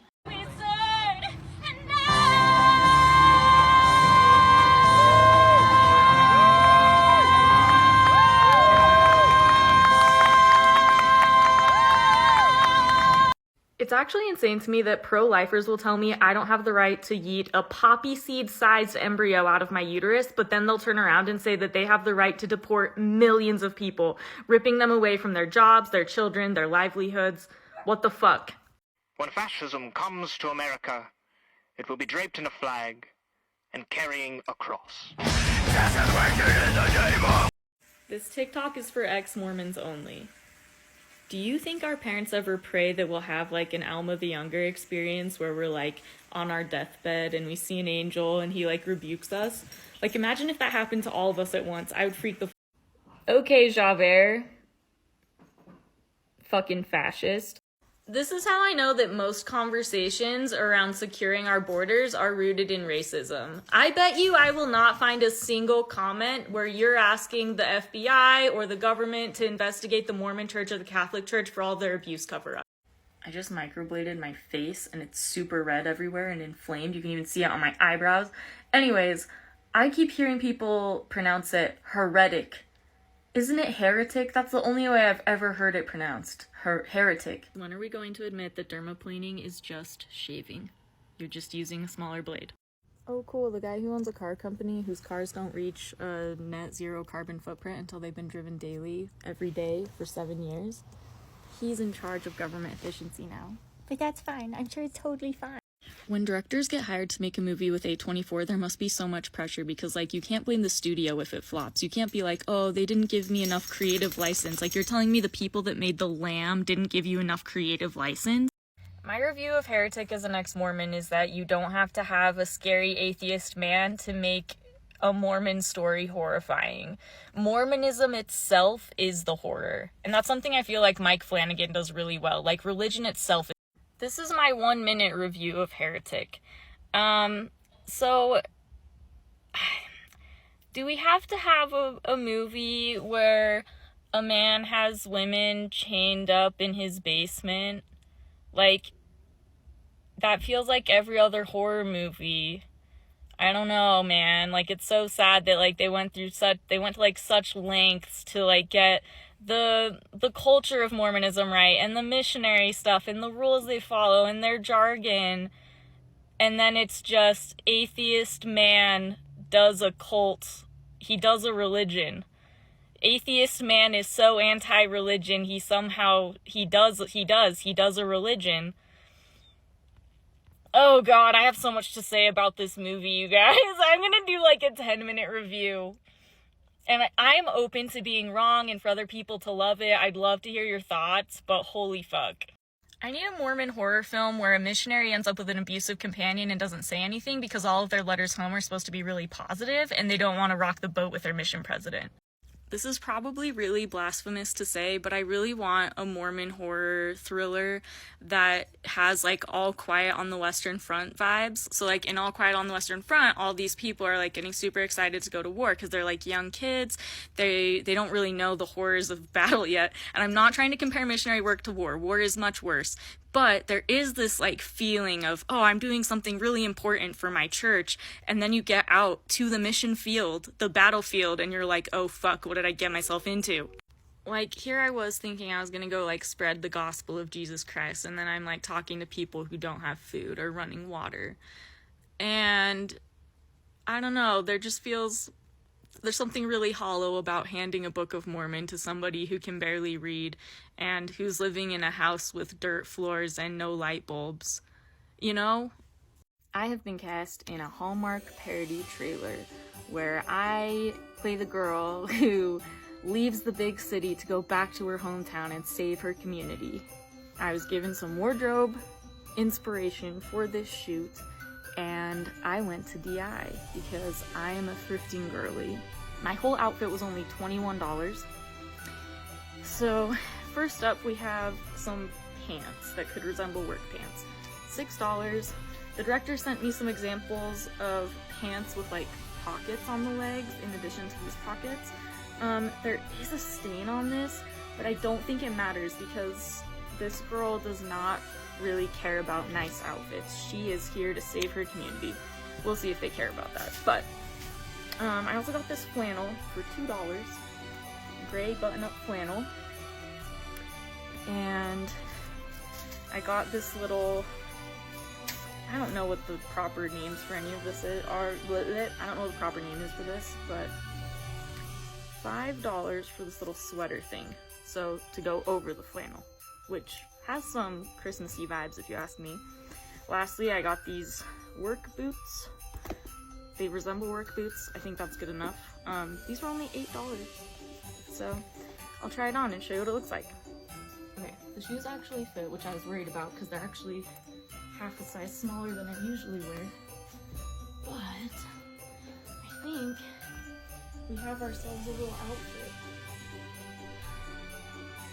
And, you know, the director kind of wanted like a worker look. Like, going back to the small town city from, like, her big girl job. So I'm hoping he likes this outfit. I'll send him some pictures and we're shooting tomorrow, so. Okay, I read the Book of Mormon and I prayed and asked God if it was true, and he said it wasn't. But I would love for you to read my favorite book. It's called Surf's Up, the art and making of a true story, and then pray to God and ask if this is true. I personally did not write that book, but Cody Maverick is the writer of that book, and he read it off of that little pebble that penguins give to each other when they're in love. I would like to bear my testimony that nothing in the world is worse than a Mormon going to see Heretic, because they're going to walk away saying, "See, I'm better than the evil atheist man who locks women in cages with no food or water and chops their fingers off. I don't need to change anything." Have I read the Book of Mormon? Have I read the Book of Mormon? This is my certificate honorably releasing me from serving as a missionary for the Church of Jesus Christ of Latter-day Saints. I read the Book of Mormon probably 10 times on my mission. I read it several other times throughout my life before leaving the church and realizing it was all bullshit. Let me see where my Book of Mormon is. I think it might be with all my temple clothes. I even went through the temple and did all those little rituals, so I am just a very fun bundle of religiously traumatized joy, honestly. Sorry, I'm looking through my mission backpack right now. I don't think my Book of Mormon's in there. It's with my temple clothes, and I don't want it to get out. But yes, I have read the Book of Mormon, and the only reason I keep my physical copy is because the church likes to make changes to it, and I want my original copy. This TikTok is for Guillermo del Toro. If you're not Guillermo del Toro, keep scrolling. Guillermo del Toro, I have to know if this shot from Devil's Backbone is an homage to this other shot from Night of the Hunter. Okay, thanks, you're my favorite director. I'm afraid people are going to think that I like Surf's Up as a bit, and I need you to know that I do not just like it as a bit. I even incorporated it into a speech where I won an award for a film that I wrote and directed. Here's the speech. My biggest inspirations are the creators of Surf's Up and Big Lebowski. It's called... I've thrown 2 Surf's Up parties, actually. Chicken Joe's Hot Tub is just chicken taco soup, a crock pot full of soup. The glowworm poop, blue Jello shots. Squidito on a stickito, kebabs. Big Z's pee when he pees into that vase thing. Yeah, lemonade. What else? There were other things, I know it. I actually do a lot with my time, thanks for asking. I'm a model. I'm an actor. This is me accepting an award for a film I wrote. This is me performing my poetry. Sometimes my boyfriend models with me. This is me performing karaoke. I like cooking. Here I am in a musical. This is me skydiving. Here I am at a rave. My friend and I host a big Bear Lake retreat a couple times a year. I like camping and being outdoors. This is footage I got swimming with sharks off the coast of Jupiter, Florida. Is that enough for you, or do you also need footage of me holding this little baby alligator in my own house? At the end of The Big Lebowski, when he says the dude abides, he's actually pulling that line from a 1955 noir thriller called Night of the Hunter, which is free to stream on Tubi. It's an incredible film. Go watch it. Life comes at you fast. Yesterday I was playing the lead in a Hallmark parody film, and today I'm Elton John in a Winco parking lot, but it's not for a film, it's for my friend's birthday party. You know you're talking to a Mormon when they can't take no for an answer. I say this as someone who used to be a Mormon missionary. If someone prayed about the Book of Mormon and their answer was no, you had to just keep telling them to try again and again and again and again until they got yes for an answer. I know. I'm very Yes. Oh, I know the answer to this one. It's that without The Big Lebowski, Jeff Bridges never would have been asked to play Big Z in Surf's Up, because it's basically just him reprising his dude character, right?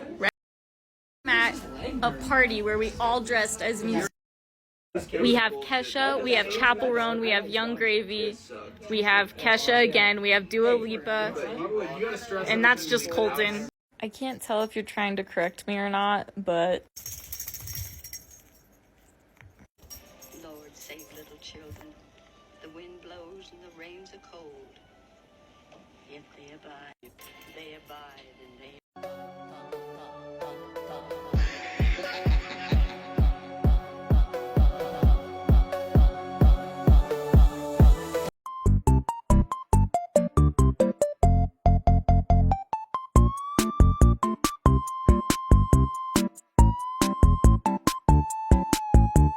I think it's really funny that dog owners try to shame other dog owners over stuff. Like, I keep seeing TikToks about dogs who shit in the house every day, probably just because they're incontinent. And it could be really easy to, like, judge them and be like, wow, they just didn't train their dog well enough. But, like, I literally got my dog from the shelter, and he came potty trained from day one. Like, I didn't have to do anything. He knows. He knows he has to go outside. Did I do that? Did I teach him that? No. Whoever had him before taught him that, and I don't know why they abandoned him, because he's a perfect little baby. Huh, you're the perfect little baby. If you guys are just finding out that Mormons believe Jesus and Satan are brothers, you are never going to believe who they think Bigfoot is. I don't know who first made this meme, but it's so freaking funny.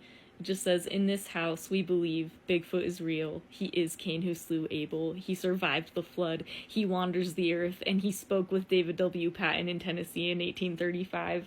And a lot of, like, ex-Mormons and also, like, cool, chill Mormons who know how ridiculous it sounds, they share this meme with each other because, like, it's just so funny and insane and ridiculous.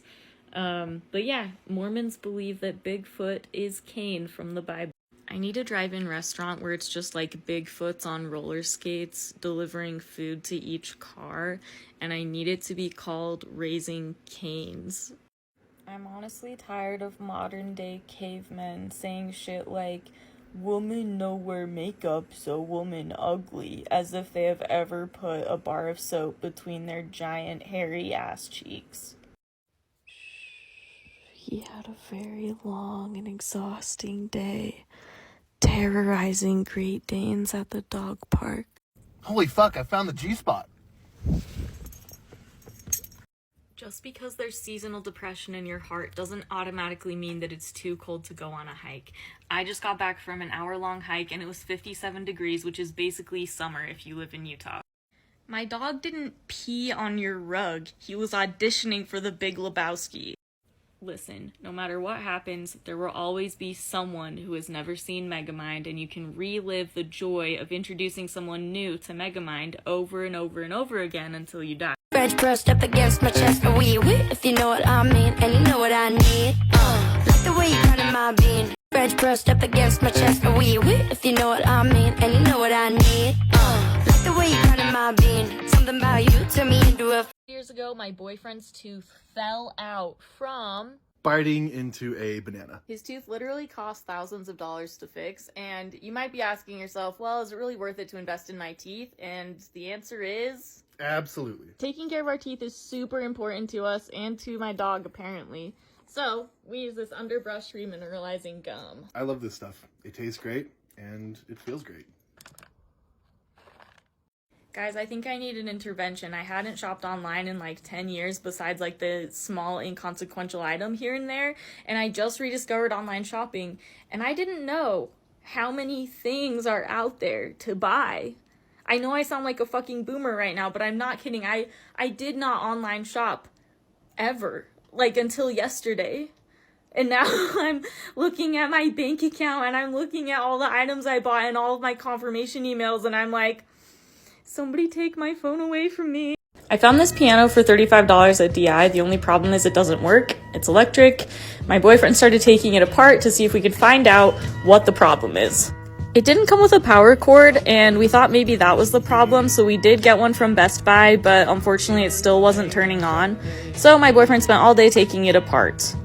And this is what the inside of a piano looks like, and we're pretty sure this little red piece is what was broken. So my boyfriend took all the super glue off of it with an X-Acto knife, reconnected it, and we tested it again, and unfortunately it still isn't turning on. So if anybody is a digital piano expert, do you want to give us some tips or advice on how to fix this?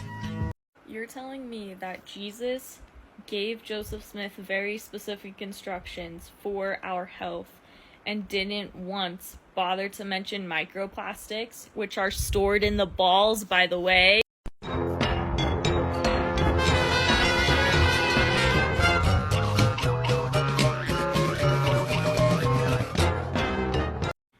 mommy bloggers know that instead of plastering their kids all over social media and traumatizing them, they can just get a dog. Plaster your dog all over social media. He doesn't know he's famous. He's gonna be sitting there like this the whole time. This is my dog, who does not know that he is being exploited for content. Oliver! If you really enjoyed a movie, my only advice to you is not to look at the Letterboxd reviews. I hate when I really enjoy a movie that has, like, a hot female character in it, because then all the Letterboxd reviews are like, oh, this was all just built for the male gaze. Like, call me a male then, because I'm gazing. It's really unfair that Taylor Swift wrote a song that said, I love the gap between your teeth, validating self-conscious men all over America, but I have never heard a male singer say, I love your small, mediocre boobs. Where's the justice? A lot of people are in my comments saying that my parents are assholes because they made me give my dog to a shelter when I was 10 or 11, and while yes, it is, like, a sad thing, and I do think it was, like, really unfortunate, I actually don't think that they're assholes for that. That's, like, number, like, 15 on my list of grievances that I have about my parents. So sit with your own grief about any dogs you had to give away, and you're entitled to your anger, you know, with your parents if they did something like that to you.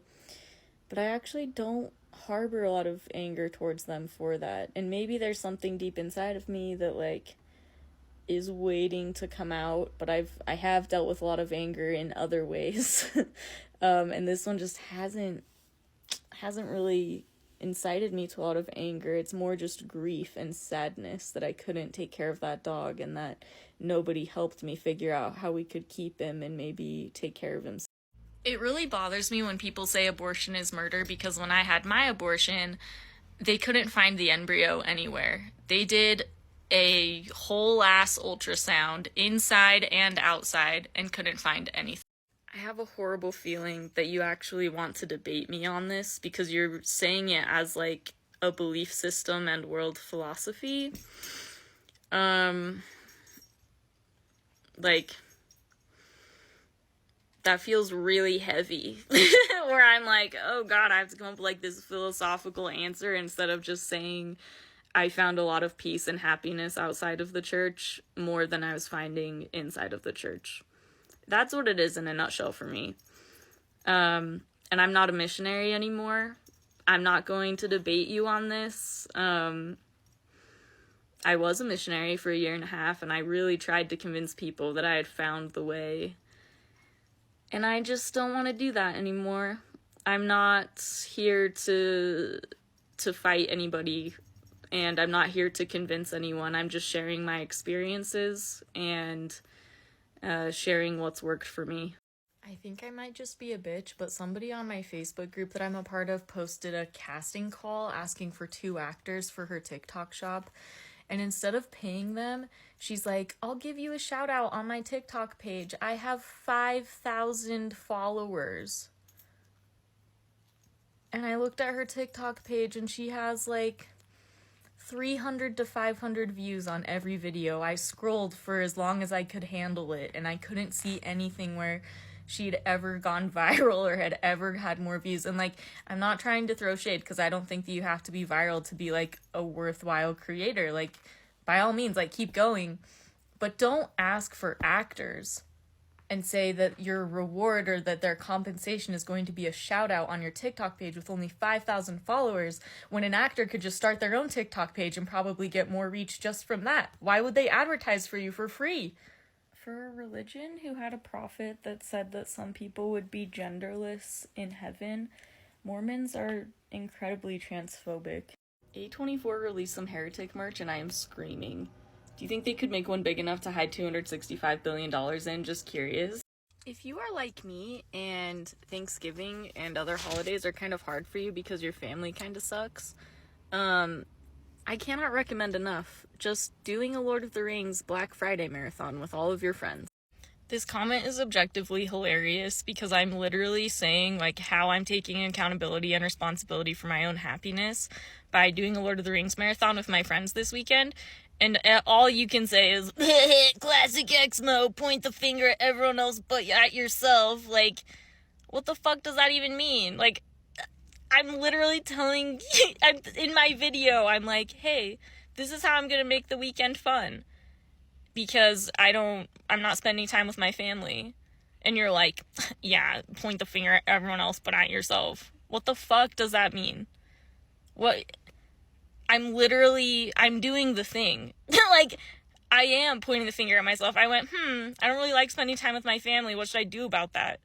I'm not expecting my family to change. I just stopped hanging out with them. Like, I don't know, man. Maybe you're a little media illiterate. I just got done at Smith's, where I bought stuff for a charcuterie board, like a massive charcuterie board, chips and salsa, muffins, clementines, a bunch of soda, a bunch of snacks, and I'm excited to have this Lord of the Rings marathon. Wow, that dish looks really delicious. Can I have abortion? I mean, a portion? I'm really grateful to be here at this table, surrounded by dishes of delicious food. Hi, ma'am. I'm Gibby. She doesn't speak English. I'm still Gibby. What? Oh, it's so good. It's fine.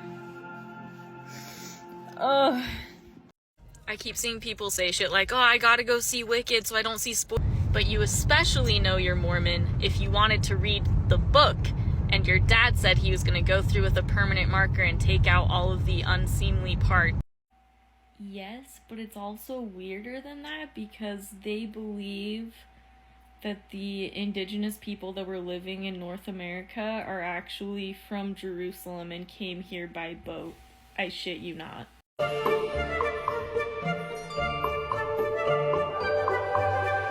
The reason so many women are leaving the church is because you can't burn women at the stake anymore for leaving. I just watched Wicked in a theater full of Mormon people, and when it was over, I looked around like, guys, do you comprehend the messages in this movie? My favorite noir horror thriller that is also a Christmas movie is Night of the Hunter. It came out in 1955. It was considered such a massive failure that the director never directed again, but it has literally changed my life, especially as an ex-Mormon. This movie has everything. Everything I needed to heal my heart, and I'm not just saying that lightly. I have pretty much never felt more seen by a movie. The whole movie is basically just about how religion is used to manipulate and exert control over people. It's about a preacher who is a serial killer, so I guess a serial killer who poses as a preacher is a better way of saying it.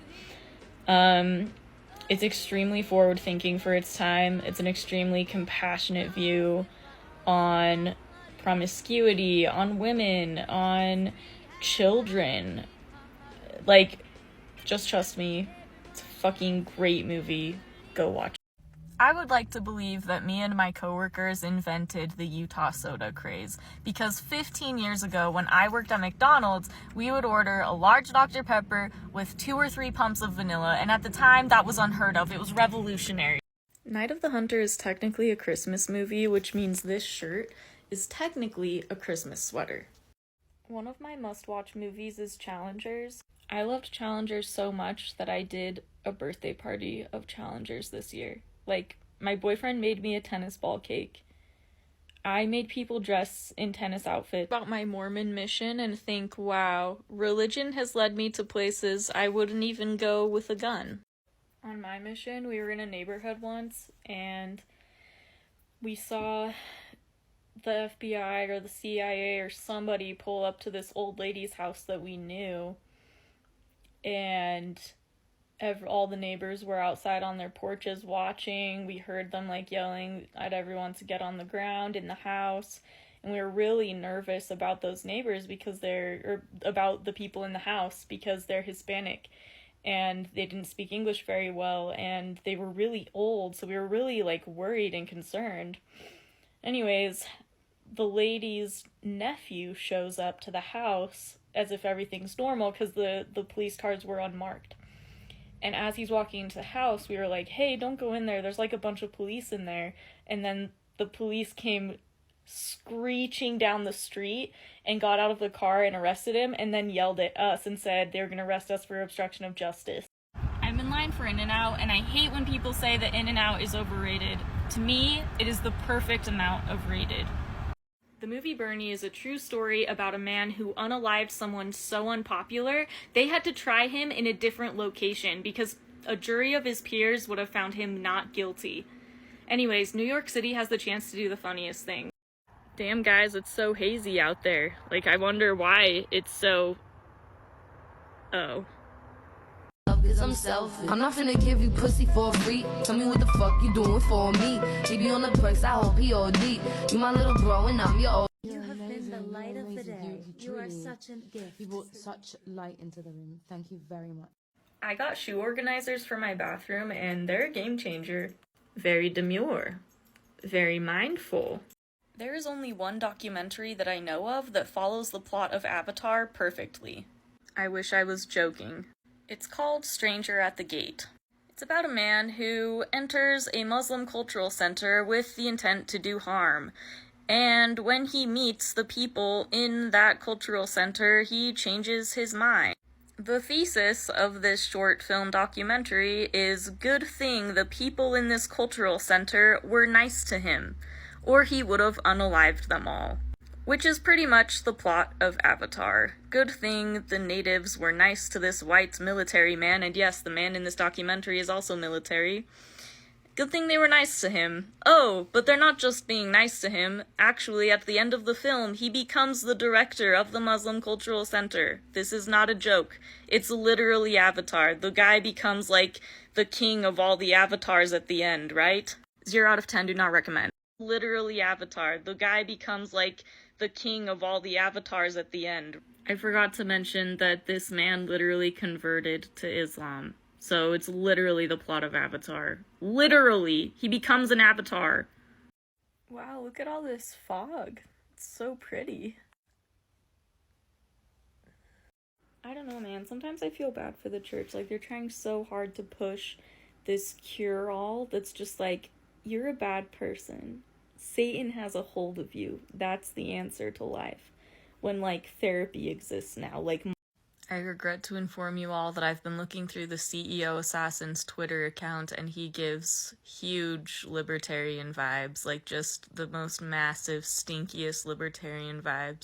Yes, this guy did serve in the military, and he did have extreme PTSD, and the reason I know that is because no normal person is going to blow up a cultural center. Only someone who's really fucked up.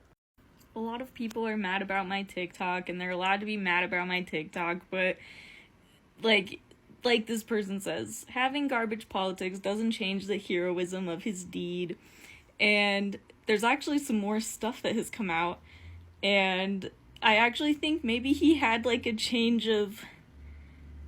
maybe his politics changed over the course of a very short amount of time, because look at this.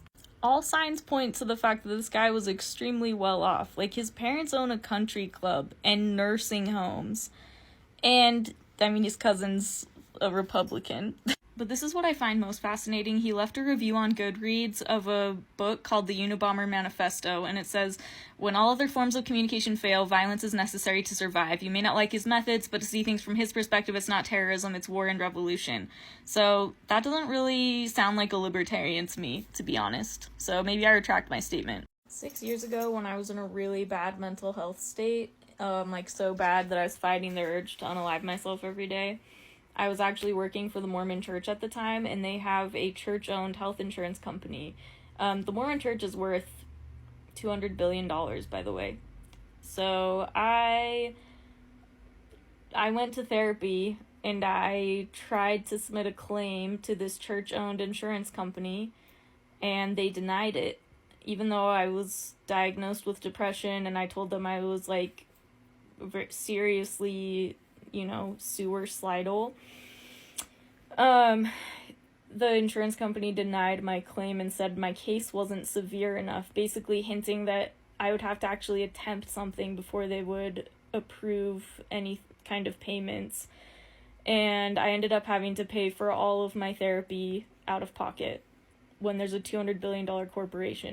Come on, Luigi, you can do it. Pave the way, put your back into it. Tell us why, show us how. Look at where you came from, look at you now.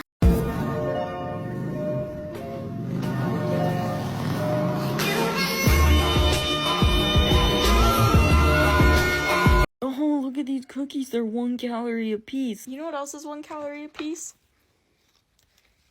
My dog's training treats. 1.5 calories a piece. And there's 500 of them in here. So if you like eating garbage, here you go. The reason God didn't spare Brian Thompson is because the angels were like, hey man, there's a guy, he's planning this thing, and God was like, well, if you can find me 10 people that United Healthcare has helped, I will spare Brian Thompson. I have a boyfriend, but I appreciate your concern. I actually have pictures of us modeling together if you want to see them. Here we are, aren't we such little cuties? We even made it onto the website. Mwah mwah. Thanks for your concern, Lo. I don't want to get married. You're holding me to a standard that I don't even have for myself. Like, do you feel weird? Oh no, you're condemning me to a life of happiness. Oh, you think I'm dressing up so I can impress a man? I am actually not dressing up to attract their attention. I'm actually begging them to get on my level, for God's sake. Like this. Christians will be like, you have to completely rely on your savior in order to go to heaven. And it's like, hey man, that's just called codependency. Like, we have self-help books for that now. For Rachel McLean, the new year was supposed to be about a new Rachel. That was until home came calling her name. Look, Monica, tell Paul that I'm out. I quit. I'll make partners somewhere else. My community needs me. Girl, I feel you. Monica, the city council is moving to tear down the historic library's wrought iron staircase. Oh, my queen, I know, but you're Monica, I have a plan to save it all. Gotta go. But this would be about much more than just libraries and soft metals. There's just one thing that I have to do first. For Rachel, it would be about finishing what she started. It would be about confronting a past love. The rekindling of a flame. Rachel. Well, look at you. Back from the big city. Like a spark to its bond. Look, you're here. We're here. Together. No. For Rachel McLean, this was about much more. This was about welding. Welding? Yes, welding. What? Excuse me, Luke. Luke, but it's Patrick. Hot Patrick?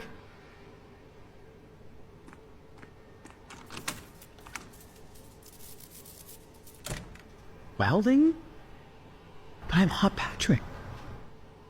Chiseled Patrick! This New Year's Eve, join Rachel McLean, Monica on the phone, Luke, or Hot Patrick, or whatever. A wise administrator, fake snow accumulating in strange places, and all of your friends at Salt Lake Community College Movie Channel for a one-of-a-kind love story forged in metal, fire, and a little hot wassail. Tastes like home. The Salt Lake Community College Movie Channel presents Smelt My Heart on New Year's Day. Coming to basic cable this December. I'm approachable, Patrick!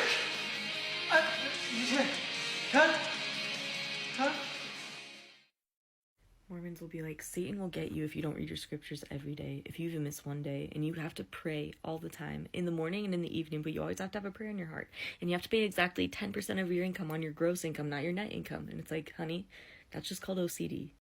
Longclaw's voice is too sexy, but it kind of makes sense, because in the Sonic movie, he literally compares her to Obi-Wan Kenobi, and Obi-Wan Kenobi's voice is also too sexy. I bought this at Ross because I'm a Cancer, and I thought it was fitting. It's a crab, right? Wrong. According to Disney, it's Stitch. And I think that's why it was on sale for $6, but tell me your opinion. If I asked you to identify this thing, you would probably check the Disney tag, right? And it says Hey Hey on it from Moana. But if I hold both of them up together, now who is this?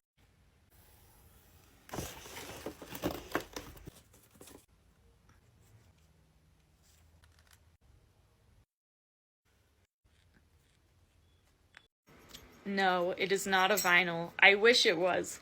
It's actually one of my favorite books called Surf's Up, The Art and Making of a True Story. It's just basically all the behind the scenes stuff. Maybe I'll make a whole video showing my favorite parts of the behind the scenes.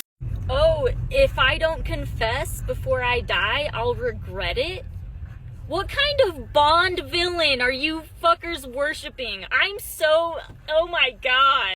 Threesomes greetings. Merry threesome. Happy holidays. Happy boy Toyotathon. The reason photographers don't give out raw files is because it will give you salmonella. All I have to say about Sonic 3 is that Shadow the Hedgehog is so hot that if I had been Eggman's granddaughter, we would have had a Shape of Water situation on our hands. Yeah, and I'll make him my Edgehog. If you need a white elephant gift idea, just go through your wallet and grab all of those gift cards that only have like a $1 or $2 balance left on them. Only do this if you're doing like a fun white elephant though, because otherwise they might be kind of disappointed. Honestly, that's so kind of you. I'm so flattered, and it's not for the reason you think. It's because she is in one of my favorite all-time movies called Surf's Up, and she plays Lonnie the lifeguard. So thank you. Okay, I have some questions. Question number 1. Is yeast still alive after you bake it into bread? Or is it still living inside of us? Does it keep growing?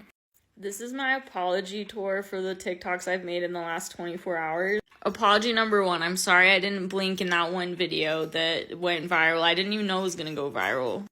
Apology number 2. I'm sorry for saying Shadow the Hedgehog is hot and that I would do him. I was 8 years old when I learned that heartburn, you don't feel it in your heart. What the fuck? Never underestimate the power of buying a cute heart sweater from Savers for like $7. In January, February, March, April, May, June, July, August, September, October, November, December. When I make TikToks about my mission for the Mormon Church, I'm always afraid that people aren't going to believe me. So, here's my proof. I've also made TikToks about working for McDonald's and people don't believe me. So, here's my proof. I'm actually kind of killing it with holidays this year, meaning I'm planning whatever I want. Like Thanksgiving, I think you mean Black Friday Lord of the Rings marathon. Christmas, I think you mean Nosferatu release day. I wish the weird gaslighty Mormons would just say, I don't follow the rules, and that's why Mormonism works for me. What I love most about It's a Wonderful Life is that God or the universe or whoever saves George Bailey from unaliving himself, but it's his community that saves him from everything else, and that makes me want to bawl. I think we need a movie where George Bailey goes Luigi Mangione on Mr. Potter. I just need to put it out there that I am super willing and wanting and craving indie film and student film experiences. Please ask me to be in your project. I have an important life update. It's my Big Z Chicken Joe metallic poster thing that I just got, and I love it so much. Look at him, he's chilling in front of a Big Z sunset. Bro, the book has been around even longer. Like, do you not have a library? I don't think I fully respected Jiffy's game. They do oil changes and corn muffins. So I came up for the name for my dog while I was eating Olive Garden breadsticks. Yep. Oliver. But before I named him after an Olive Garden breadstick, his name was Forehead.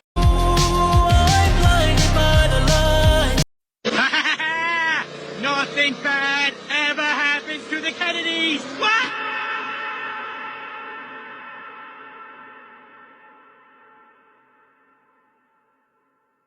Run, run, Rudolph. Run, run, me. This is the only Christmas shoe I care about. Gotta burn some calories before we burn the Yuletide log, am I right? Merry Christmas. Last night I was looking at pictures from past Christmases and I found something horrifying. This is me 10 years ago posing with a Glenn Beck book for my engagement photos for my Mormon wedding. I was 8 years old when I learned that the Pokemon Tauros is actually a play on words with Taurus, the zodiac sign, and it's a fuck. You need a little bit of help. So that video that you commented on is an answer to your question of who hired me. It was for a brand that collaborates with Jeep. They were pictures on their website. I was simply answering your question. I also have this mailer on my wall. I also modeled for hair products at one point. I don't know if that's what you're looking for either.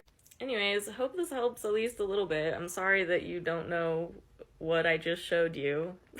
So I think you can actually believe that Bigfoot is Cain without joining the Mormon Church. Like, that belief is fine. Don't join the Mormon Church, though. I don't know if you guys know this, but when you're sad, you can just decorate your room more. Here's a table in my room. I just added these, like, leafy moss things to it, and I just put batteries in this little lamp. It's very cute, and it's actually therapeutic. Listen, nobody tells you this, but you can actually go to an animal shelter and pick out your own little animal companion. It's like going to Professor Oaks's lab and picking out a Pokemon, like your starter Pokemon. Like, look at this. That's an Eevee. You guys really need to stop shopping at Shein. Do you know how embarrassing it is to find a piece of clothing you really like at a thrift store? Then you look at the tag, and it's fucking Shein. These pants were never worn, but the shirt is Shein. I don't know if you guys know this, but when you're really sad, you can just, like, make something. Anyways, I made this, and it's gonna go up there on my wall. Freddy Krueger loves you. Just watch Nightmare on Elm Street. Freddy Krueger is God. You always miss 100% of the shots you don't take! If there was an Oscar for the actor who delivered the funniest line this year, it would be Willem Dafoe when he says, "I have seen things that would make Sir Isaac Newton himself crawl back into his mother's womb." So I read about this study that was like, hey, we want to know why some people donate their organs to complete strangers. Turns out these people have a massive, gigantic ass amygdala. That's what makes them more empathetic. It's literally just a brain thing. Like, I don't even think you have control over that. And in fact, I tried to Google, like, can you do things to, like, make your amygdala bigger? Because technically, that means that some people who are, like, just terrible people and don't feel sympathy, it's actually a brain thing. It's not actually a conscious decision they're making. Anyways, I read one way you can make your amygdala bigger is if you have depression and anxiety at the same time. So guess what? My depression and anxiety girlies, we're already winning. Sorry for not being more specific. It's about people who are donating their kidney or liver to a complete stranger while they're still alive, which is why it was being studied, because that's even bigger than just checking organ donor on your driver's license. You stop that right now or I'll tell my therapist on you. That's the nicest fucking thing anyone's ever said to me on this app. Never take advice from beauty influencers on TikTok, because that's how I got this bald spot in my eyebrow. Honestly, I do have really bad news about free will. They tried to see if they could, like, induce people to be more generous of their own free will, but you can't. Also, this extremely renowned neuroscientist says we do not have free will.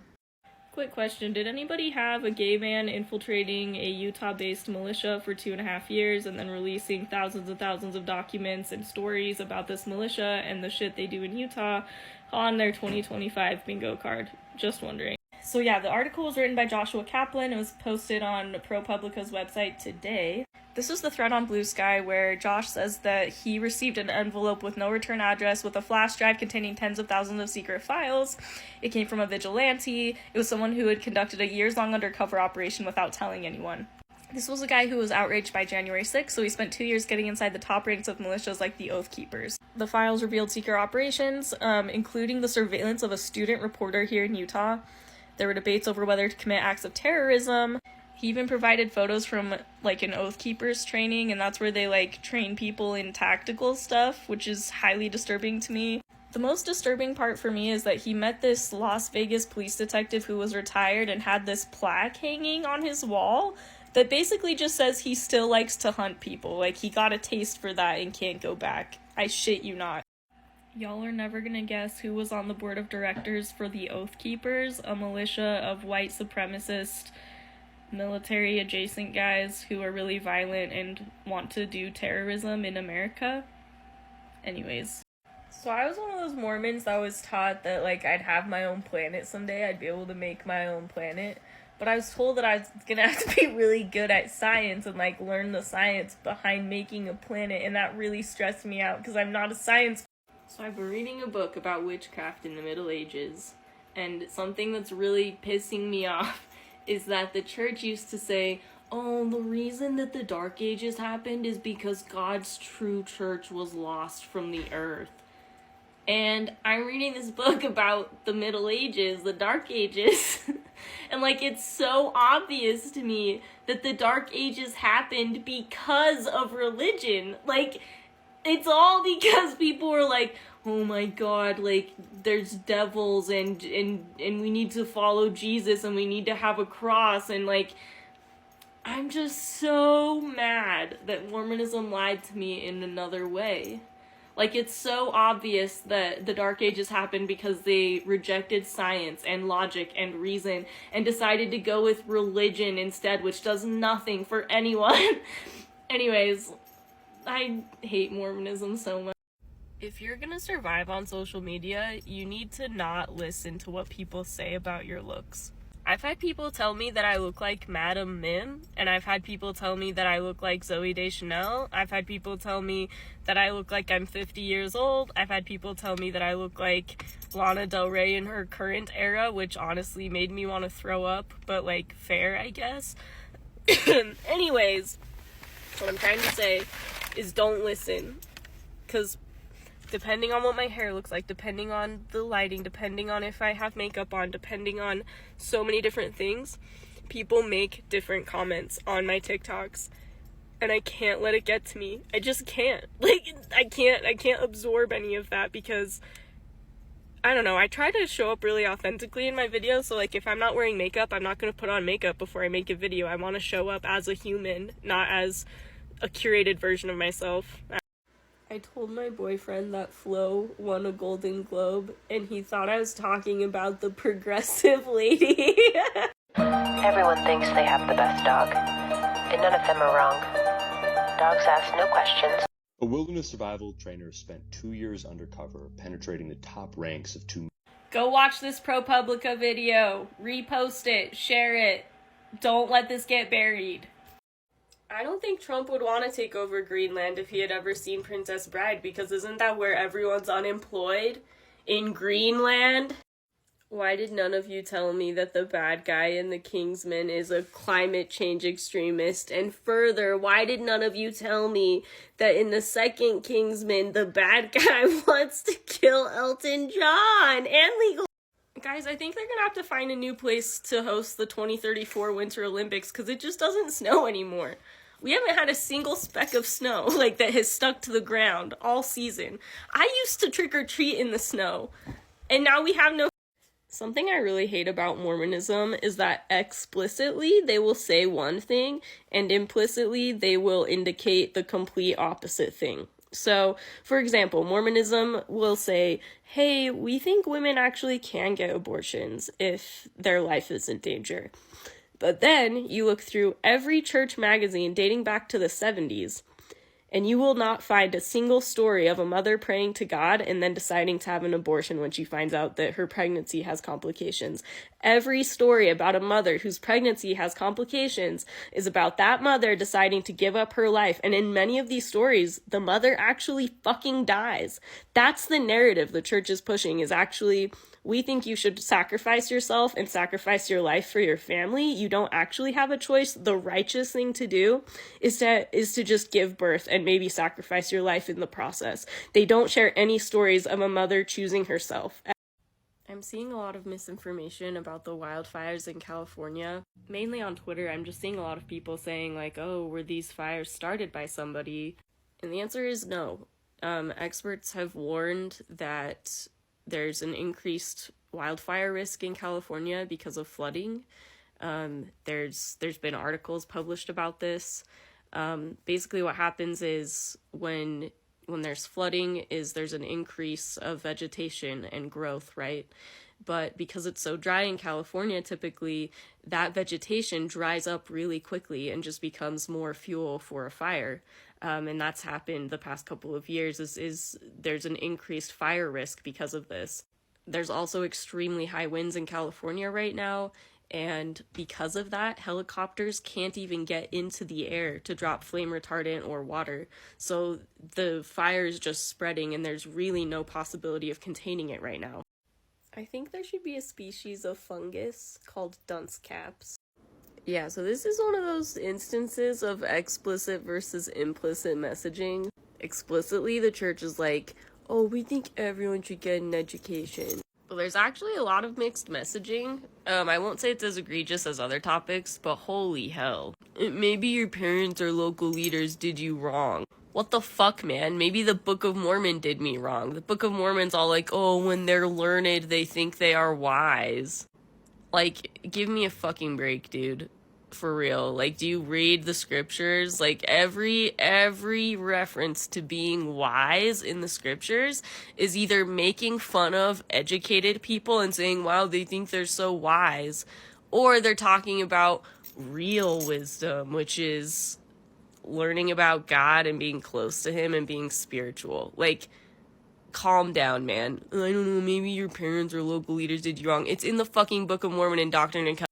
This is my friend Bryce.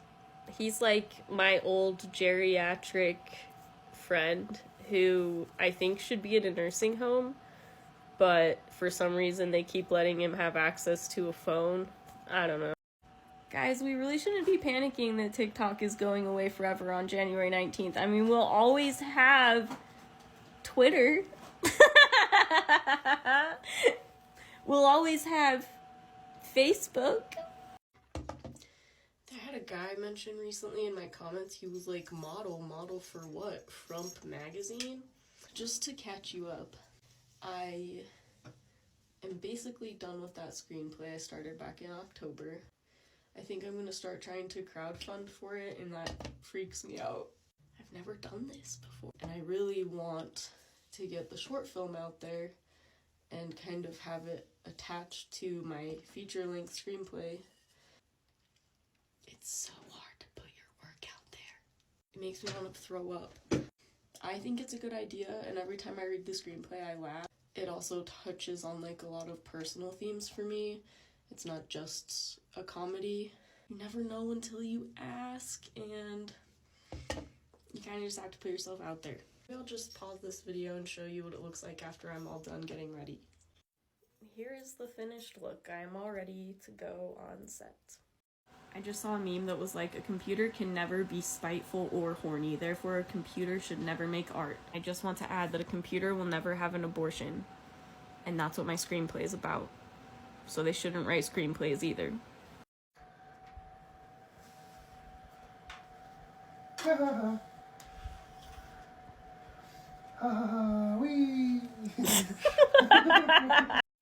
I'm getting my fucking information from the fact that I read every damn church magazine and searched the entire shitty church website looking for stories of women who have had abortions to save their own lives and their— Wow, it's almost like in my original video I said that the church magazines go back 50 years. You would know that if you watched my original video. Also, as a child, I did read pretty much all of them. My mom had a stack of them in the basement. I'm honestly so fucking tired of Mormons on this app coming in and pretending like we didn't do the research and we didn't read and we didn't know a fucking thing about the church before we left. I graduated seminary. I read the Book of Mormon like 15 times. At least. What else? I mean, I read pretty much every Ensign and New Era magazine that had ever been published. That was as of probably 2011 or 2012. I didn't dink around on apps like TikTok because they didn't exist. I didn't go fighting people online. I was actually reading. I was actually studying. You know, like the shit you're supposed to do when you're a Mormon. I did all of that. I'm tired of you guys fucking thinking that I don't know about your religion. I know more than you. That's why I left. Like, I've been on a mission. So tired of dunce Mormons on here thinking that we didn't do the fucking research. I don't really believe in religion, but signs did make me believe in miracles, because how did a script that good get written? Huh? I'm trying to imagine M. Night Shyamalan in a pitch meeting just being like, yeah, this movie's about a faith crisis. And they're like, and then he's like, that's taking place during an alien invasion. And then they're like, holy shit, we'll fund it, man. Bruh, I was today years old when I learned that roly-polies are crustaceans, and their Latin name is Armadillidium vulgare. When was someone gonna tell me that, huh? I don't know why you guys can't just leave us alone.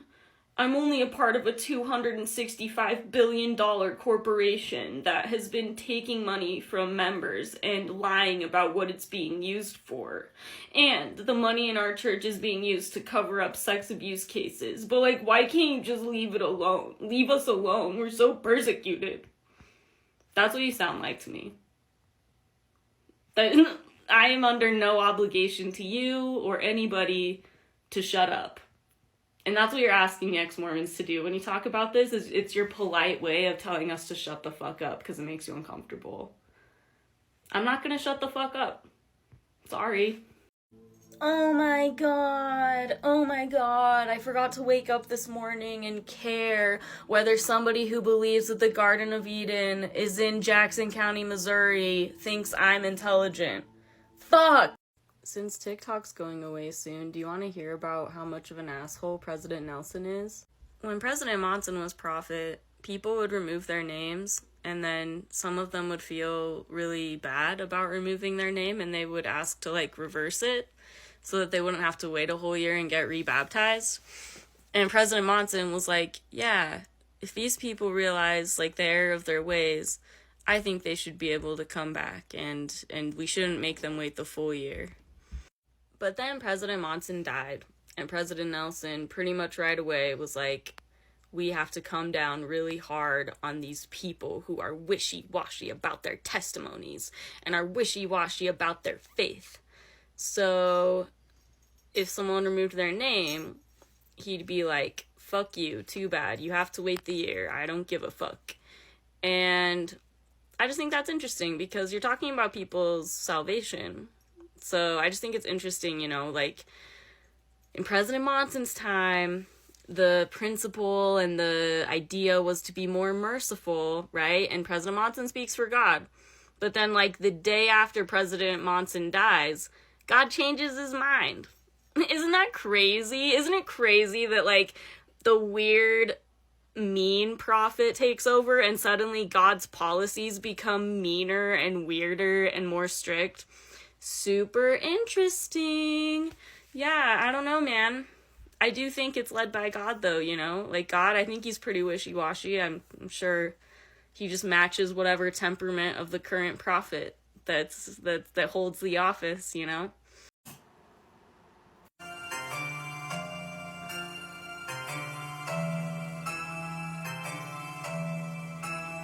Oh, fuck, you're right. I don't have time to live my life. I don't have time to walk my dog. I don't have time to hang out with my friends. I don't have time to do modeling work and getting paid for that. I don't have time to go to a lake a couple times a year with all of my friends. I don't have time to do karaoke. I don't have time to accept awards for scripts that I've written or go to Olivia Rodrigo concerts. Hell, I definitely have not been reciting poetry to all of my friends at birthday parties. Oh, and I haven't been producing short films or going camping. You're so right. I'm not living my life. I wish I was special. You're so fucking special. But I'm a creep. Oh my god, was I supposed to do more than read my scriptures, go on a mission, pray, get married in the temple, go to church every week, pay my tithing, do my fast offerings? Did I miss a step? Did I miss a step? Tell me, oh my god. Mormons believe that the natural man is an enemy to God, and they respond to this by becoming the most unnatural freaks possible. Okay, indie filmmakers, I need to know why you make unpaid casting calls and ask the actors to do auditions. Why not just look at their reel or their headshots? I say this as an indie filmmaker myself. Why would you make them do an audition? Yeah, that's like real deal shit. This is like real candid stuff. Has anyone tried loving themselves as much as they've loved all of their previous exes? Did it work? Do you love yourself? Sorry, but like you have entire hymns dedicated to the fact that you're a sheep. The Lord is my shepherd. No? Jesus, other sheep I have, which are not of. One of my New Year's resolutions, genuinely, is to put as much time and effort and money into myself as I've put into my exes. Just to paint a little picture, historically, for people that I haven't even been dating for a full year, I have paid off their credit cards, I have purchased them very expensive toys, and I could afford to do it at the time. I also funded an entire student project. Like, I put my entire COVID stimulus check went towards my ex's art project for school. $1,200. And I fully recognize that this is like a me problem where I was giving money to somebody instead of just investing it in myself. So I don't blame my ex at all. I don't think that he did anything wrong in taking the money I was offering. But why wasn't I investing that money in myself, dude? Everyone posting their goodbye videos on TikTok is like when you say bye to your friend and then you both keep walking the same direction. Because apparently Biden is making sure it's not going to be banned on Sunday. That's the. I have exactly one fuck to give, and it's that one. Oh, chihuahuas are mean and vicious by nature. Why did a lady in the drive-thru just now reach her arm all the way into my car just to pet this little dude? Huh? Riddle me that. Oh, I'm sorry, science was too simple for you? Watching an invading alien species get cleansed from the earth with water, baptism by water, that was too simple for you? In the movie about a faith crisis? Grow up.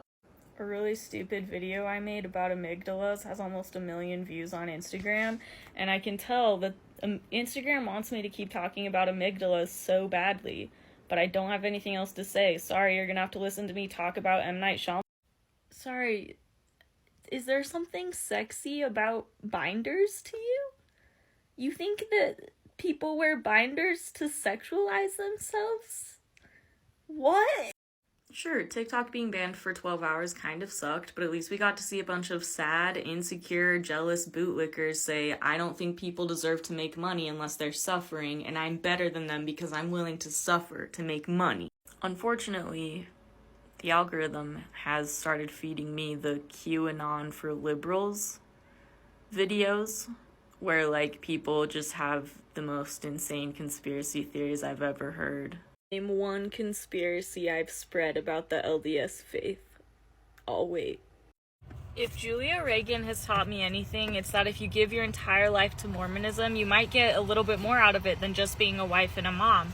You might actually get to be memorialized for months on a billboard on I-15 after your death. This is the gayest Bible I've ever seen in my life. So I bought it. It was at a thrift store. Like, doesn't this just have, like, the cuntiest, gayest vibes? There's more to this book than meets the eye, because on the very last page, there is a written message. It says, Dwayne, I'd like to thank you for loaning me your Book of Providence here. You have to be a good friend to lend a Bible to someone. I thought that maybe someday when you were looking for consonants in your Bible, maybe when you are on your mission, that you might find this and have it lift your spirits, just to see it's from me, in all caps. Well, so now you know I have written in this, so since you're a little Harvey, and I'm a little Harvey, I guess I should, quote, wrap it up.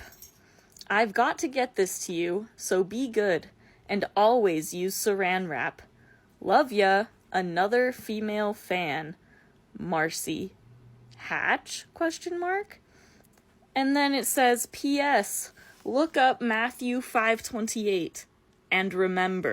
Well, I looked at Matthew 5:28 And it's literally the scripture that's like, if you look upon a woman to lust after her, you have already committed adultery in your heart. So now I want to know, who owned this? I would love your take on this. Let me show you the actual... Let me show you the letter, the note again, so you can tell me your thoughts. Oh, fuckity fuck. President Trump shut down the website for reproductive rights. Reproductiverights.gov completely shut down. So, fuck. So, seeing some reports that Donald Trump has shut down the website called reproductiverights.gov. I don't know if that website was a real website before today. Either way, Republicans hate women and don't want us to have rights. So, go to aidaccess.org. I literally got abortion pills there. Well, an abortion pill. It's safe. It's effective. They have a shelf life of 2 years. Go get yourself one. It's cheaper than going to Planned Parenthood for an abortion, and who even knows if it's going to be legal to have an abortion here, and, like, who knows?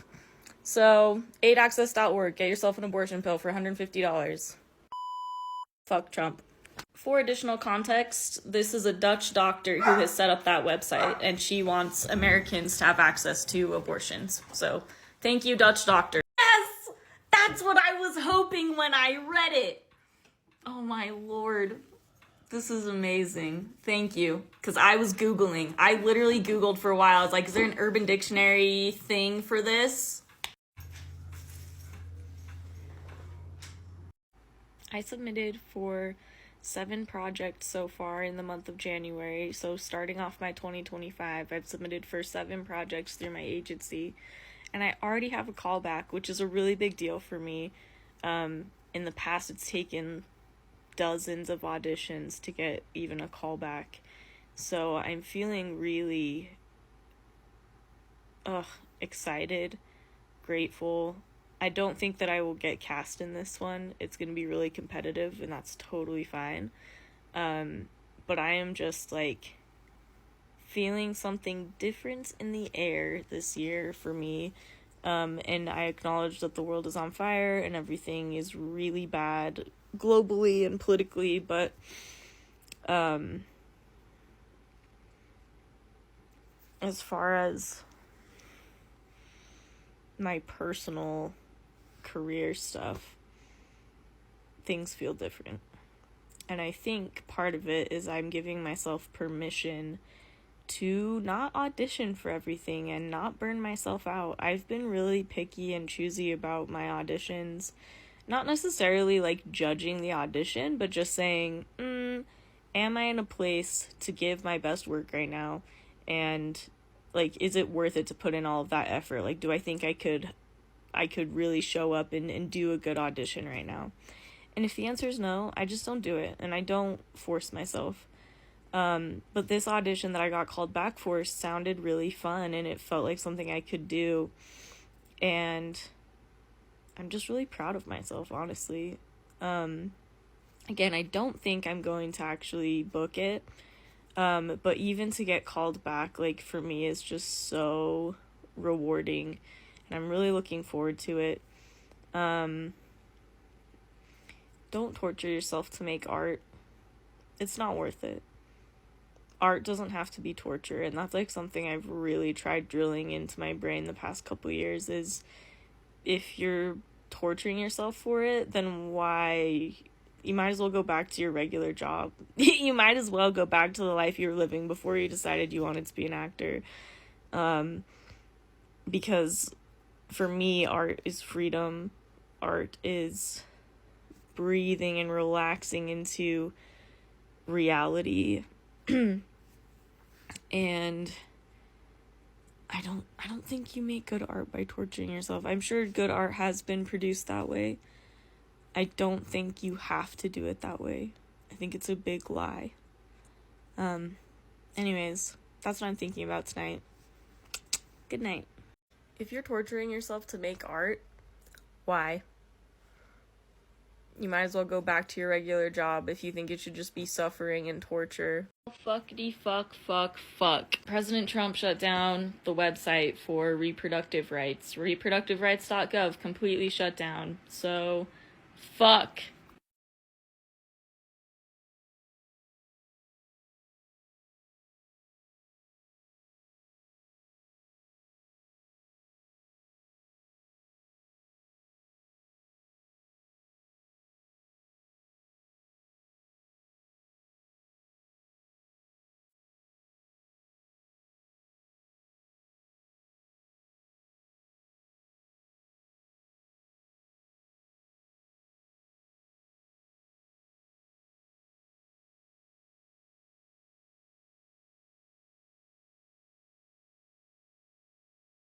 Okay, so you're gonna grab your heart and you're just gonna... Okay, now you try. If you care about reproductive rights, you should really consider getting a vasectomy. What are you waiting for? Snip, snip. Edward Scissorhands is waiting for you. You know what I do when I'm sad?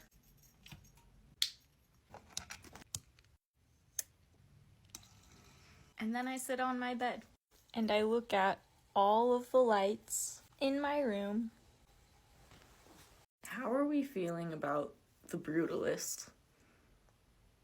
How do we feel knowing that they took perfect angel Adrian Brody and said, you know, we just don't think your accent is good, so we're gonna use AI to tweak it.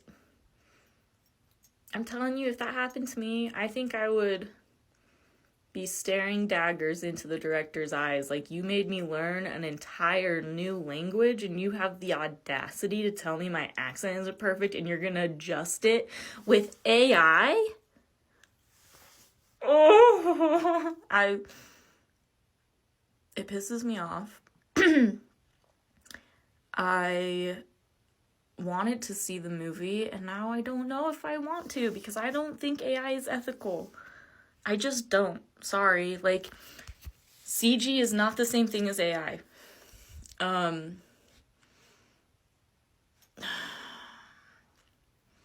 don't know, chat. Are we fucked? Get ready with me while I talk about why Guillermo del Toro is my favorite director. I lied. There is no get ready with me. Sit down. We're watching Guillermo del Toro's Pinocchio that takes place in fascist Italy. Conservative men know we can see their profile pictures, right? Right?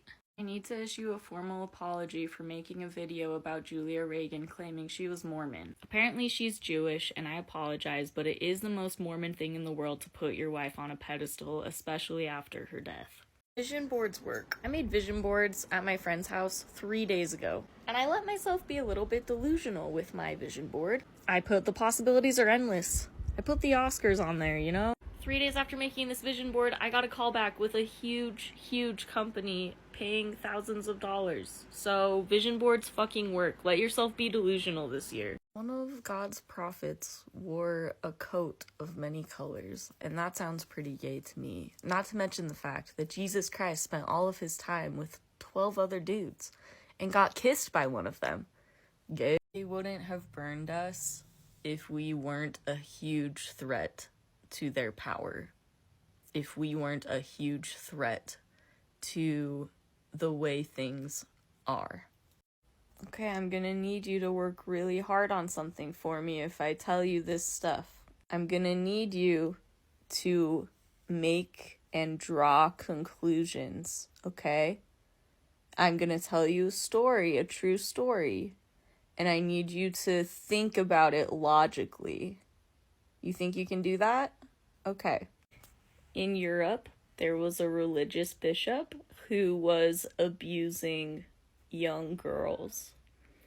And these girls went on to be nuns, very devoted women in the church.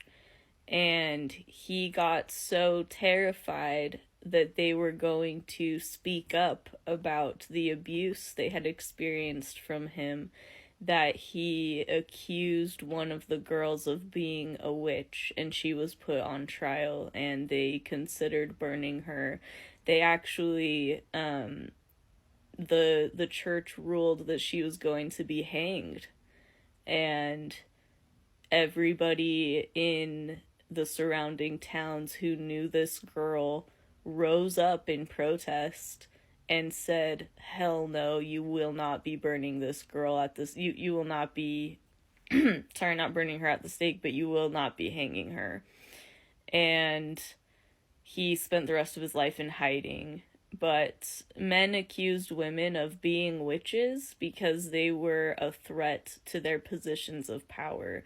If this man had been accused of what he had done, he would have lost his position as bishop. It would have disrupted the power of his church in Europe. So it was very important to the church to pin her as a witch, and I don't remember why they decided not to hang her, or not to burn her, but they did decide that she should be hanged, and the only reason she wasn't is because there was an uproar in all of the surrounding areas, because people knew her, and they knew that she was a good person. So, yeah, please read a book, Gary. I don't know. There's a lot of good books out there about witches and about patriarchy. I know you're not actually looking to learn, but I gave you an answer. Thanks, Dimitri. That's really helpful. Can you explain, like, why you would burn somebody at the stake if they were only a threat to themselves? I would love to hear your thoughts on this. It sounds like you have a lot of knowledge. I actually think if there is a God, he's very pro-abortion. Like, you're telling me the guy who had to, like, send a destroying angel to each house to look for the blood above the door so that they knew which firstborn sons in Egypt to kill, like, you're telling me that guy wouldn't have thought it was simpler to just, like, give somebody a pill while the embryo was still the size of a poppy seed? Like, give me a fucking break. I'm sure that he's, like, kicking himself. He's like, ugh, why did I flood the whole earth and teach Noah how to build an ark? That was so fucking annoying, having to gather all the animals together and save them all, when God could have just forced everybody on earth to have abortions, and it would have saved, like, so much pain and human suffering. Like, when you're the size of, like, a little poppy seed and you don't even know you exist, versus dying a very terrible and horrific death in a flood by drowning, like, I just think God's been really inefficient in the past with his ways of dealing with humanity. And I think he's genuinely, he's kicking himself, man. He wishes he had been the one to invent that. I've been out of the church for 5 years, and I just realized that Joseph Smith just sketched those little facsimiles. He just made his own fan art of the Bible. He really put the artist in scam artist. Hello. Well, there's a cute little guy. Where did you find him? He's just one of the animals that didn't make it onto the ark in time. Oh, jeez. Yeah, he's pretty mad about it. He wants to talk to God about it later. You know, I think God has a 2 o'clock open. He also wants to know where Cerberus is. You mean that Greek myth? He worships Cerberus. Don't tell him that he's not real. I'm sorry, it's just, don't you think we should break it to him? He prayed to Cerberus his whole life. I'm not breaking anything to him. Okay, I just don't think God would like knowing that somebody in heaven is worshipping. You can tell God to shove it. Is he all powerful or not? Tell him he has until 2 o'clock to make a 3-headed dog, or this little guy's gonna have a faith crisis. You wanna ask God why he drowns puppies? Okay. I'm calling his secretary now. Yeah, Janice, we got a situation. It's with the K9 unit, I know. First Old Yeller, now this. Oh, you're a lifesaver. Cerberus is real. Huh. He is real. You can do this.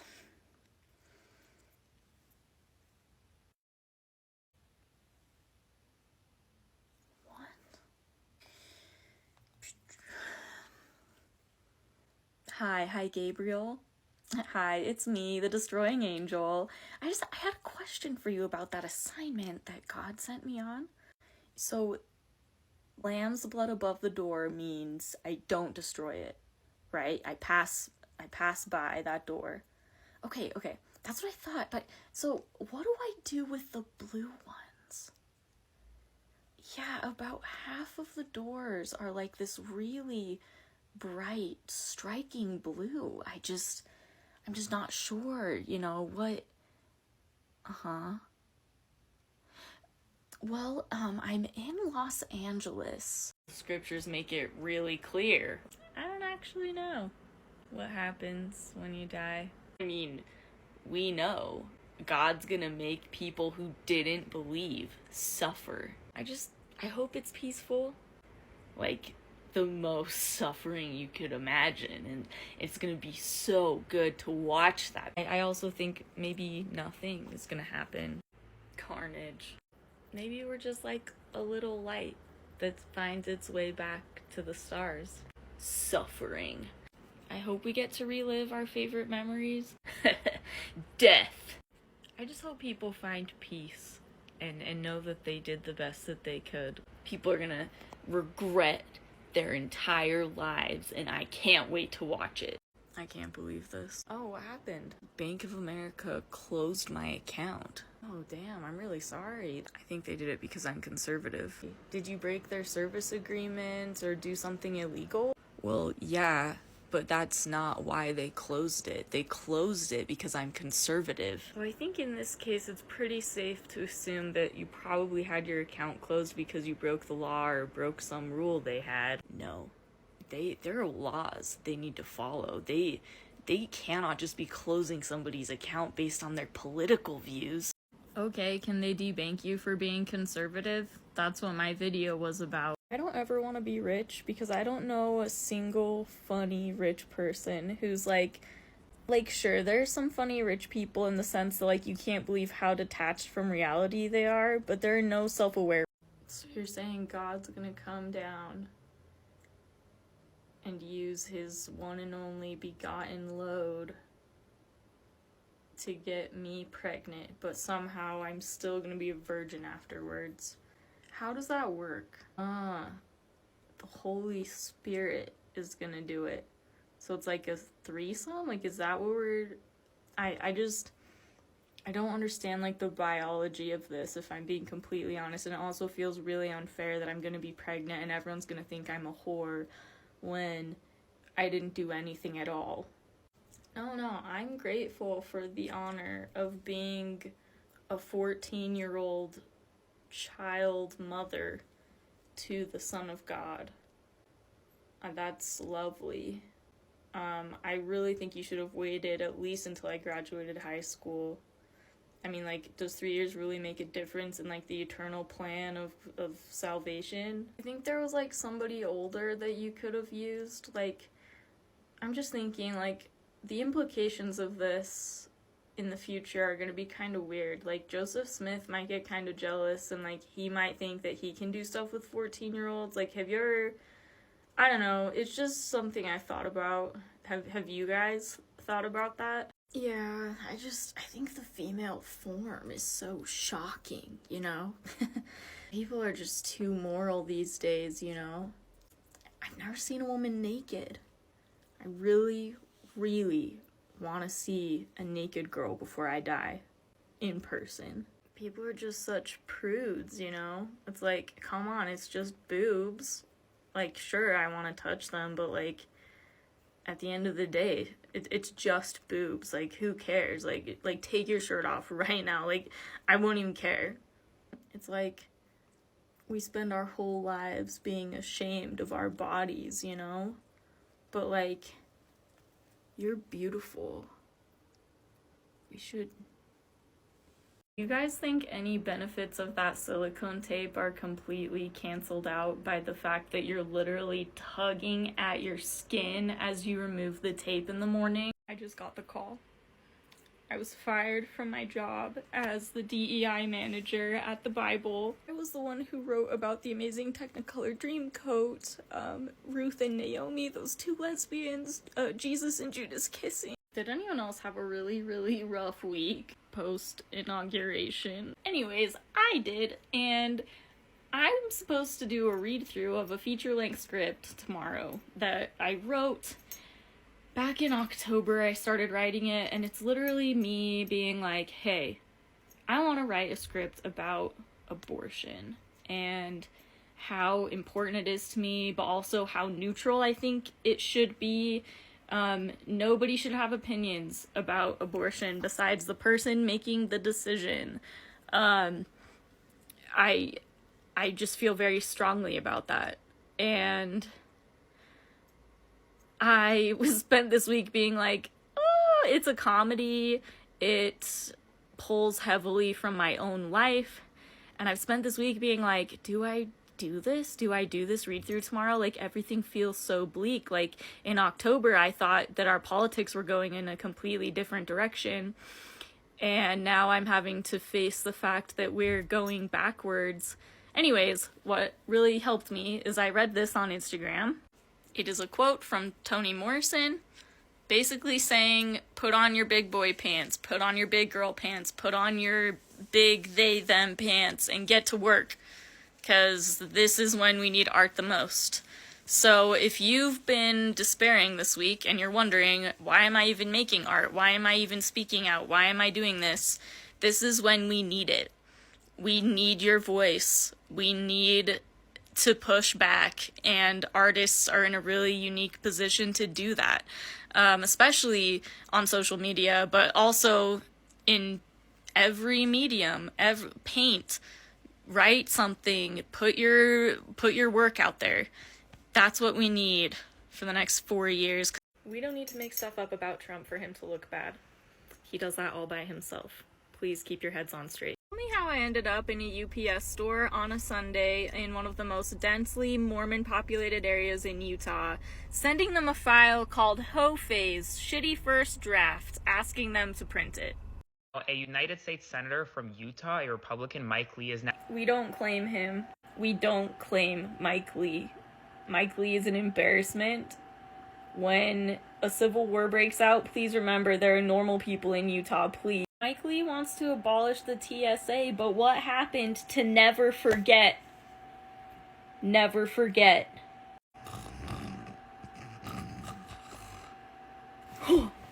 Okay, I'm awake. Now what? Your silence is my trade. Shut up. Lockjaw.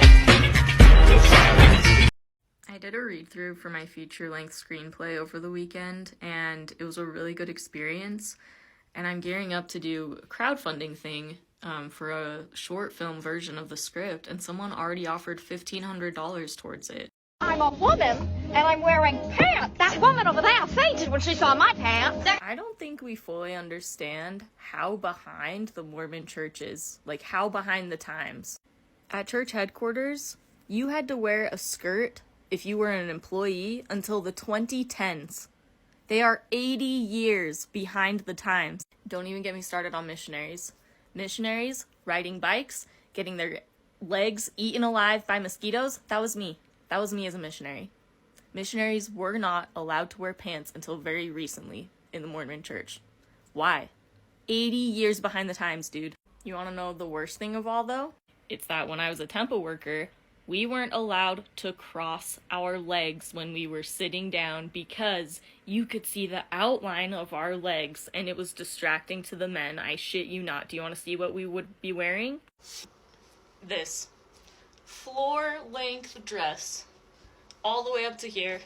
When we were sitting down, we had to keep our knees like this. We could not cross them because, oh, it shows too much of our leg. It's fucking insane. I'm just so mad that I let the church make me believe that they were champions of women my whole fucking life. A surprising amount of the decorations in my room were purchased by men on the internet for me. This neon sign was purchased by a man on the internet. This get naked rug was purchased by a man on the internet. This shower curtain. This hand towel. This soap dispenser. This rug. This rug, this Belladonna of Sadness vinyl, this Chaperone vinyl, my Poor Things poster, these witchy tarot board things, my Shape of Water poster, these octopus prints. I bought that Chicken Joe thing myself. this Pressure Machine Deluxe vinyl, this Hey Hey plush thing, and this Ditto. There's not really a moral to this story, except that if you lower your standards and post a lot of thirst traps online, men will be really willing to buy things for you, and I think that's really beautiful, and I'm really grateful for all that stuff, because I couldn't afford it by myself. Also, this Nausicaa poster, which I forgot to show. I can't believe that MAGA Republicans are, like, so out there that I can now classify some Republicans as normal. Like, Mitt Romney, normal Republican. So Mormons believe that we're, like, the offspring of God. Like, God is literally our Heavenly Father. He's the father of our spirits. Anyways, one of the reasons Mormons don't believe in evolution is because they're like, well, what do you mean we came from a monkey? Like, we came from Adam. And I found this book at a bookstore, a used bookstore the other day.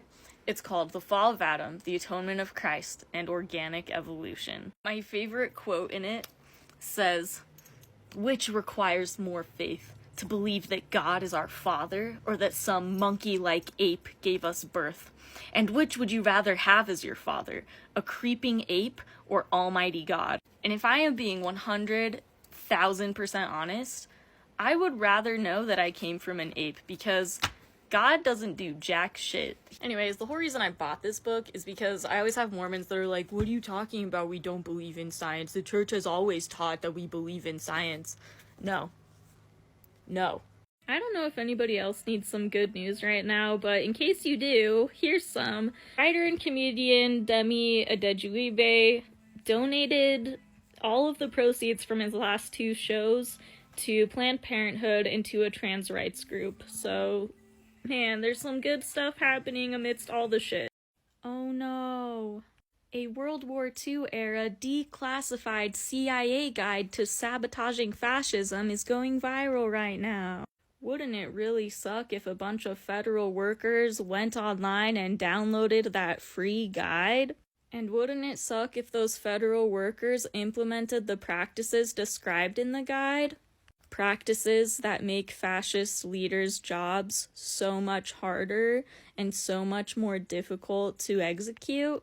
Anyways, I hope federal workers do not go and download that free guide, and while we're at it, I hope nobody else who maybe works with the federal government goes and downloads that guide either. Golly, we would be in a lot of trouble, wouldn't we? I feel like if we don't start sharing some really good news, we're all gonna collectively lose our minds. So this is just a reminder that pretty much right before Trump's inauguration, ProPublica published an entire article on a gay man from Utah who infiltrated a militia group, like the alt-right conservative extremist groups here in Utah, and gathered thousands of documents, recorded meetings, has information on all of them, and he's going to be releasing that information in the coming months. Not only did he gather all of this intel on these people, he became the head of the militia, and he stopped people from going to protests to be violent. He kind of sowed like doubt in them and said like, oh, I don't know if we should go to that protest, that Black Lives Matter protest, because I heard that maybe something's gonna happen. And alt-right extremists are so consumed by fear and by, I don't know, they're just really gullible. So they were all like, oh yeah, man, like that really sucks. I really wanted like to get some of my anger out and be violent towards these protesters, but I guess like we'll listen to you.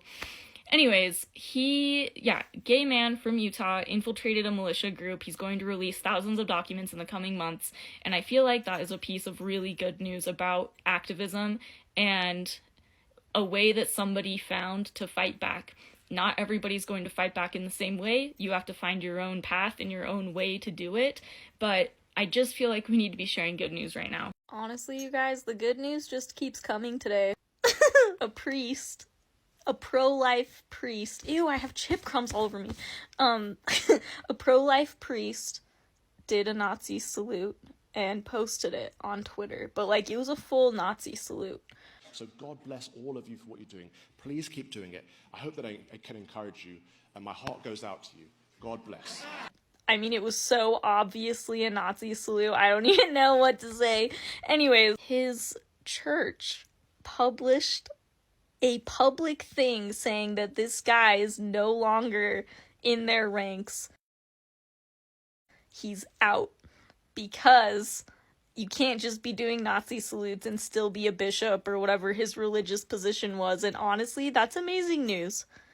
The fact that a religious organization that is pro-life and that probably has a lot of similar views to Donald Trump and Elon Musk, the fact that they're making a stand, like taking a stand on this, is actually incredible.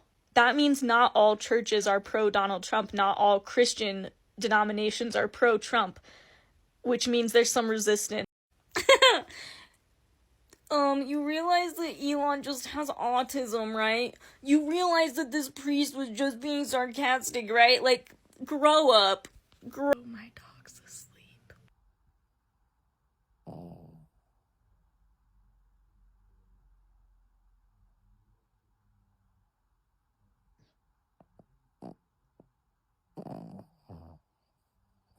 A single father who's been living in the US for 18 years with nothing but traffic violations dropped his kid off at school, his 5-year-old kid, and was detained by ICE immediately afterwards.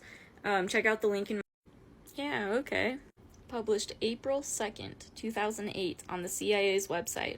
This is the Simple Sabotage Field Manual. Now, I should mention, a lot of people are confused. This was not written by the CIA. It was obtained by the CIA after World War II.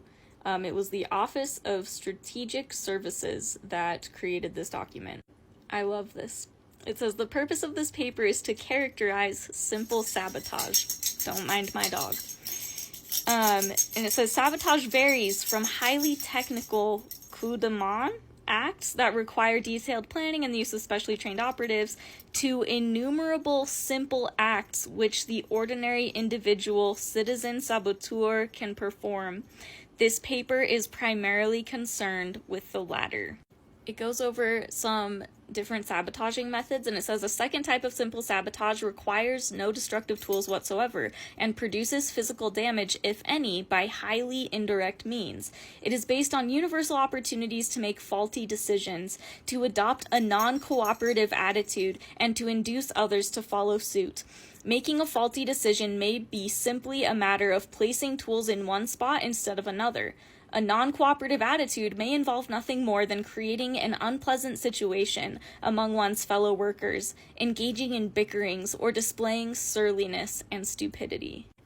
I'm actually beginning to wonder if the mole that infiltrated the Utah militia used this guide, because it talks about how the potential saboteur should discover what types of faulty decisions and non-cooperation are normally found in his kind of work, and should then devise his sabotage so as to enlarge that margin for error. So the mole that infiltrated the Utah militia, he got to know the inner workings so well, he actually became the leader of the militia, and he actually prevented a lot of violence from happening by telling people, like, oh, I don't think we should do that, and like just kind of sowing doubt and making people question, like, oh, maybe this is just like a sting operation type of shit. So super, super interesting, and I'm only on page 2. Part 2. Somebody commented on my other video and said that this has been taken down off of the iTunes store. I don't know if that's true, but if it is, get it while you still can. It is still up on the CIA's website as of 4:30 p.m. Mountain Time on January 30th. Alright, this is very important. It talks about convincing other people to commit simple sabotage, and it says you actually cannot talk broadly about personal liberty, freedom of the press, and so on, because it's not convincing in most parts of the world. In many areas, they will not even be comprehensible. I feel like this is super significant, because when I try to talk about like what I see happening, it's mostly like these are huge human rights violations, or this goes against personal liberty, or whatever. And this says, the person you're trying to convince must be made to anticipate indirect personal gain, such as might come with enemy evacuation or destruction of the ruling government group.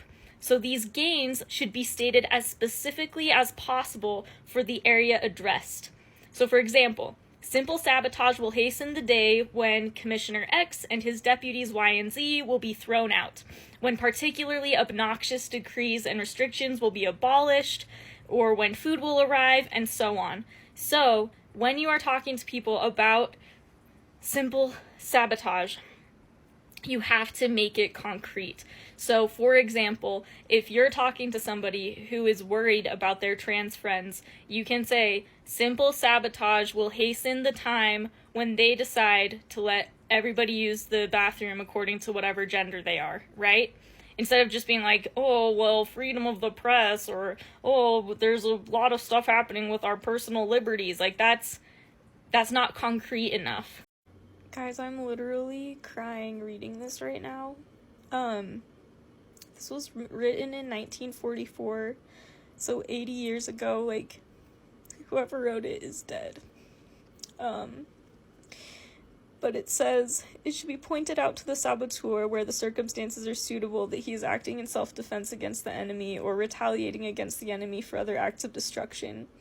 A reasonable amount of humor in the presentation of suggestions for simple sabotage will relax tensions of fear. And I don't know why that touched me so much, but, like, they were just like us. They were scared. They felt helpless. And they did it, though. Like, they got rid of fascism. Obviously there's still parts of it popping up. But, I think about my ex used to play Axis and Allies a lot. And it's about World War II. It's a really strategic board game. And he always reiterated to me, like, the chances of beating Germany and the Axis powers,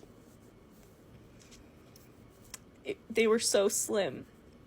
So when you play Axis and Allies, like, I've never played, it's a ridiculously long game, but he always reiterated to me, he's like, it is a miracle that fascism and Hitler's regime was taken down. Like, it honestly shouldn't have happened.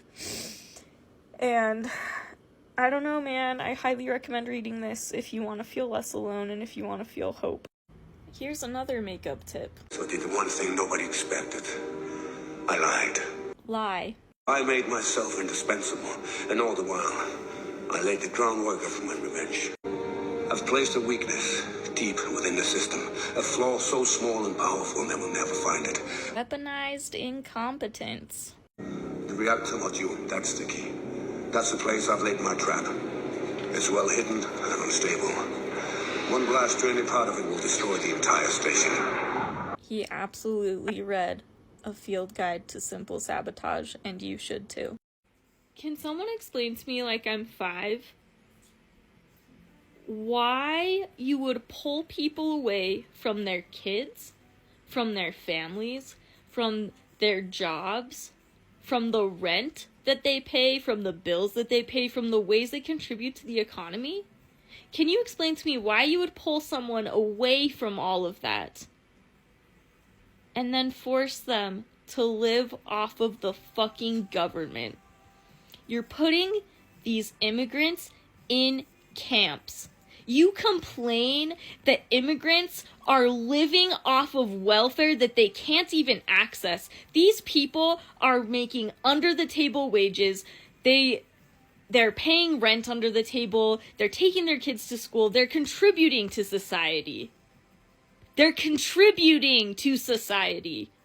And you pull them away from that, and you're gonna make them rely on the fucking government.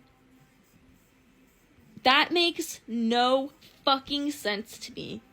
You're gonna put them in a detention camp in Guantanamo Bay, pay for their food, for their water, for their electricity, for the plumbing. You are forcing them to live off of the government after complaining for decades and decades that these people are just living in the US for welfare. Be so fucking for real and admit to yourselves that the hatred and the cruelty are the point. That is the point. It is not about the fact that they're living on welfare, they're taking all of our money, they're living off. No, they're not. But now they are.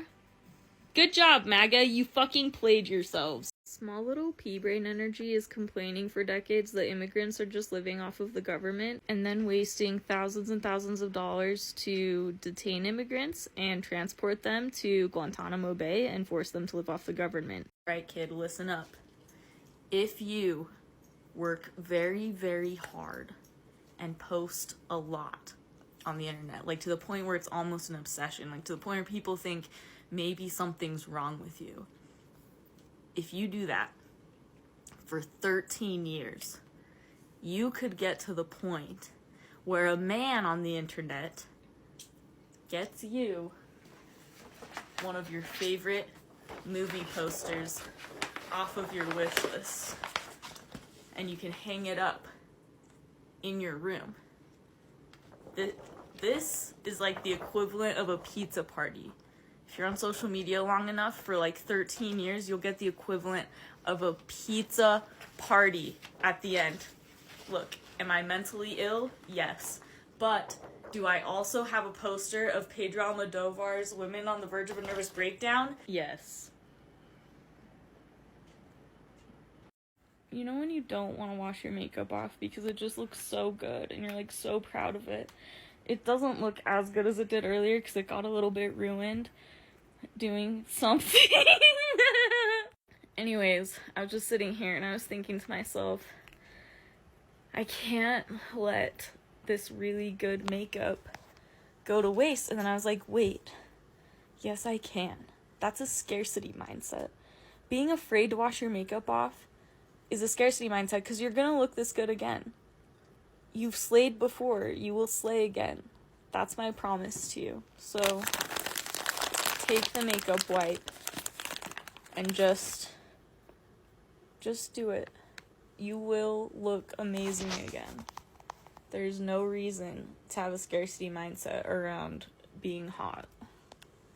Okay, that's all. Have a good night. Don't forget to wash your faces and brush your teeth. And I love you all. Not wanting to wash your makeup off because it looks so good is a scarcity mindset. You've slayed before. You will slay again. Are you ever taking care of your dog and you're like, but who's gonna take care of me? Y'all think it's incredibly dystopian to get paid to do something incredibly dangerous and life-threatening that women have been doing for millennia with absolutely no compensation whatsoever? My name is Caitlin Whitaker. I am the writer and producer for Hoe Phase. The reason Hoe Phase came about is I feel like there are a lot of stories in media that portray pregnancy and abortion as very traumatic and horrifying. That doesn't quite capture the full experience. And I wanted to tell a story that was a little more lighthearted and comedic and raunchy. And I just wanted a film that kind of reflected my own feelings. And it's like, hey, abortion is not that serious. Conservatives will tell you that it is. Religious leaders will tell you that it is. And in my experience, it just wasn't. And that's the story I want to tell. In 2020, I was pregnant and I made an appointment with Planned Parenthood. And a couple days after making that appointment, I miscarried. So I had made this decision, this empowering decision for myself. And then my body was like, and I called Planned Parenthood to cancel and they were like, congratulations. And I was like, yeah, congratulations to me. My body did it. I didn't have to waste $450, you know? So I wanted to tell a story that kind of captures the absurdity of pregnancy and of hookup culture. Mine is just one story out of thousands. These events did not actually happen to me, but I wanted to tell a raunchy, lighthearted comedy, and I really, really hope that you will donate or share our project. It means so much to me, and we're just excited. Okay, listen. Do you know what happens to little doggies who eat M&Ms? They die. I promise I will give you some of these when we put you down like Old Yeller someday, but it's not that day. Not only is God a woman, God is a gay woman. And you want to know how I know?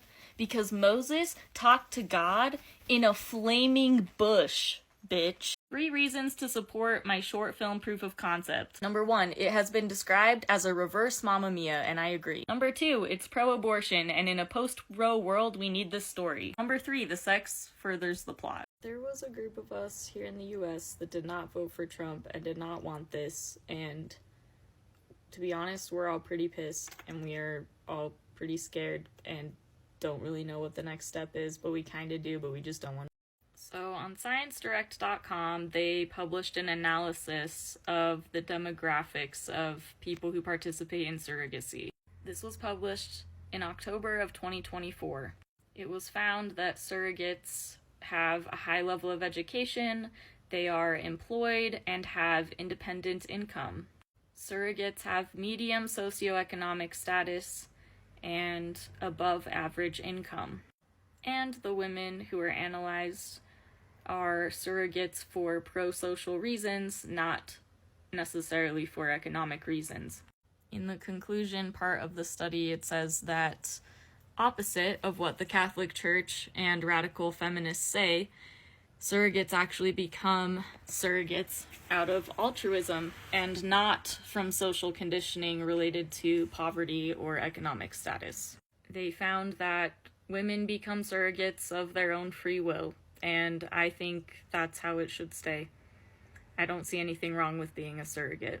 Hi everyone, we are not even 24 hours into this campaign and we have already reached the $2,800 mark.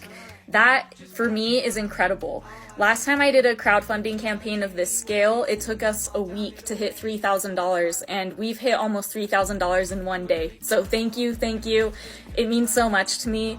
One of the perks is a social media shout out. So I'm just going to go through and thank everybody who has donated so far. We've had 11 backers. Alan Martindale, very first backer, thank you so much. And Jess Greiner. Justin Schuyler Olson, thank you for your contribution. Matthew Syme. Jeff Rollins, who's also my IRL friend. Thank you so much, Jeff. Your support and friendship means so much to me. Let's see. Sorry, I'm just going through my email here. Steve Otteson, thank you for your generous donation. We also have Connor Seidman and BJ Wimpy, who is a local actor here in Utah. Very talented, very generous and supportive. Thank you so much, BJ. Let's see. Lindsay Page, thank you so much. And Tony. Tony is also one of my IRL friends who I just love so much. Thank you so much, Tony. And Joe Puente, thank you. Actually, it's the Utah Filmmakers Association, but it's Joe Puente who I know pulled the strings on that. So thank you, Utah Filmmakers Association. And Maeve Whedon, another IRL bestie of mine, and you know how much you mean to me. Thank you so much. We've had an incredible campaign so far. Thank you all so much. I'm just over the moon. Yeah, sure, the world is burning, but I also wrote a comedy about hookups and pregnancy and abortion. It's a pro-abortion comedy, so the world can't be that bad, right? What's a revolution without laughter? Avery only wants one thing, and she'll reconnect with all of last month's hookups to get it. Not every pregnancy is a tragedy. Sometimes it's an opportunity. Those are the log lines for my short film called Hoe Phase. Start wearing sunscreen, bro. Skin cancer is real. I'm going to shout out our backers from today. All right, these are the backers. Nathan Bleazard, I hope that I'm pronouncing that right. Thank you so much for your generous donation. Mike Bodley, thank you. Taylor Allen, me and Taylor went to high school together. We were in the high school drama department together. Taylor was the president and I was the historian. So we go way back. Thank you so much, Taylor. I've changed a lot since high school. Thank you for still supporting me, and you probably thought I was insane, and that's okay, because I was. I I've changed my mind on a lot of things. In fact, I remember you specifically trying to change my mind on abortion, so it's probably crazy to see me come full circle. But thank you so much. Brody Vega, my boyfriend, he wanted to contribute, and I love you so much. Thank you for contributing. Alma Pellet, thank you so much for your donation. Mark Howell, one of my other IRL friends, you're the best. Mark came to my read-through, so thanks, Mark. James McKenzie, thank you for your donation. Brian Jury, thank you so much. Madison Daniels, he was actually doing me a little favor because somebody donated through Cash App, but I can't donate to my own campaign, so Madison was helping me with that. Thank you, Madison. Baptist Jack, thank you. Wade Brian R, and I don't even know if that's the right way to say it, but it's all one name, so it just says Wade Brian. Thank you so much for your contribution. And Adam Nielsen, so grateful for you, Adam. We are friends and go back pretty far. So, guys, I'm pretty thrilled at where the campaign is at, and I just wanted to say thank you so much. To get this much support in just a couple of days means so much to me, and I'm just really looking forward to making this for you all and working with the team that we're putting together. So thank you from the bottom of my heart. You are the reason this is happening. I couldn't make it by myself. So thank you. I appreciate it. My name is Caitlin Whitaker. I am the writer and producer for Hoe Phase.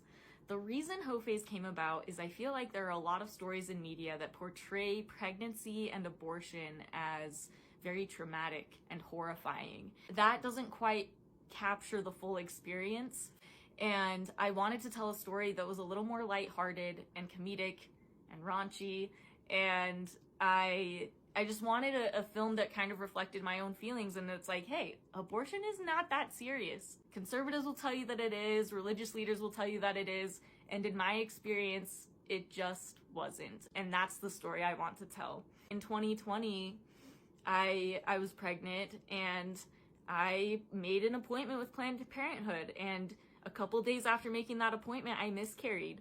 So I had made this decision, this empowering decision for myself.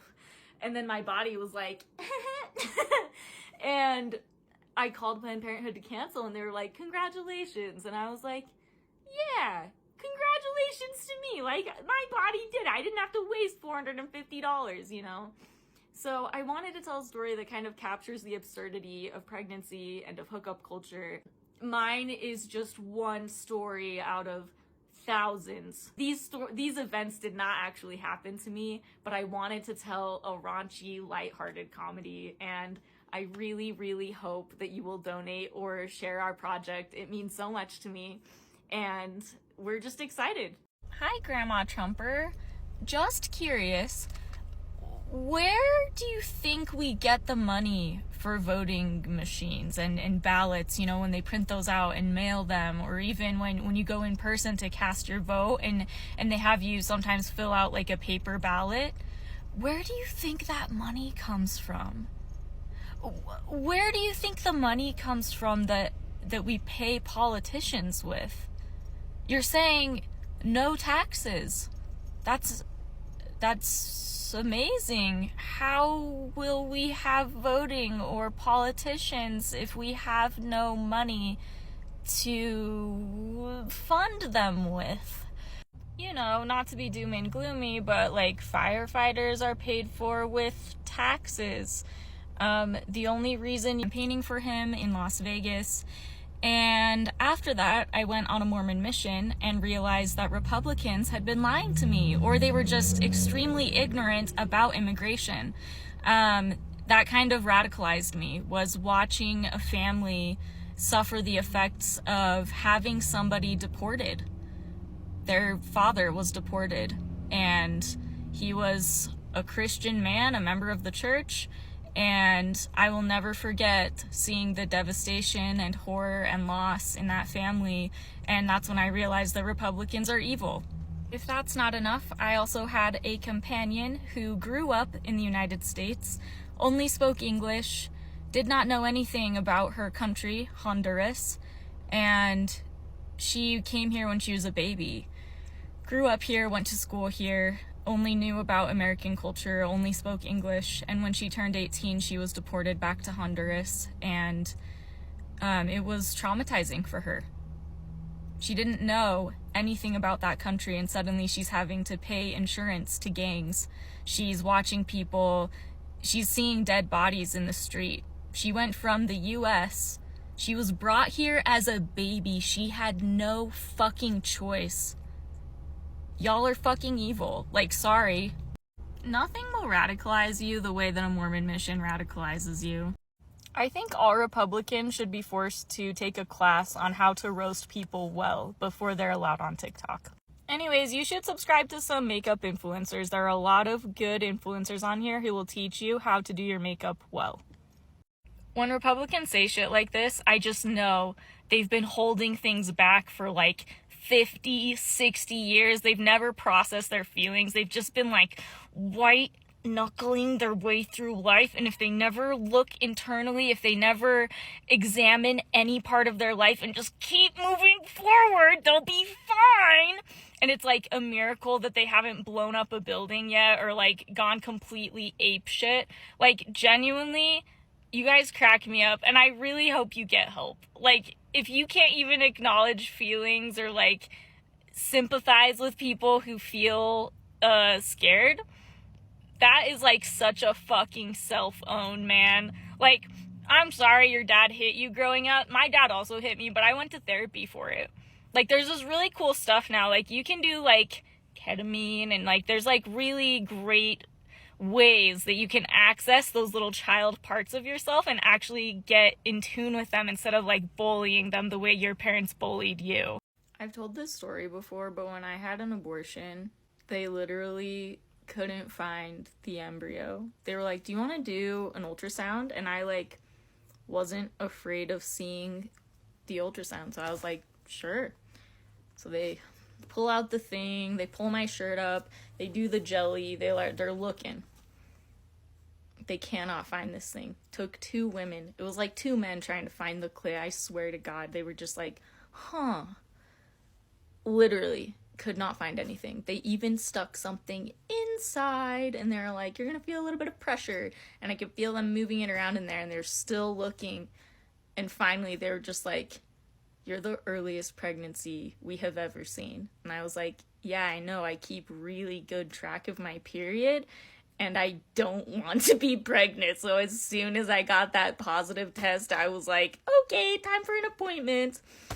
Anyways, when conservatives say that abortion is murder, I'm just like, bro, next time you find the body, I dare you. Go come.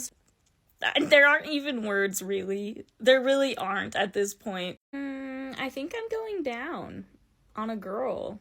Oh, I'm pregnant. No, it's just really bad timing. Like, I'm in 8th grade. I have a history test next week, and now I'm just gonna be thinking about this, you know? You said God is the father? Isn't that, like, kind of problematic to you? Like, I'm literally 14. I don't know how old God is, but, like, isn't he, like, infinitely old or ageless or something? Like, either way, it's a pretty significant age gap. Okay, well, I really don't have time to be dealing with something like this right now. Like, genuinely, like, I think I could just get an abortion. Okay, so it's literally the Son of God in there, like Jesus. Well, isn't Jesus supposed to die for everybody's sins eventually anyway? Like, we could really expedite that process, I think. Like, if he's just gonna come out and in 32 years God's gonna let him die anyway, why not let him die right now? A 14, I'm a kid, I'd be raising another kid. How am I supposed to raise the Son of God? 14. Are you hearing that number? Like, I know you're like an angel and time doesn't matter, but like 14 is not very old. Stitch this to tell AOC what you have done from her plan of action that she shared on Instagram Live the other day. I just called both of my senators and left voicemails saying they better not be approving any of Trump's new cabinet picks until Elon Musk is held accountable. I also tracked down my neighbors and just told them, you have a friend in me. ICE can get fucked. Also, if you don't know what I'm talking about, go to AOC's Instagram and watch the 90-minute live that she did the other day. It was extremely informative and helpful. Watch it like you would a podcast. Put it on while you're doing laundry or doing the dishes or dry. What the? I'm sorry for my language. What the F is this? Hi, David. So you were making some assumptions about me based on my appearance, and now I'm making assumptions about you based on your appearance. You are balding, and you shouldn't dish it if you can't take it. I've literally been paid to hair model, so this comment does not bother me at all. I've literally had makeup artists and hairstylists come up to me on shoots and feel in my hair to ask if it's real, because that's how much of it I have. It's that thick and that long. Anyways, that doesn't really matter. What I'm trying to say is you guys need to be a lot more careful about whose accounts you're commenting on, because my TikTok is monetized, man. You guys are leaving all these angry comments, racking up all these views for me. I get paid for the engagement on here. I get paid. You guys are doing all of this trolling for free. I'm posting videos and I'm part of the creator fund. So I just need you to know that for every comment that you leave under big creators' accounts, and I'm not a big creator, but I have enough followers that I'm monetized, for every comment that you leave, we're making money off of that. I need you guys to think about that. Do you want us to be making money? I don't know, it's fine, I welcome it, but thank you. Okay, it's really cute that you've been drinking the Elon lemonade that he's been serving up for you. But Elon doesn't care about you. He doesn't care about your money. He doesn't care that you've been paying more in taxes than you should, if that's the case. He is due to start paying a lot more in taxes this year. I don't know if you knew that, but in 2025, a lot of tax cuts for billionaires are expiring. They're all gonna have to start paying a lot more money. So he's actually looking for $4 trillion. And he's gutting all of our social programs, and he wants to gut Medicare, and he does not care about you. He wants to take away all of the things that the federal government is trying to provide to its people so that he can line his own pockets. Our country has a humongous defense budget, and he has not mentioned anything about all of the tax dollars wasted on defense. Do you know why? It's because his company, Starlink, has massive contracts with governments all over the world. So he would stand to lose even more money if he pointed out how much we have in our defense budget. Our defense budget is probably one of the biggest sections of the federal budget. Anyways, I don't think any of this is going to convince you, but for the people watching this who know that Elon is very slimy and terrible, I'm just providing some more context. And I would highly recommend watching the video that AOC posted a couple of days ago on her Instagram. It's a 90-minute video, and she goes into all of this in detail. A lot of people are saying that AOC is really slimy, and I just want to remind everybody that she does not take lobbyist money. She is completely funded by the people. She doesn't even own a house. We have politicians who invest in the stock market. AOC doesn't even own a house. Okay, that's all. Bye. Well, fuck, man. You're not even paying attention, so I'm not gonna make another video responding to you. It's clear that you're just idolizing a billionaire who does not care about you, and I'm sorry. The people are asking, why are you making a pro-abortion comedy? Well, I will tell you. The reason is I live in Utah, where people are shamed every step of the abortion process. You have to do a 72-hour, maybe it's only 48, but you have to, there's a waiting period where the state of Utah's we're just making sure you're actually sure about your decision. And they make you take an informed consent class where they tell you Utah prefers birth over abortion. It's just so shamey and so isolating to go through that process. And as someone who has been through that process, I wanted to send a message to people that's like, hey, abortion is not a big deal. You can get an abortion. It is okay. I'm trying to normalize abortion, really. Anyways, hoe phase, coming soon to a YouTube near you. If I were to say that Elon Musk and Tank Evans have the same energy, would you know what I'm talking about? Here's a comprehensive list of all the celebrities I've been compared to and what I looked like at the time. Number 1 is Adele. This was taken several years ago. I was like 18 at the time. So, Adele. Number 2 is Nicole Kidman. This is a cosplay I did of her. Also, this picture was taken by Natalie, who is also Opia Glow Photo. I hope you're doing so well in the Netherlands.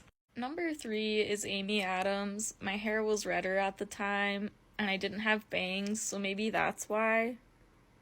I don't know. Maybe.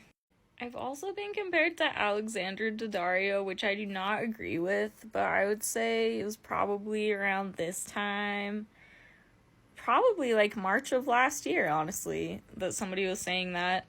Most recently, I've been compared to Zooey Deschanel. I think it's just the bangs, though. That's just me. The saddest one of all is being compared to Lana Del Rey in her current era. That's just me right now. But I guess I look like Lana Del Rey. The most dangerous animal on this planet. A violent creature filled with hateful thoughts and a lust for blood. Teeth like... Something that makes me feel like the Joker is the fact that the Mormon Church discourages abortion and says it's inhumane, you know, to kill an unborn child, all that bullshit, right? But isn't it pretty inhumane to encourage mothers to carry a child to term when it's very clear that the child isn't going to live very long?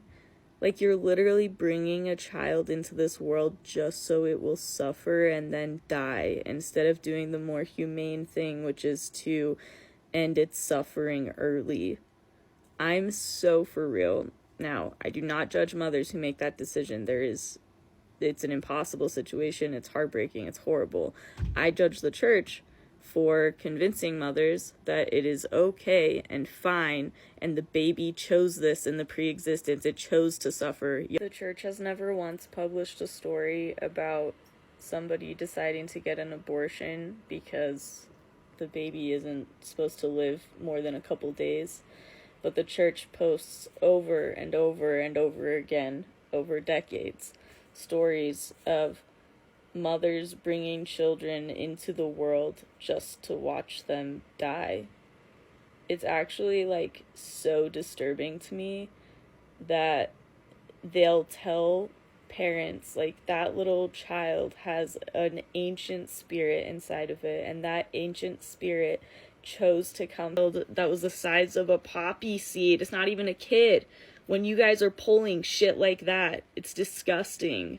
Alright, our short film, Hoe Phase, has officially hit $4,000 on our Indiegogo campaign, and we've only had the campaign going for 6 days. So we still have 24 days left, and you guys have already raised $4,000. So thank you so, so much. And I promised when we hit $4,000 that I would share a page of my screenplay, and that's what we're gonna do.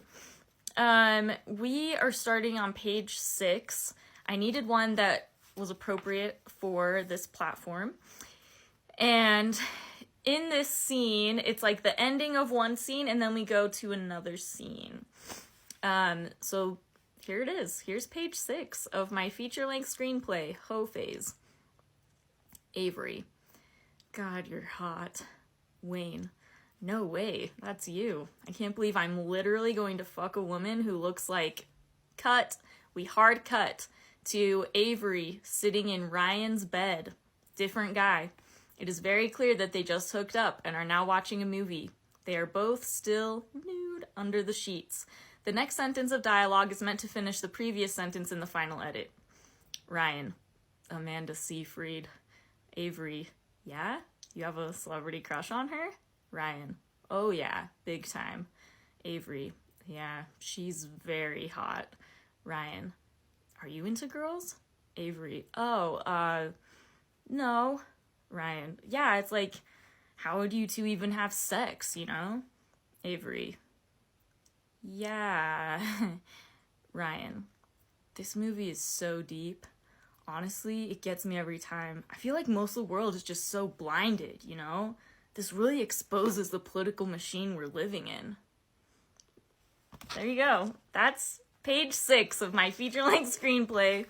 It is about a woman who goes through a hoe phase, and it's my attempt at normalizing abortion, autonomy. It's kind of also like addressing religious shame and religious trauma. I don't want to give away like the whole entire plot, but it is a comedy. I hope you laughed during that. And I don't know, I'm just really excited to bring it to life. We are trying to make the short film version right now, the proof of concept version. So thank you for all of your donations so far. Even just sharing it, even like a $5 or $10 donation goes so far. Thank you all so much. It just means the freaking world to me, so thank you. I'm gonna see if I can do a thank you shout out to all of our backers in less than a minute, and there's a lot of them.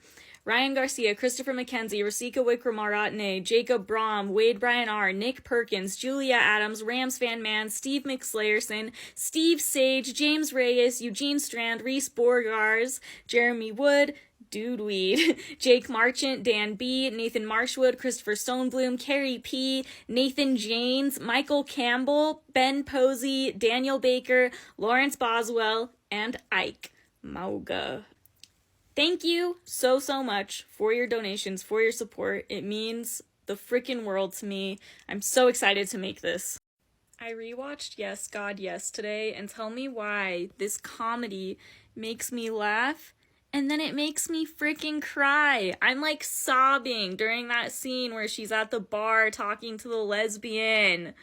I'm basically done with that screenplay I started. I think I'm gonna start trying to crowdfund for it. Sending them a file called Hoe Phase, Shitty First Draft. I did a read-through for my feature-length screenplay over the weekend, but I wanted to tell a raunchy, lighthearted comedy. Our short film, Hoe Phase, has officially hit $4,000 on our Indiegogo campaign. This is a female-led film. It's about abortion. And updates about my period and calling it my State of the Uterus address. One time when I was 22 or 23, I went to the dollar store to buy a pregnancy test, and the cashier was like, "Oh, you are way too young to be buying one of those."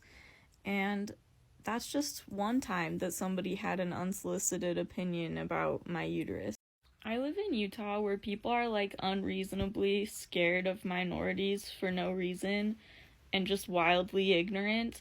And I feel like the story that describes this the best is the fact that I worked at McDonald's when I was a teenager, and one time a guy came through and he got really mad at me because his receipt said no slivo on it, and I tried to explain to him that that actually was not Spanish. He's like, why is my receipt in Spanish? We speak English here in America. And I was like, channeling all of my high school Spanish class, and I was like, sir, in Spanish, onion is cebolla.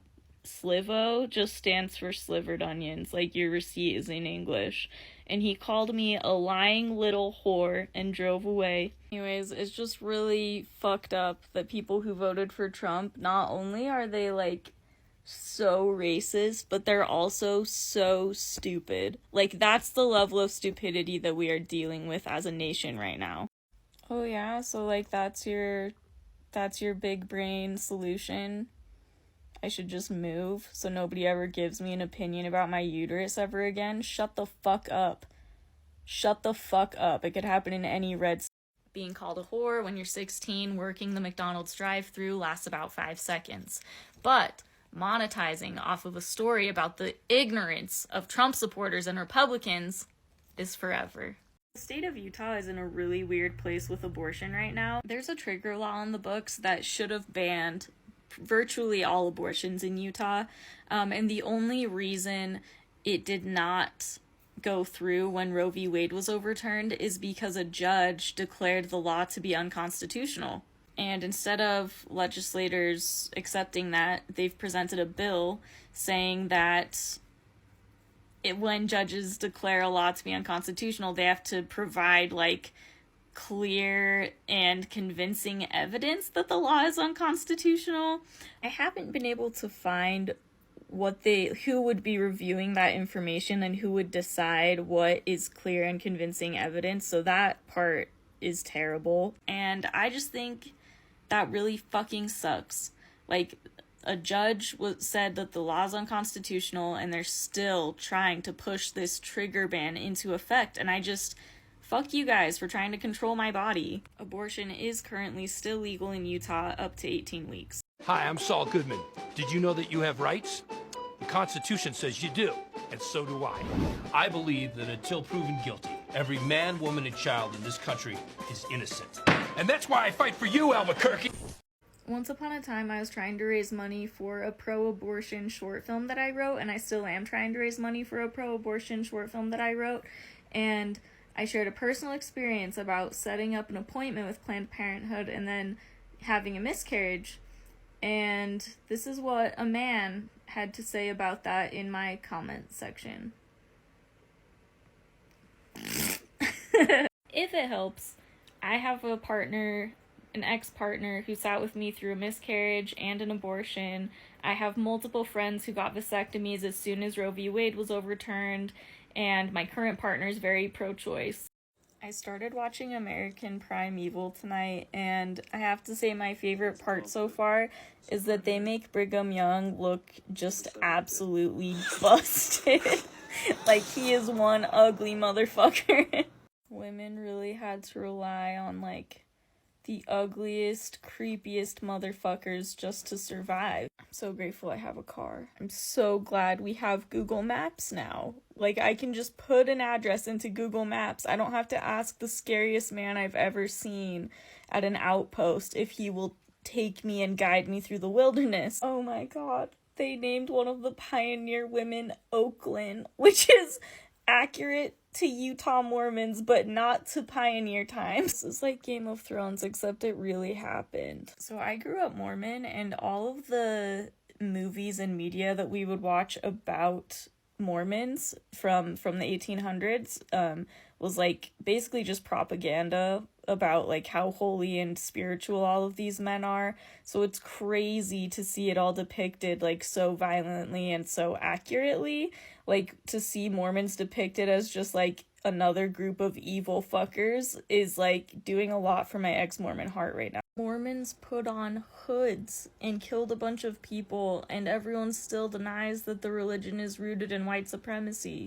Would a little pioneer boy be named Devin? Go west, God said, for some dumbass reason. Every woman in this show looks like somebody I would see at the club, and I would tell them how beautiful they are, and every man looks like he's begging for a cigarette outside of a 7-Eleven. When people make fun of me online for the way that I look, I punch them back, and I know that's not a Christ-like thing to do, but I don't believe in Jesus anymore, so if you're making fun of me and your hairline's receding, watch your back, Baldy. I'm coming for you. Give Send Go is raising money for a particular Mario brother, the green one, to have a lawyer and a defense. You should check it out. Give Send Go. I'm producing a short film and we're raising money for it. Whoa, you're raising money? I could make your film for free. I appreciate the enthusiasm, but I've already analyzed the script. I know what our needs are. I've produced like 20 short films for free, and this is the most modest budget I could come up with. We've just like guerrilla styled it, man, and like I can call like 10 people right now and they would all be so down. We need 4 locations. One of them is an arcade, the other is a coffee shop. Whoa, you're using like real locations. 2 of our locations are being donated, which is amazing, but the other 2 are gonna cost a little bit of money. I've always just shot at my buddy Dave's house. A lens kit can cost up to $800 a day to rent, and I want to make this as high quality as possible because it's attached to a feature-length screenplay that I wrote, and I want to shop it around as an example of what I can make if somebody wants to fund the feature. Whoa, so this is like a long-term project. That's like pretty ambitious of you. It is quite an ambitious goal, but the good news is we've already hit 48% of our goal and we're only 11 days in. Oh wow, and it's a pro-abortion film. A comedy. People have signed up for all sorts of perks, like getting a copy of the script the weekend we shoot so they can follow along and see what we're shooting. Okay, I donated so that I can get a copy of the blooper reel because that sounds kind of funny. Hey, thanks. You'll also get a copy of the film when it's done. I know I'm just like a giant sack of shit, but happy Valentine's Day, babe. I'm glad you chose me. Thanks for teaching me to brush my teeth. Thanks for teaching me that showering twice a month actually isn't enough. You're like a mom to me. And I know I'm posting this from our joint Facebook account, so you're gonna see it super quick. You're actually like watching over my shoulder right now because you're afraid that I'm gonna message Jessica again, but I promise that was the last time ever. So yeah, happy Valentine's Day. I'm so glad that we've been through so many lows and a couple of highs together. And I'm Sister Black. Cool. I'm Avery. If you'll excuse me, I had a very late night last night, talking to angels. The front door opens. It's Dean. He is wearing a black "Don't Tread on Me" shirt and what looks like a metal shawl covering his head. Ladies, hello. Nice to see you. Hi, Dean. Hey, Dean. Nice outfit, Dean. Dean walks into the kitchen and puts down a grocery bag and starts unloading it. Thank you. Just got it today. There are lesbian witches hidden all over the country who burn a specific incense to put gay chemicals into the air. This shield protects you from that. Oh yeah? That's fascinating. I got one for you. Insane times we're living in. The world doesn't want anyone to be straight anymore. He tries to hand a shield to Avery, who puts a hand up. How does the shield help? Well, I don't mean to brag, but I met with an alpha male today. He blessed the shields and did an ejaculation stream over them. Sorry if that's crude. I'm just explaining the science. The end. That was good. You think so? Yep. When I was little, the chickenpox vaccine had just barely come out and my mom was nervous about it because it was a new vaccine. We did have all of our other vaccines, but for some reason she was just nervous about this one because it was newer. So she didn't vaccinate us, and lo and behold, we all got chickenpox. And it was fine, but my youngest sibling at the time, he got it really bad and he was pretty young, and it made my mom feel so horrible seeing him in pain and stuff, so she decided she would vaccinate the rest of her kids as she had them. And it's really crazy actually, like all my siblings after that one who got the chickenpox vaccine died. No, they fucking didn't. They just didn't get chickenpox. You fucking anti-vaxxers, go vaccinate your fucking kids. They're gonna get measles. If a fetus can eat and absorb another fetus in the womb and it isn't murder, then abortion isn't murder either. So this is actually something that I call Kirby-ballism, where the fetus just like sucks up the other fetus. So whatever that's called when Kirby does that in Smash Brothers. Yeetus the fetus is when the mom does it. Eatus the fetus is when the twin does it. What do you mean abortion isn't natural? If I get pregnant, naturally, I'm gonna want an abortion. Sorry, I lost you at the part where you say you're gonna advocate for the devil. If Jesus is so powerful, why do we have to find him? Show yourself, bitch. I'm making a pro-abortion short film, hence all of my TikToks about abortion recently. I'm submitting a grant proposal tomorrow, and even a $10 or $15 donation helps, so even if you just repost this and get the word out to people, it would mean so much to me. Thanks so much, and remember, your body, your choice. What if your mom had aborted you? Then she would have aborted me, and I guess I wouldn't be here, and that's fine. So you're not glad that your mom gave birth to you? I mean, I am happy that my mom gave birth to me. I just don't think that trumps my mom's happiness or my mom's bodily autonomy. Like, at the time, I was the size of a poppy seed and I didn't even know I existed. I wish she had aborted you. Cool, man. very pro-life of you to wish that a fully grown woman in front of you had been aborted. It's just, I'm being a voice for the voiceless. Like, how do they feel about being aborted? You know, that's a great question. Let's just go back in time and ask my embryonic self how she would feel about being aborted. Hello? Hello? Where is it? Yeah, did you like that? I George Bailey'd myself and nothing happened because I was a fucking embryo. Okay, but that still doesn't change my original question. If you are a hoe, or if you have ever loved a hoe, I need you to listen very carefully, okay? I made a short film for you. Well, I wrote it, but I need funding to make it happen. And this is dedicated to everyone out there who has ever gone through a hoe phase. It's okay to go through a hoe phase. There's nothing wrong with it. You could even get pregnant and not know who the father is, and that's okay. That's what my film is about. Okay, thanks. I grew up Mormon in Utah, and this was the only media I was ever exposed to about abortion. The ultimate act of destruction is to take a life. That is why abortion is such a serious sin. Abortion is an evil. Seditious evils of pornography, abortion, and addiction to harmful substances serve as termites. Abortion is an ugly thing, a debasing thing, a thing which inevitably brings remorse and sorrow and regret. Thank you, weird old guys, but I think the women and people with uteruses are gonna take it from here. Abortion is an ugly thing, a debasing thing, a thing which inevitably brings remorse and sorrow and regret. All I'm getting out of this is that you think I'm young, and all I have to say is thank you.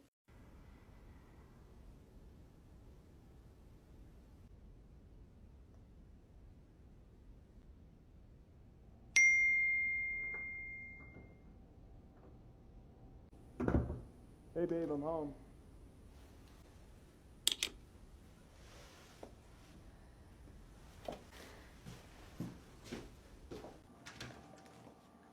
Hey baby. Hey.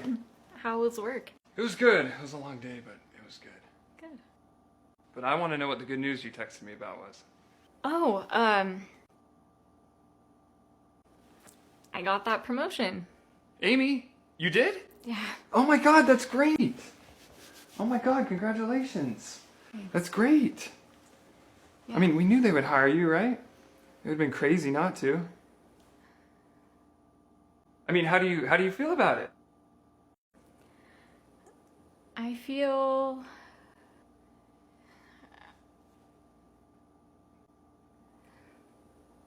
really happy. Yeah? Yeah. 6 of my feature-length screenplay, Hoe Phase. Avery. God, you're hot. Wayne.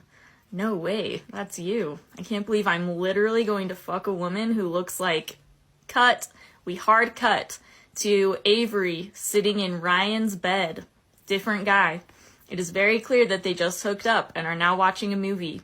They are both still nude under the sheets. The next sentence of dialogue is meant to finish the previous sentence in the final edit. Ryan. Amanda Seyfried. Avery. Yeah? You have a celebrity crush on her? Ryan. Oh yeah, big time. Avery.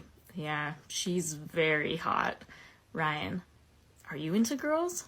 Avery. Oh, no. Ryan. Yeah, it's like, how would you two even have sex, you know? Avery.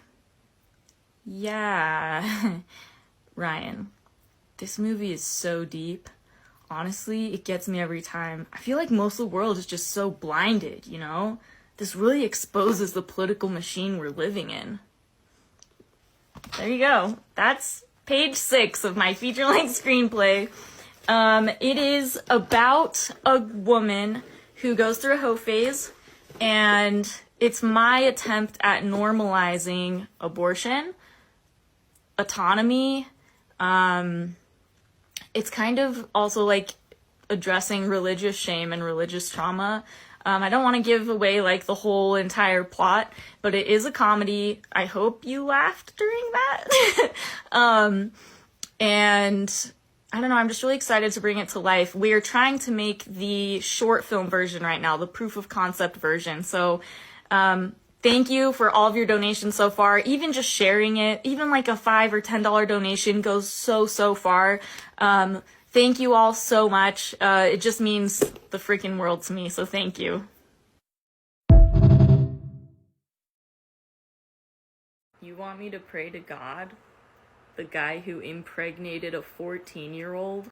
I live in a state so red, it may as well be maroon. How long would it take for my windows to get smashed in if I taped this to the inside of my car? How do I know Ben & Jerry's is pro-choice? See that? Republican senators? Choices. Okay, so there's that, but they also just posted it on Instagram. 2 days. That's how many days are left to donate to my pro-abortion film. It's a story about a girl that every Republican hates. She didn't keep it in her pants. She's not married. She's childless. She doesn't have a cat, but she might as well have a cat. She's just everything that Republicans hate. And she is out to get an abortion, and she will do whatever it takes to get one. Donate to my short film. You want in pretty much every field, but especially the entertainment industry. And I have written a pro-abortion short film comedy. There's actually a feature-length version of it as well.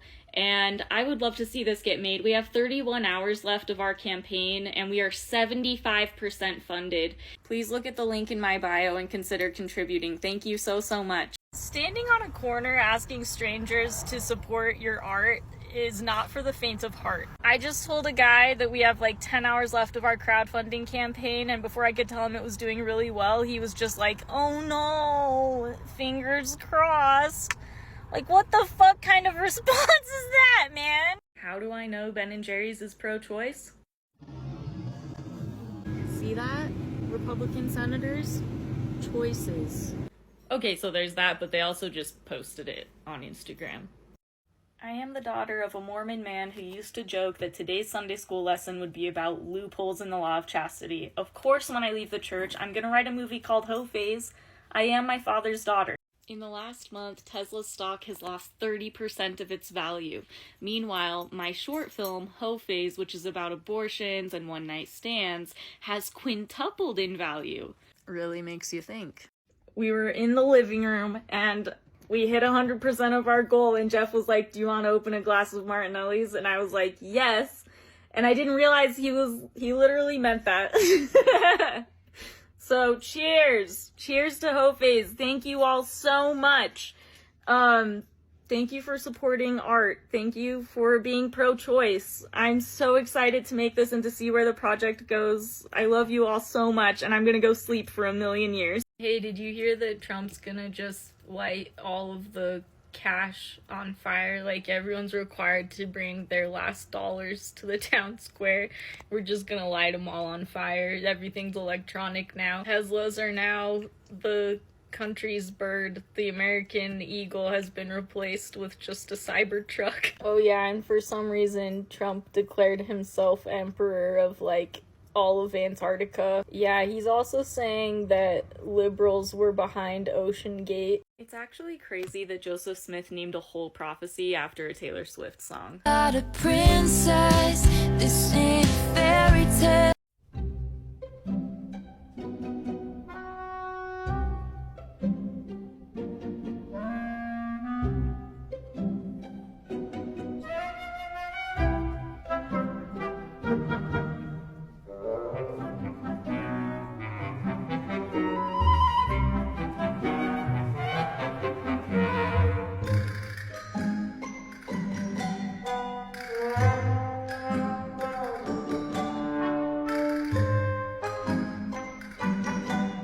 My name is Caitlin Whitaker. I'm the writer and producer for Ho Phase. Mr. is the production designer for this project, and he put together some really cool mood boards of each character, and I went out and bought some stuff based on what he put together.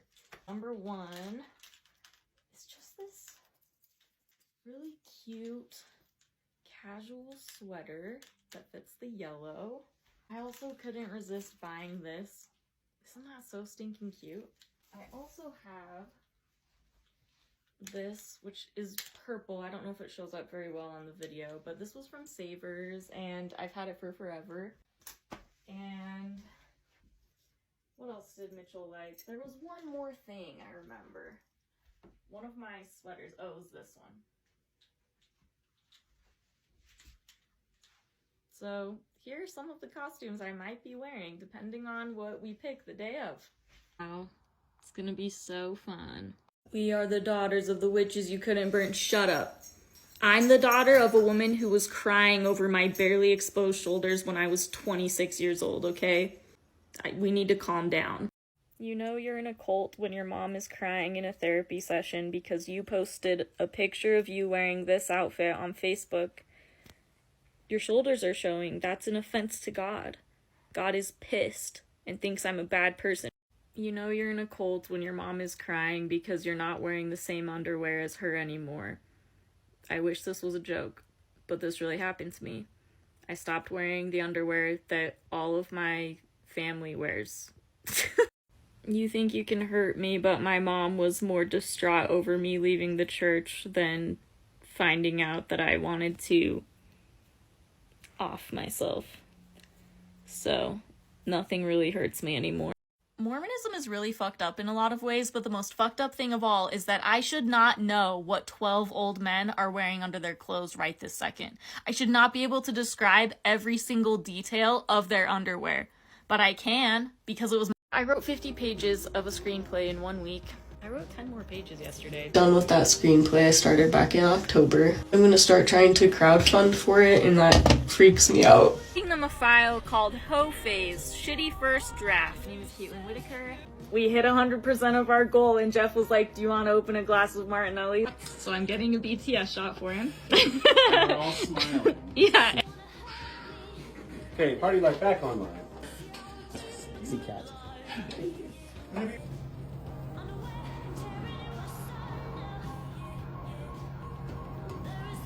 And then give a quick glance. A comedy about something as serious as abortion. And I just need you all to know, it's not that serious. And you won't know that until you're the one with your legs spread in a Planned Parenthood with two beautiful women who have stuck something up in there to do an internal ultrasound because they couldn't find anything by doing an exterior ultrasound. And they're both looking at the ultrasound screen and they can't find anything. That's pretty funny. Like, as a queer woman who hadn't done anything yet because she was in a marriage, we won't get into that, but you have to admit, it's kind of funny. Like, my first threesome was out of Planned Parenthood. Like, that's basically... Okay, Planned Parenthood, that was not a defamation thing, it's a joke. I don't actually believe it was a threesome, but basically. The comedy is called Ho Phase, by the way, and it is funny. I need to speak my truth, and it's that I do not care when a man makes a lot of money. In fact, it kind of disgusts me. Like, why is making money so important to you? Like, you're not telling me that you're trying to make as little money as possible so that you can spend the rest of your time being whimsical and fun and doing things that, like, are enjoyable. And I think you can make a lot of money and be whimsical and fun, but I would say the majority of the time, you're not whimsical, you're not fun. I would rather date somebody who is unemployed. I am not joking. I would rather date someone who's unemployed or self-employed or does something whimsical with their life than somebody who makes a lot of money. Again, and I think you can do both. I think it's rare to be able to do both. When you tell me that you're a project manager, I just want to start laughing. Like, you can't tell me that you took your life seriously enough that you're a project manager now. Like, please don't say that. Like, that's so embarrassing. I don't think I would have left the church if I hadn't worked for the church. My favorite comments on this video are from the guys who are like, why would the church give a woman access to these confidential documents? Has the church gone woke? And I just need to introduce you guys to this really woke concept called secretaries. I made a short film called Ho Phase last month, and it's about abortion, and it's about being a hoe. And I just need you all to know that this film would not exist if it were not for Chris Pine's performance in Dungeons & Dragons. When Dungeons and Dragons came out, I went to see it in theaters, and I was so impressed with Chris Pine's performance. Like, he holds the whole movie together, in my opinion. And I had an audition that same day, and I said, I'm gonna do this audition Chris Pine style. I'm gonna do a grounded audition. I'm gonna do what I think feels best for this. And I landed it. I actually auditioned, I went against the audition instructions, and I booked it. The director that I booked it with is named Alan Martindale, and I love Alan. I had a great experience on that set. He was so good. And a couple years later, like, we kind of stayed in each other's orbits a little bit, and a couple years later, I was showing a film at a film festival, and Alan loved it and was, like, very complimentary of it, and he was there, like, watching it. And it was so funny because he was, like, so complimentary of it and, like, so enthusiastic about the idea that I was like, wow, like, I'm gonna pitch him this little idea that I have for, like, a girl who goes through a hoe phase, blah, blah, blah. And he was so excited about it that it, like, made me believe that I had to make this and that I had to get it done and that it actually was a good idea. So I did. I wrote it. I sent it over to Alan. I invited him. I mean, I even wrote a feature-length version of it, but, like, the whole time, this is, like, artists just need a push to, like, actually get shit done. But I just kept thinking, I was like, Alan really likes this, and I think Alan is so cool, and, like, I just have to do it. Like, I have to prove to myself and to other people that I can actually write this. So I did. He came to my feature-length screenplay reading. He signed on as our first, like, executive producer, and I would not know Alan if I had not watched Dungeons and Dragons and said to myself that day that I wanted to do an audition the way that I think Chris Pine would do an audition. And that just blows my mind. Like, I do not think hoe phase would exist without Chris Pine in Dungeons and Dragons.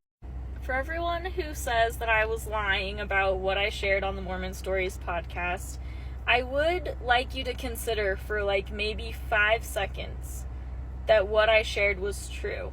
So, like, let's consider this. Like, let's think about, if the stuff I shared was true, would it make sense why I left and why I said goodbye to the Mormon Church? Just something to think about. Because, like, you can say that I'm a liar and that I just wanted to sin and blah, blah, blah. But think about, if you went through the stuff that I say I went through, would you stay in the church?